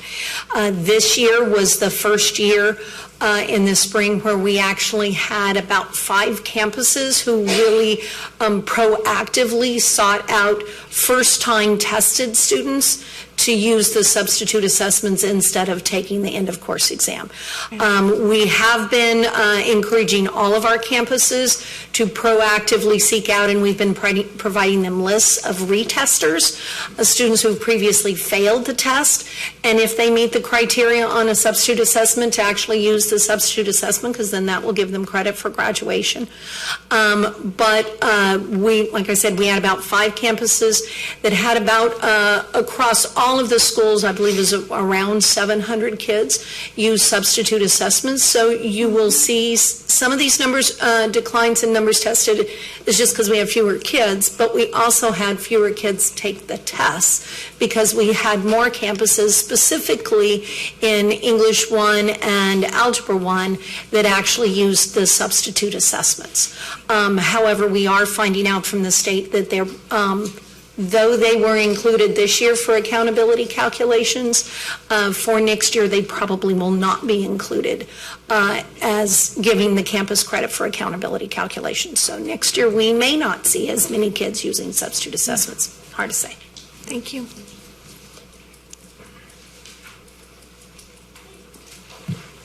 No further questions. Do I have a motion? Do I have a second? Any discussions? Nope. Ready to vote? Please vote. We have to do it again.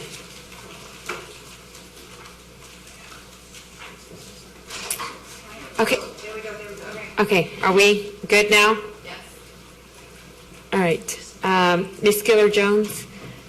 I know we had to vote a couple of times. Ms. Ocampo? Well, there it goes again. We just can't see it. And, Ms. Villaseca didn't get to vote either, so. Okay, so I need to know what it is. Okay, no. So Ms. Skiller-Jones hasn't had a chance to vote. Okay. You're here, you just can't. All right, we're doing it again. I don't know what's going on, so let's vote again. There, you're registered now. Trustee Santos and Trustee Adams. Okay, perfect. 8-4-0 against. Motion carries.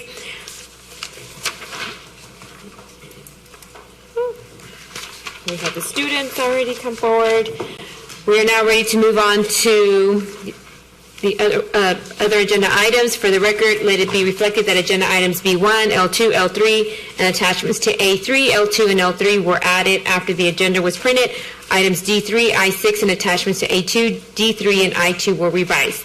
Additionally, in the donations attachments of I2A, a $10,000 donation from the Hartford via HISD Foundation was listed twice. There's actually just one donation from the Hartford. This listing on the third page of the attachment should be ignored or deleted. The listing on the fifth page of the attachment should be used as a consequence. The total value of donation should be reduced to $10K, not to $367,748.40. So I2.A will also have to be, I think, pulled from consent agenda so that we can. We can have discussion on it, right? Yes. Okay, we will now consider items held for abstentions or discussion by board members. The following items were held for discussion: F1, I5, I6, K1, K3, L2, and L3. The following items were held for abstention: D2, D3, and I3.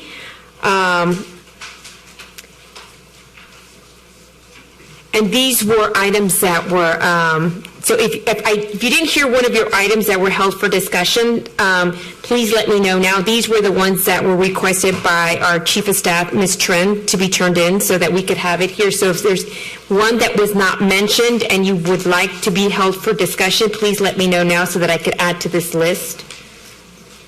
Trustee Davila, just the I.2A. Okay, so it's the I2, yeah, the one, okay. The one you just called, but just to make sure that we hold it for discussion. Okay, and I2.8, all right, correct. Our first item to be held for abstention is agenda item D2, authority to execute an agreement renewal with Harris County Juvenile Board. May I have a motion? Do I have a second? I think that's not sure who pulled that up, but I think that's an abstention. Correct, all right, so it's an abstention. Any questions or discussion from my colleagues? If not, we are ready to vote on this item. It's an abstention. Okay, we can't vote. There we go. Motion carries 7-4-0 against, 1 abstention. Next item held. Our next item held for abstention is agenda item D3, to negotiate and execute agreements and interlocal memorandums of understandings with community agency, residency facilities, and other educational services providers for appraisal-related instructional transportation or consult services for students with disabilities for school year 2019-2020. Do I have a motion? Is there a second? Any questions or for my colleagues? If not, please vote.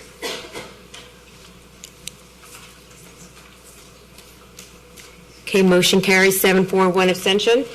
Our next item held for discussion is agenda item F1, approval to utilize state and industry certified agency for student enrolled in career and technical education programs for the 2019-2020 and 2020-21. Do I have a motion? Is there a second? Discussion. Any questions from my colleagues? Did you pull it? Okay, no discussion. All right. Yeah, because that's not an abstention. That's a discussion. Okay, so if there are no questions or comments, please vote. It's F1. Trustee Santos? Okay, 7-4-0 against, no abstentions. Our next item held for abstention is agenda item I3, acceptance of grant funds in support of district-wide and school-specific programs and authorization to negotiate and execute contracts required under the grants. Do I have a motion? So moved. Is there a second? Second. Comments or questions in reference to I3? It's an abstention. Correct. Thank you. I3. It's an abstention, yes. Okay, so please vote.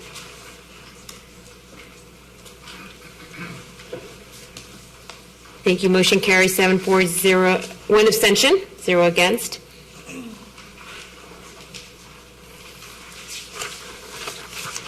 Next one. Our next item held for discussion is agenda item I5, approval of 2019-2020 budget for Title I, Title II, Title III, Title IV Carl Perkins and Idea B grant funds and authority to submit to the Texas Education Agency the 2019-2020 Every Student Succeeds Act consolidation federal grant application, other federal program applications. Do I have a motion?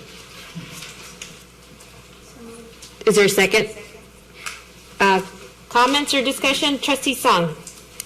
So I5, I6, L2, and L3, I have the same comment for all four of these. These are items where questions were submitted through the Q&A process, and instead of being answered before agenda review 2 weeks ago, they were converted into referrals, and I don't believe that the Q&A document has been updated since then. At least I don't think I've received it. So I think it's important that we adhere to the process that we'd agreed upon, where we submit questions in a timely fashion, get answers in a timely fashion so we can review them, and come ready to vote on items. So I'd like to postpone these 4 items until, I guess we are meeting next week until the 27th. Second. And ask that the Q&A document, ask respectfully that the Q&A document be updated with answers. They don't need to be long, just, brief answers to those questions. So that's I5, I6,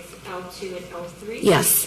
Okay, there's been a motion to withhold these agenda items until... Postpone definitely to June 27th. To June 27th, okay. Yeah. And there's been a second by Trustee Santos. Any discussions from my colleagues? Trustee Dygard? Can that agenda first and foremost get the budget done, though, on the 27th? Mm-hmm. Okay, yes. And then my next question is to the administration. Does this create any problems to postpone this until the 27th? No, we don't have approved budget anyway, so it doesn't pose a problem. Okay, thank you. All right. No other discussions. Please vote on the motion. Okay.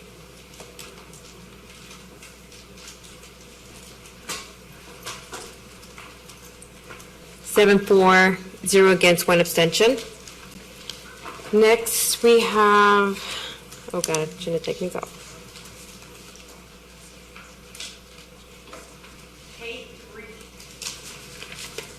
Held for discussion K3, approval of proposed revision to board policy AE local educational philosophy regarding an achievement gap goal, first reading. Do I have a motion? Is there a second? Second. Trustee Dygard. So last month, when I asked to postpone this to this month, I was optimistic that we would start working with a board coach.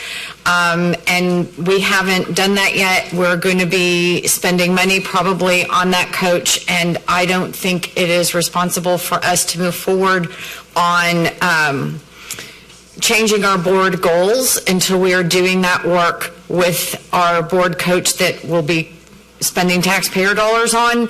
I'm confident that in the interim that goal 3, the way to close the achievement gap is making sure that our kids are behind or making greater than a year's worth of growth. That's already in goal 3. So I would like to make a motion that we postpone K3 until we bring this back after working on it with the board coach. Is there a second to the motion?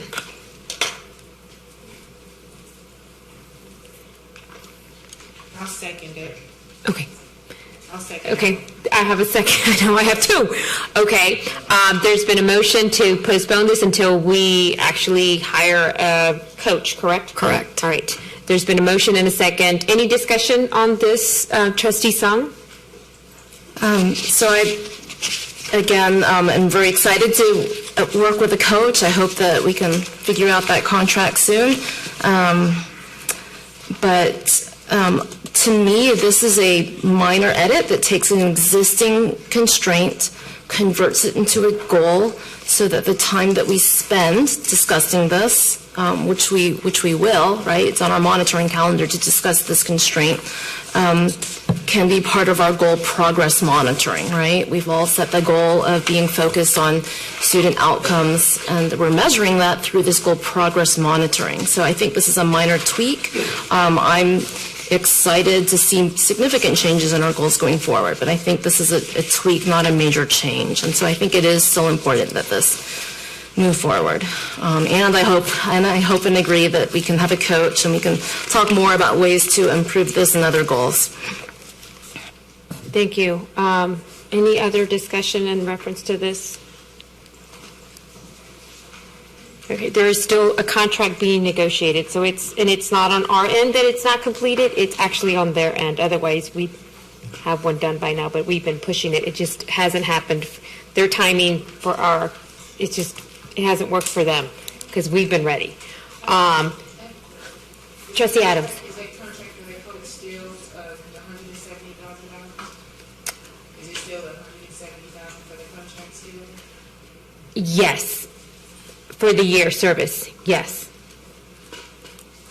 Okay, so we need to vote on postponing this item since there was a first and a second, so let's please vote. The motion is to postpone this item until we hire a coach.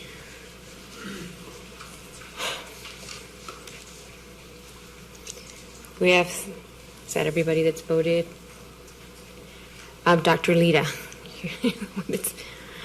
We have 4 abstentions, 3 against, and 1 for. So the motion fails. Says yes, now we have to go back to the item. The original item of K3, approval of the proposed revision to board policy regarding the achievement gap goals, first reading. Do I have a motion? Is there a second? Second. Please vote on that.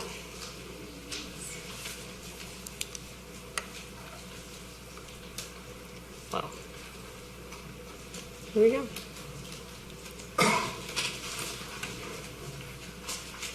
So we have 4 for. Wait, I'm trying to keep up with everybody here.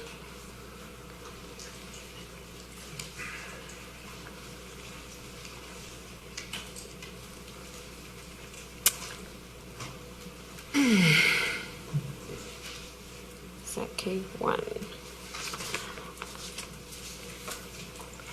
Trustee Santos, if I put a timer on you, your time's up. You've had this agenda item for a while, so you're either going to be for, against, or abstention. Okay, 4, 0, 1 against, and 3 abstention. Agenda item, motion carries. There's 4 for it, yes. All right, next item held for discussion is agenda item L2. Actually, no, that's been L2, L3 has been, that was You have K1. K1. Yes, I missed K1. Thank you so much, Dr. Lathan and David. Next item held for discussion is K1. Do I have a motion? Is there a second? Second. Any discussion? So I just want to follow up. I think last meeting we talked about this item. We were going to consult colleges to see if there's any, impact from this policy change to our students. Also, I think that rules are being developed, right, for appeals. Just wanted an update on that. So again, as a reminder, the policy would not go into effect this coming year. So we have already engaged a number of principals, veteran counselors, college access staff in terms of how would this potentially impact students and so forth. And so what we're proposing is that work be carried out in the early fall so that we actually can put together some guidelines that would, again, our hope, not exclude any students from rightfully qualifying for top 15. But I also want to point out that even very recently, some of the surrounding districts, or at least one surrounding district, has changed their policy altogether so that they actually don't rank students outside of top 10 at all, because they recognize that it actually detrimentally impacts students. So school districts take it on a little bit differently. We did consult with legal and with TA just in terms of what discretion the board has to make this kind of policy change, and so it appears that it's well within our discretion to move forward with this. It's just the implementation phase that we want to be very careful with, of course, in communicating to students and families, which again, I think we have the benefit of having that ear to really engage with parents and students so they understand this. Great, and thank you for your due diligence on this. And then checking with colleges about how this will impact. Sure, so we have informally vis-a-vis our college access staff gotten feedback, but we want to be more strategic. So in the early fall, we would be engaging with them. But it also will vary by college significantly because they all have the different policies. I can tell you, like, for example, A&M has a very different process around rankings and when they require rankings in order to even consider student applications. So it's really by institution that it's going to vary. Okay, thank you. Sure. Any other questions from my colleagues? Otherwise, please vote.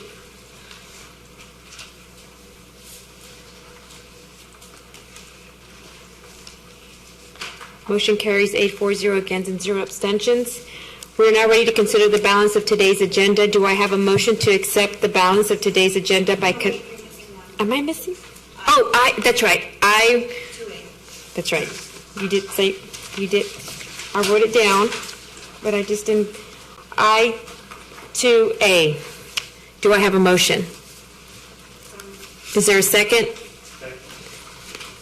Trustee Santos.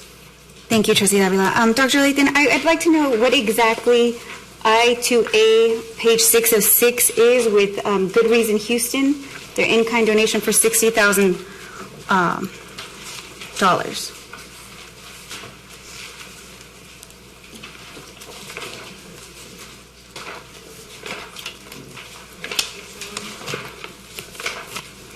So I'm excited to speak to this item.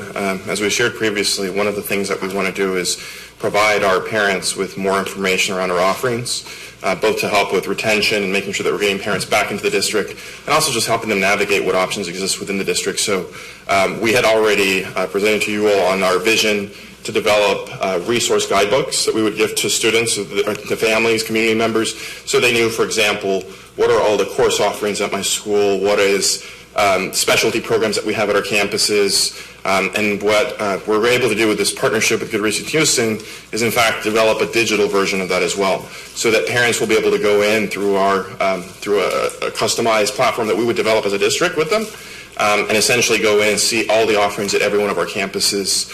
They can go in and, for example, see what fine arts programs are available at my campus. They could see what specialty CTE programs are available at my campus. So we would have really a robust platform for parents and the community to engage with. And they are a nonprofit organization? Correct. Okay, the only reason I'm asking is because it was recently brought to my attention from my community that they were lobbying for a board of managers and that they are trying to pave the way for this board to be taken over. And that was a complaint that I received on the behalf of my community. So I'm going to, until we can find out more, respectfully pull this item until we can find out more. So that is what a complaint lodged from.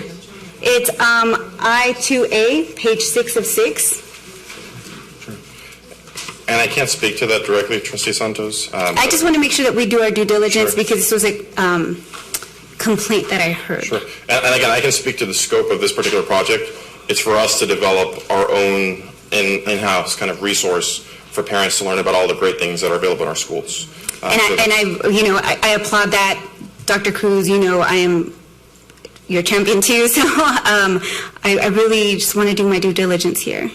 So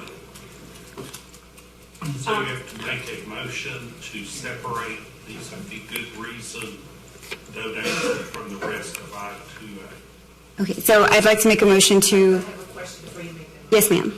Yes. So in here it says Good Reason Houston has made. A donation, in-kind donation valued at $60,000. That's in-kind. So is that actually money or services? So this donation has not been made. And I'm just asking because normally when this comes to us, it's already been received by the time we vote on it. So no, that is maybe something related to the language. So the donation has not been made. Essentially, this is to help us build out an online platform. So there is an organization that does online platforms for many school districts across the country. And so they would actually help us with the first stage of actually starting to think through what data we would collect in terms of, how do we want to organize, what do we want to present for every school and so forth, and put that information together. And this would be, again, led by the district, but we would now have a digital resource that we can actually leverage and build out. So this first donation that wouldn't come to the district, it would actually help with the organization that would help us build out this digital tool, would help us start this work this summer in terms of really engaging parents and thinking about what information would be helpful for them to have access to, and so forth. So it's not actually money that's coming to us, it's the services that they're providing, it's just valued at this. So no actual money is coming to us. Not directly to us. So the no. money is actually, someone is donating to the organization to help us with some type of programmatic and educational tool. So it's not any money, it's just a service that's valued at $60,000, probably can be just like a person. Correct.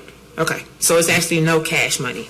Not to us directly, no. Right. I just wanted to make sure that that was clear. So I don't think we was getting $60,000 in cash. That's what in-kind means.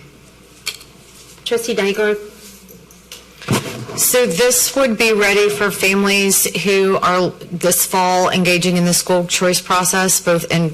So the process to build this out takes approximately 6 months. Okay. So we would, of course, love to have it in time for parents to make informed decisions early in the fall as they're thinking about school choice within the district. But really, it would be more realistic that by January we would actually have this live, because what it essentially is going to require is for us to work with every principal in the district to figure out, hey, what do you offer at your campus? What are the unique programs? What are your unique offerings? How would you essentially sell your school to other parents? Again, we want to use it as a recruitment tool to bring parents back into our schools, and also just to help parents with their kids who are already in school understand, hey, I have all of these unique opportunities available to me. And it's very customizable, so it's done by the district along with the campuses. So we're building this out together so we can help them really think through. Again, if you recall those CT booklets that you all saw several months ago, it's kind of like putting that out there in a digital format. And you can have interactive videos. There's actually a map search feature too, so they can see all of the schools in their community and kind of see all the different offerings. It's really just a really robust platform, and it's also cell phone friendly, because actually what they saw is that most parents actually are accessing the information not through computers but through cell phones.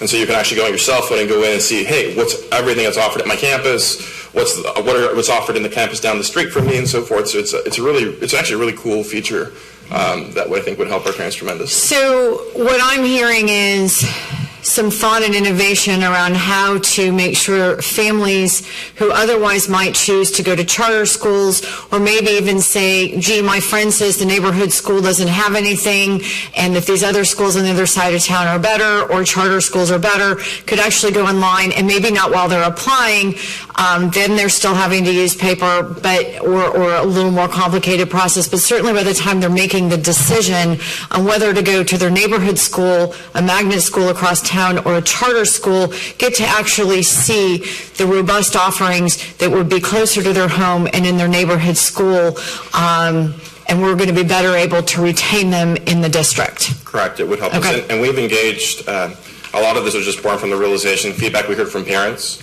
that had a tough time kind of figuring out what's available in our school, and so they have to go to different websites, and sometimes the information's not up to date. Or they leave. So this is kind of putting it all in one place, so that, again, parents can go in and see, hey, I've got all of this cool stuff that's on my campus available to me and my family. Yeah, or they leave. Correct. Because it's too hard for them to try and go find all these other things out, and so they just go someplace else. And we had a meeting, for example, this past week with Houston Arts Connect, where they got really excited because we just kind of shared the idea with them, and they said, well, we could include all this information for fine arts, we can include information, for example, from special education. It really thinking about, again, what's the information that would be most valuable to parents as they're thinking about things such as where they want to send their kid to school, but also, again, even at the schools, if they already have a kid at a school, they can go in and see, oh, I didn't know that I have all these courses available to me. I didn't know we had these after-school programs available to me. I didn't know we had all of these different resources. Which then we can retain the people that are already here. That's awesome. Thank you so much. Sure. Dr. Lita? Yes, Dr. Cruz, just really quick. All of your discussion just piqued my interest. And this platform is to help parents with to look at more choices for school choice. It could be utilized that way, but not necessarily. Again, it's really just if you're a parent, for example, that has a child at Chavez High School. Right. Chavez has already tons of different programs. Right. I can go into this basically just information about my school, learn more about all of the offerings that are there. As I'm thinking about, again, maybe I am a parent who's thinking, hey, I'm going to send my kid to a charter school or a private school, or I'm going to move or what have you. They can actually go in and see, actually, Chavez has all these really neat programs. So it's about empowering parents and the broader I understand the theory behind it, but what's the difference between this and what's on their website? So right now, that's part of the problem is it's just kind of disjointed. So every school has it kind of different. If you go on the website, it's not a very interactive kind of functional tool. Well, that seems to be more like an internal problem, because the school should be able to provide all the information as to what they're offering at their campuses through their website, and also through their parent orientation and to open house and parenting, all those things. I mean, I think And also, is this going to be in campuses that already have waiting lists of students? So the vision is every campus would have their information there. So you could go in and, again, you can filter it by campus if you just want to look at the school that's down your street, or if you want to look at a map, you put in your address and it shows you the map and you can see all of the schools around you or in HISD and kind of figure out, oh, there's this offer here, there's this program there. No, what I'm trying to get at, like, say, for example, a school that has a waiting list and they have great programming there, great instructional program, great all these extracurricular activities at this school, but yet there's no vacancies. So what benefit does the parent have for that?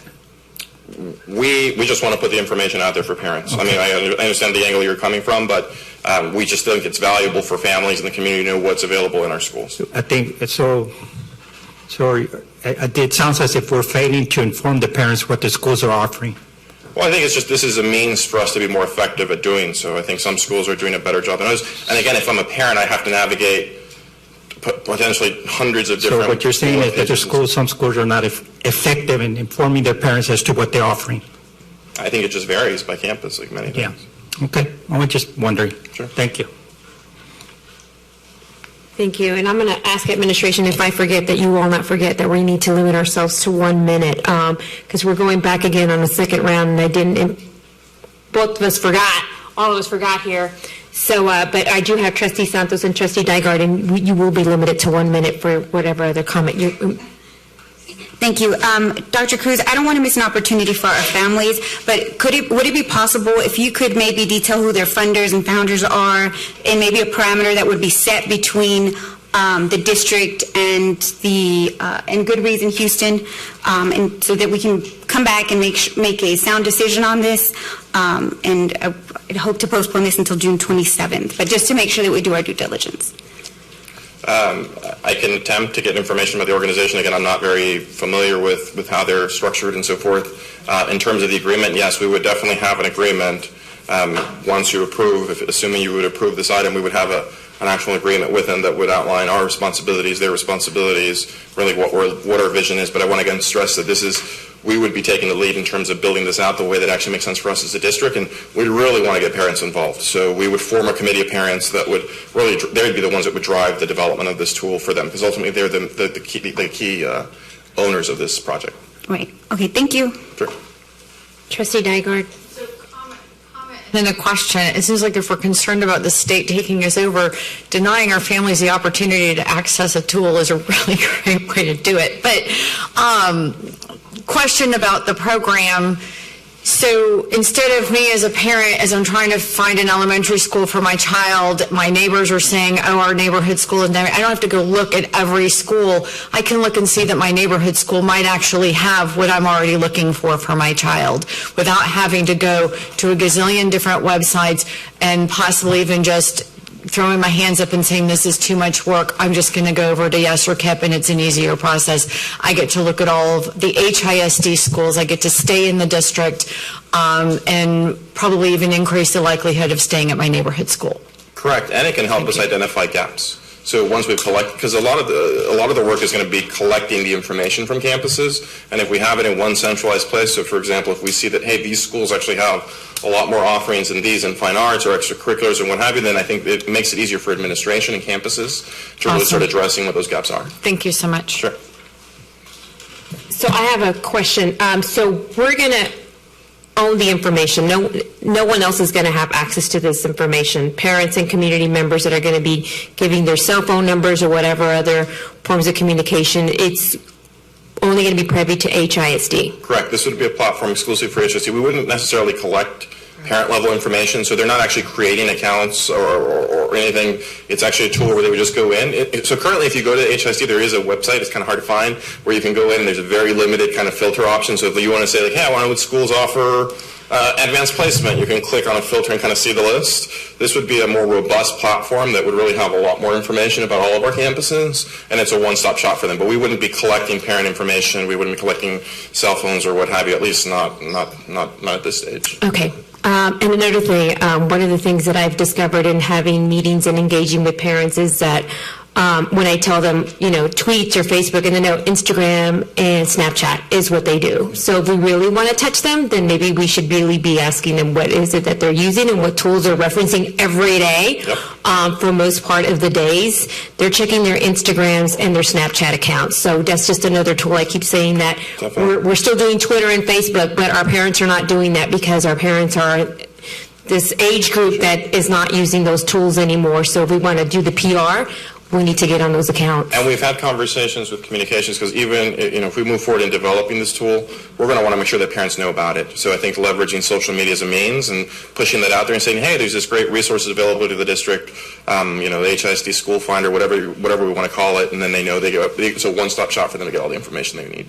Just don't want us to be reinventing the wheel when there's a free resource out there already that we can be tapping into tomorrow. Trustee Sung? The branding on this, since we developed this in-house, is just HISD branding, correct? Correct. It could be HISD. Okay. I think other districts, a lot of other districts just call it School Finder, but we can decide what we want to call it. Okay, thank you. No other questions. There is a motion to separate this item from the rest of the I-2 items. Do I have a second? Second. Okay, second. So we need to vote on that item. Yeah, we have to separate it from the rest of the I-2 items. So that's the first thing that's the first hurdle we have to overcome. So we're separating the item from the rest of the I-2 items. That's the motion. Yes, just a separation. Trustee Jones, Skiller Jones.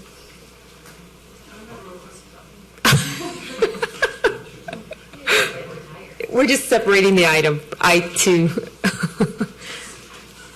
Yeah, you trigger something to make, okay, here we go. We got to do it again. Yeah, something's not.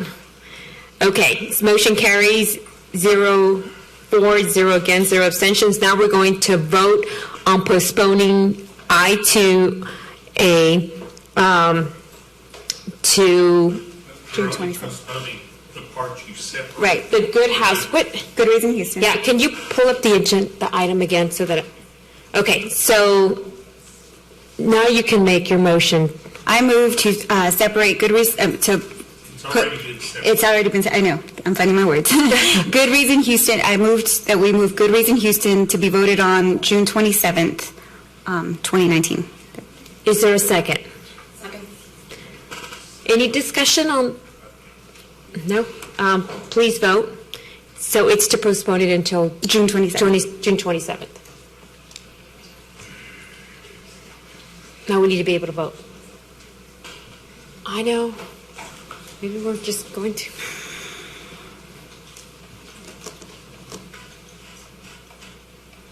Trustee Gillard, Trustee Adams.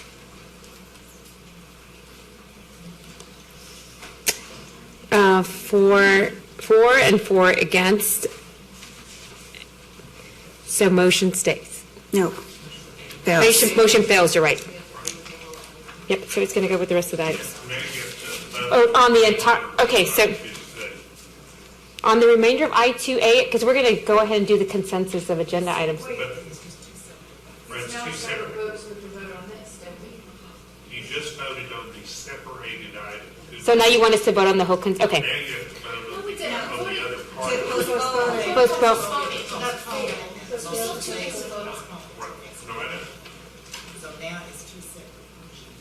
No. You still have the balance of I-2. Yes, correct. And so I was going to put that at the to go ahead and approve it.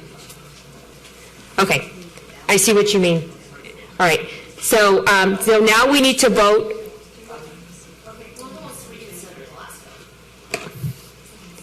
So how do we do that, Dave? Rhonda wants to reconsider her last vote. Which side did she vote? She voted against. You can move to reconsider. I move that I be allowed to reconsider my vote for the last item. I second. But it has to be somebody who also voted against. Okay. So, okay.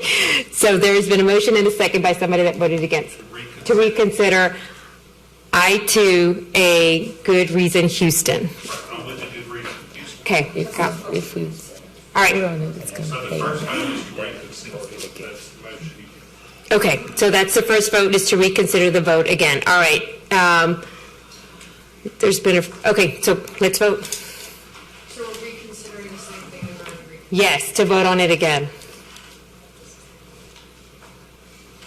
So we're voting To reconsider the vote that we just took. Reconsider the vote to postpone.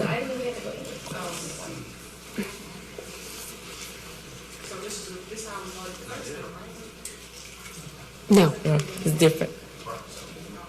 But it's 4-4, so if we vote on it, it's going to fail. Okay, so now we have to go back to voting on the item again. Okay, so now we're back to the motion of postponing good reason to June 27th, correct? All right. Is there a second? Second. All right, please vote.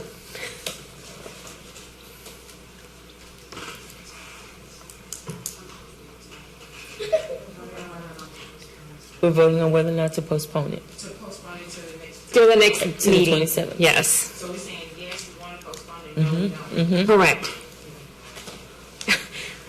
6 for, 1 against, and 1 abstention. Motion carries.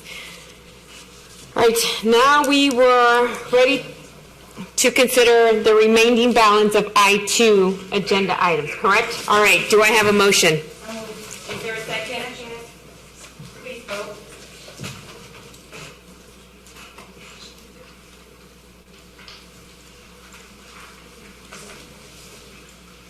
Trustee Jones, are you going to vote on this, Trustee Jones? Okay. Jesus, thumbs up at 4? Yes. 8 for, 0 against, 0 abstentions. All right, now I can move on. We are now ready to consider the balance of today's agenda. Do I have a motion to accept the balance of today's agenda by consensus? Is there a second? Second. Oh, any comments or questions from my colleagues? No. If not, please vote.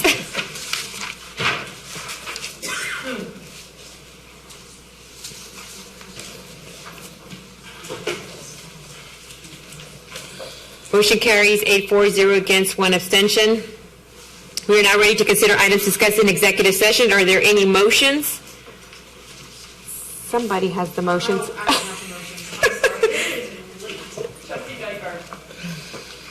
Okay, number 1, I move that the board approve settlement authority in Gomez versus HISD 270th District Court, cause number 2018-27045 is discussed in closed session with legal counsel effective June 18th, 2019. I was late for closed session discussion, so I will be abstaining for all closed session votes. We need a second. Okay. Thank you. Motion carries 5 for, 3 abstentions. Any other motions? I move that the board approve the subrogation lien settlement in Owens versus Alberto 164th District Court, cause number, is it cause or case? Cause, okay, thank you. Cause number 2019-10676 as discussed in closed session with legal counsel effective June 18th, 2019. Is there a second? Please vote.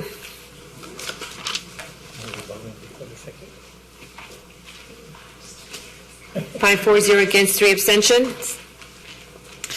I move that the board approve the subrogation lien settlement in Kaufman against Garcia and Loya Insurance Company. Claim number 5764401 is discussed in closed session with legal counsel effective June 18th, 2019. Please vote.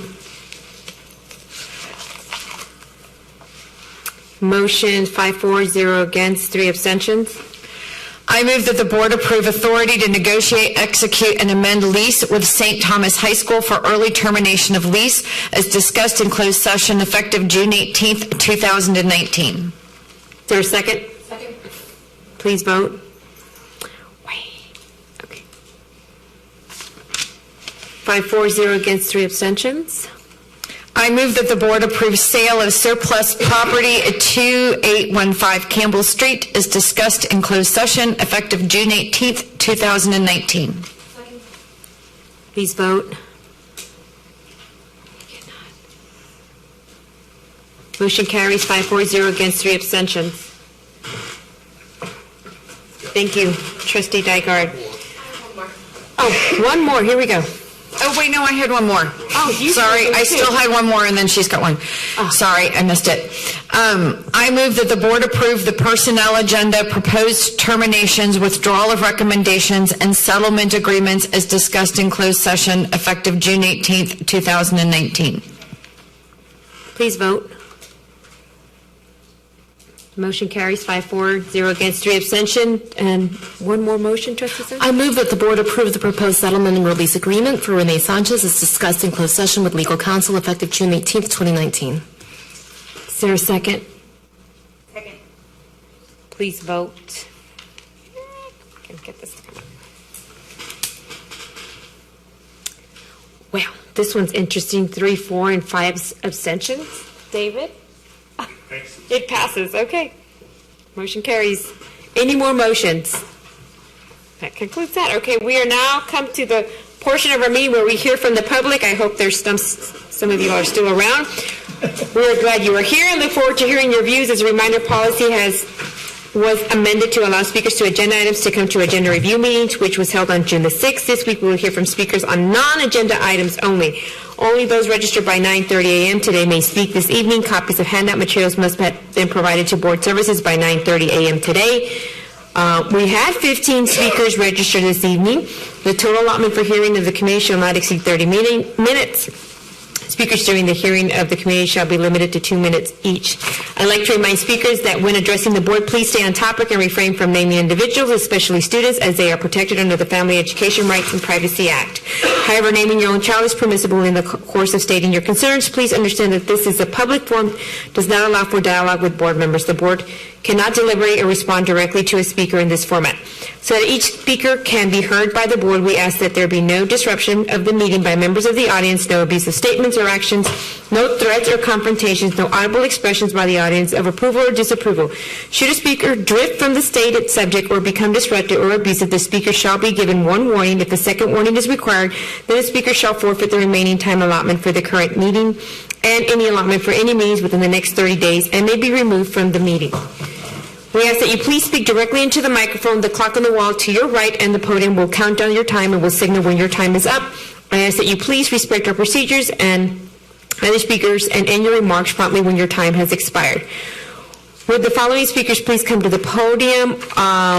Also, would the following 3 people in the order that I call you please come and sit in the front? There are some seats that have speaker 1, 2, and 3. Once the person at the podium is finished speaking, reserve seat speaker number 1, please move to the podium, and seats 2 and then 3 will move down respectively. Please state your name when you come to the podium. We're going to start with Bill Hepburn, if he's still here. Yes. Mary Cruz Basan and Paula Cabina, if you are still here, please make your way up. Thank you for joining us. Evening, board members and superintendent. My name is Bill Hepburn. I'm the team leader of HVAC North, which is air conditioning and heating. I'm here to talk to you about the control system situation that we have. We have approximately 45 schools that have the Creo system. It's worked with XP, which has been supported by Microsoft in the last 5 years. We have CCN, which is a Carrier Comfort Network, another control system, which worked with XP, which is a dial-up system. And we lost dial-up when we went voice over IP. And we have another 15 schools that have iView, another control system. It's a Carrier system, a little newer, but we're having problems. These schools are creating a lot of problems for the mechanical side and DDC, which is direct digital controls. We're constantly having to have mechanical techs and DDC techs run out to schools trying to figure out how to deal with these older systems, and quite often they're just kind of crashing. So we have to spend a lot of man hours taking care of this. We have problems with Climatech and ALC servers that are overloaded. They need to be upgraded. And we have Unify, which is coming to board, which is also needs a new server. If we take care of these control systems, it help the schools tremendously, the students' comfort, And also there's utilities which are constantly going up because if the controls don't work, my technician could put it in hand. So now that chiller and the boilers work 24/7, 7 days a week, meaning utilities are going up. So we really need to resolve these issues, but the only way to do this, to be honest with you, is we're going to have a bond for it, because it's going to cost that much money to take care of those 75 schools, plus all the schools that have multiple control systems. I have one school, middle school, that has climate tech in the school, pneumatics in the school, which is an air compressor, old system, and carrier comfort networking in the plant.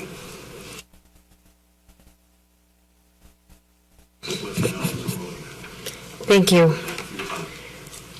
Thank you for hanging in there with us. Mary Cruz Bazan, followed by Paula Kobina, followed by Hans, followed by Thaddeus. Yes, please state your name.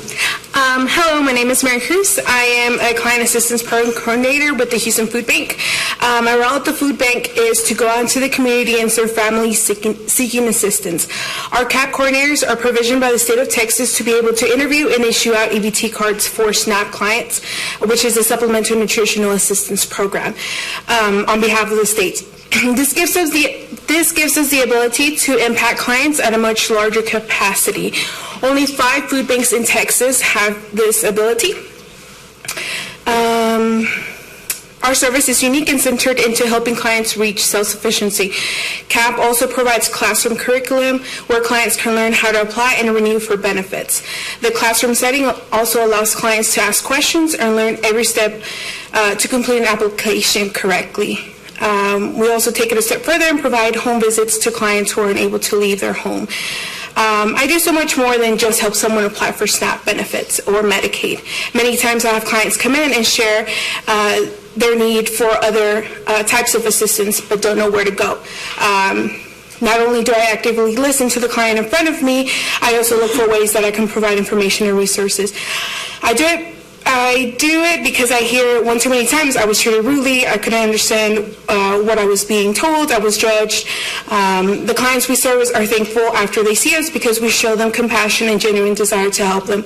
When I say the Houston Food Bank prides itself in community engagement, I mean it. CAP alone is present in 190 agencies serving 12 counties.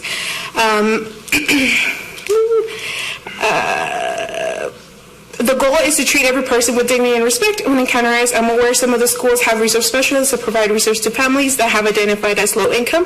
Houston Food Bank has identified the need and wants to bridge the gap. We also would love to set up a referral system where we can be the primary contact linking food insecure families with the resources they need to be.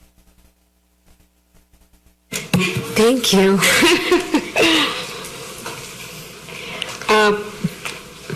Paula Cabina. Otherwise, we have, put on my reading glasses here.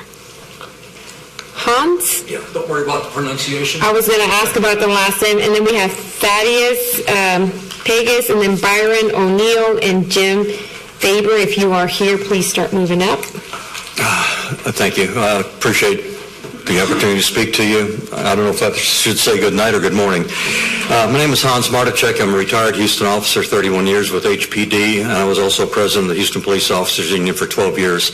I currently work for CLEAT, the Combined Law Enforcement Associations of Texas, and a little over half of the department of HISD-PD are our members. I know we're coming in very late. I got notified very late on all this stuff, but I can tell you this.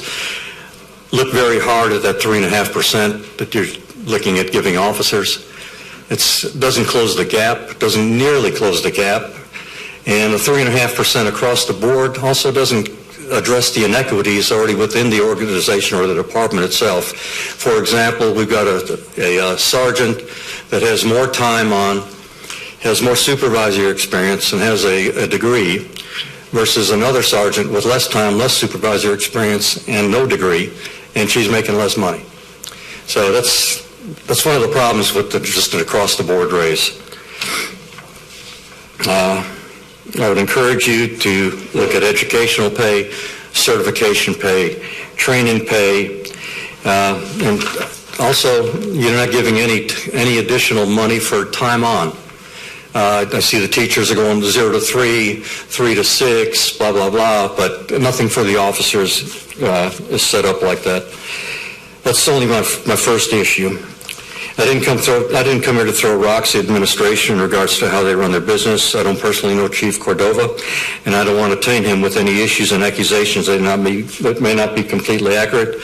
But our members have come to me with concerns regarding discipline, appointments of individuals who some feel are unqualified, and a promotional system that a number of officers feel is rigged.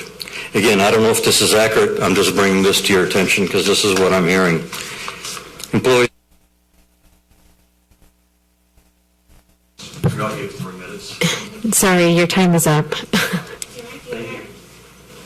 Do we have a copy of that? Can I have one question, please? So do we have a copy of that? Well, it's all written up. I'll send it to you. But one question. We're not allowed to engage. So you can ask the question. You may not get a response, though. But I just want to make you aware that a memo came out from Chief Cordova that concerns me, and I'll just read the memo to you. If you can just send us that information, your time is up, and I have to adhere to the rules, otherwise, thank you. I understand. Thank you. Thaddeus Pegas, Byron O'Neill, followed by Jim Faber, followed by Christopher Williams, followed by Josephine Lee. So if you are here, please start making your way. Yes, your name is? Byron O'Neill. Okay. Good evening. I want to talk to you briefly about revenue. First of all, I'm a parent, and I've got 2 children in HISD. My daughter goes to Lanier Middle School. My son goes to Harrod Elementary. And I've sat in the meeting today, and I've heard everybody complain about money and budgets, and I get it. What I want to bring the board attention to is the fact that I've been studying a trend in school budget revenue over the last 3 years, and one of the issues that we are seeing locally, especially, is that homeowners and business owners that own property that you are allowed to apply your tax to, they are protesting their property values at record numbers, and it's killing you. You have, as a board, the right to have an agent representing your interest in those taxable dollars there to make, as a watchdog, to make sure that these property value protests are actually legitimate. Some of them are, obviously, but some of them aren't. In fact, in terms of the numbers, the property owners are, over the course of the last 3 years, have been able to decrease their property values by the tune of $23 billion. That's $23 billion on average that HISD is not allowed to apply its tax to, which comes out to over $300 million a year that are left on the table. It's my belief that those numbers could possibly be cut in half, increasing HISD's budget by about $150 million a year. I think I've sent some materials in, and I'm just asking the board to take a really Thank you. Next, do we have Jim Faber,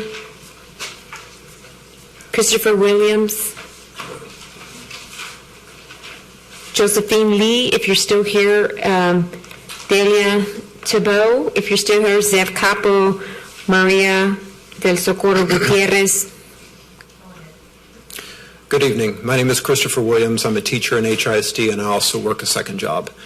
The budgetary priorities of HISD and the proposed compensation manual demonstrate that teachers are neither respected nor valued. Consider that 10 years ago, there were 473 district bureaucrats making over $75,000 per year. Today, that number has ballooned to 965. 10 years ago, there were 96 administrators making over $100,000 a year. Today, that number stands at a staggering 346.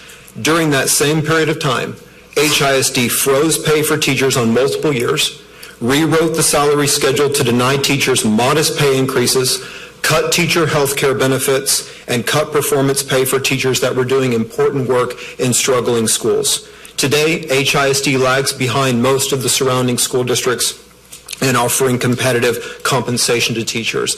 As a teacher, I'm disgusted by those numbers. The single-digit gains that we have seen on the STAR exam do not represent the potential our students are capable of making. However, unless we provide teachers with compensation commensurate for the work needed to be done, we will never achieve the kind of transformative gains we can make in HISD.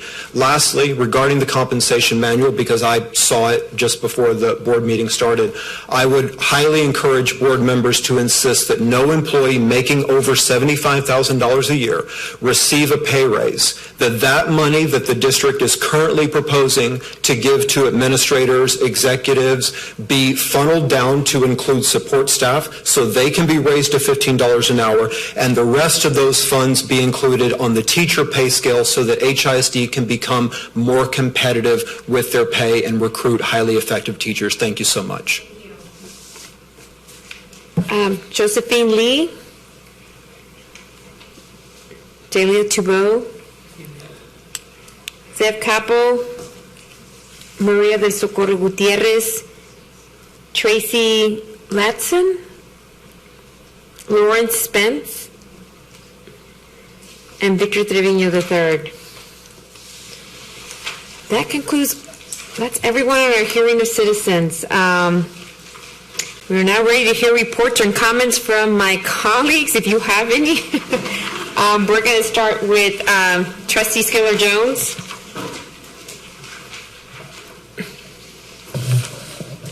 I just want to thank the faculty and staff at my schools our schools for the work they put in to get the schools out of their statuses. I appreciate the people on the ground who did the hard work and the heavy lifting, and particularly the kids who are very capable of doing exactly what they did, and I just want to appreciate the faculty and staff for giving the kids the support, and the administration, my colleagues for allocating the resources, the administration for offering the supports and making sure that the systems were in place to be able to do what had not been done before.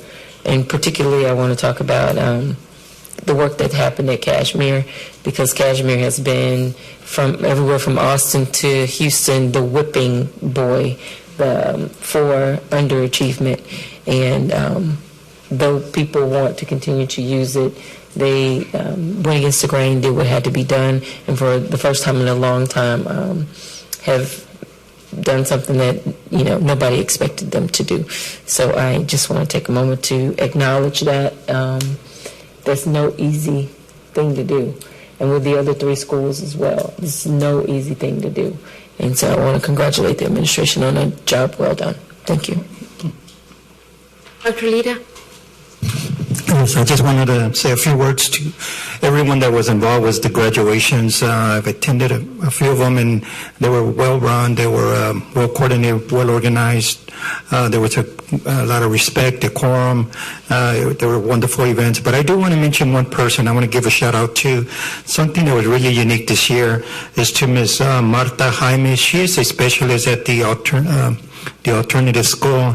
She organized retired police officers and current police officers, a group called the Thin Blue Line, who donated 45 bicycles to all fifth graders at Mitchell Elementary. And as you know, Mitchell Elementary, those students were displaced by Harvey, so they ride a bus all the way across the other side from Harvey Airport to 88. And so I do want to shout out to her because she did it in a very unselfish manner, and she seeks no attention, but I do want to shout out. It was something that was very unique this at the end of the year activities. Trustee Sung? I want to thank all of our educators, paraprofessional support staff, everybody who works in our schools and supports our schools. I guess that's all of HISD, right? For another year of hard work. There's a lot to celebrate this year. I want to echo my colleagues' celebration of Kashmere.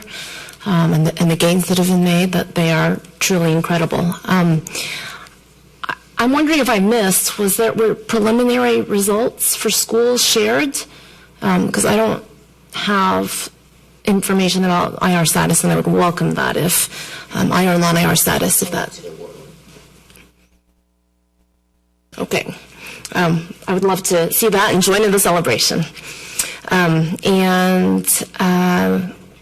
I want to thank our administration for the work that we've done this far towards the budget. I think there's a lot of progress that was made today, and I'm looking forward to continue to work with my colleagues and with you, Dr. Lathan, over the next week to finish this out. I'll be submitting questions that I've asked tonight and other things that are key, I think, for decision-making tonight, to make sure that you have those as soon as possible so we can start moving that information and making decisions. Thank you.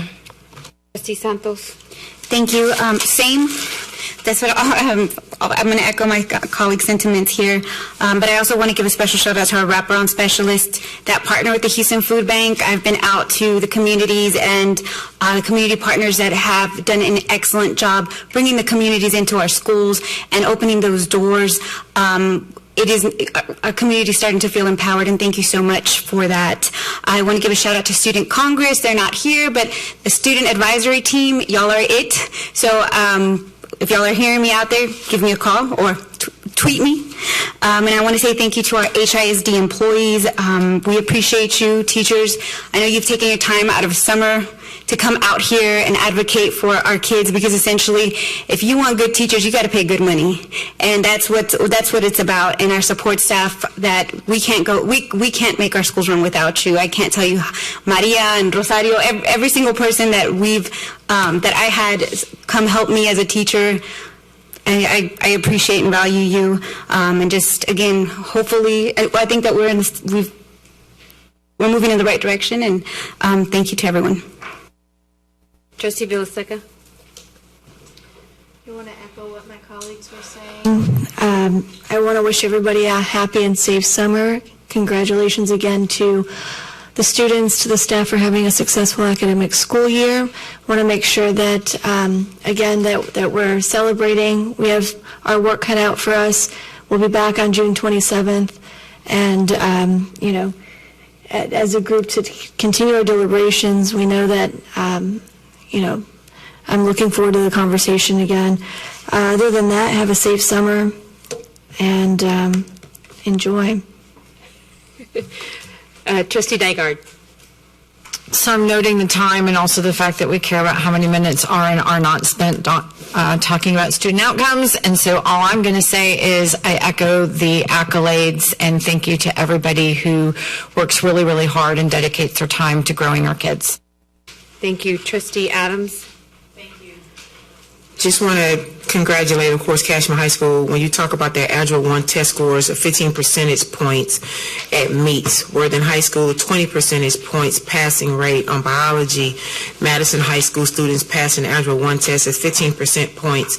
And I just want to congratulate all of them and all the other schools for all the hard work that they've done. Congratulations for Worthing. How many of you saw on social media, they completed a Before I Let Go video, the seniors.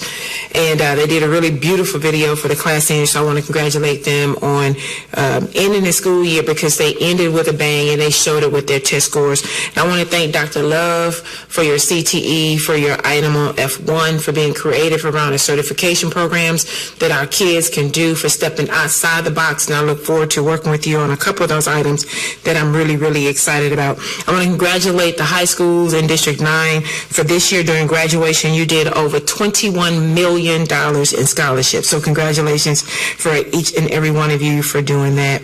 And also just want to remind my colleagues that the compensation package is a comprehensive package that provides the opportunity for all employees to benefit from the increased resource provided by In-House Bill 3. And I just want us to, remember that as we come together for this. And of course, all of the men that are in here, I hope you all had a wonderful, happy Father's Day this weekend. And I hope that you were treated well. And I'm sure you all probably just wanted quiet. I'm sure that's what it was.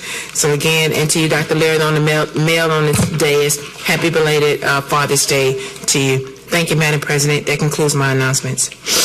Madam President, yes, we didn't get a chance to do happy birthday in closed session for our colleague Wanda Adams, but this is her birthday month.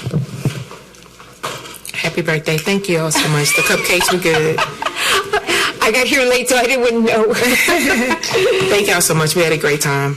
Awesome time. So I think Trustee Skiller Jones wants to sing you happy birthday. Oh, you want to sing me happy birthday? You sung it last week. No, so you lead us, since you suggested it.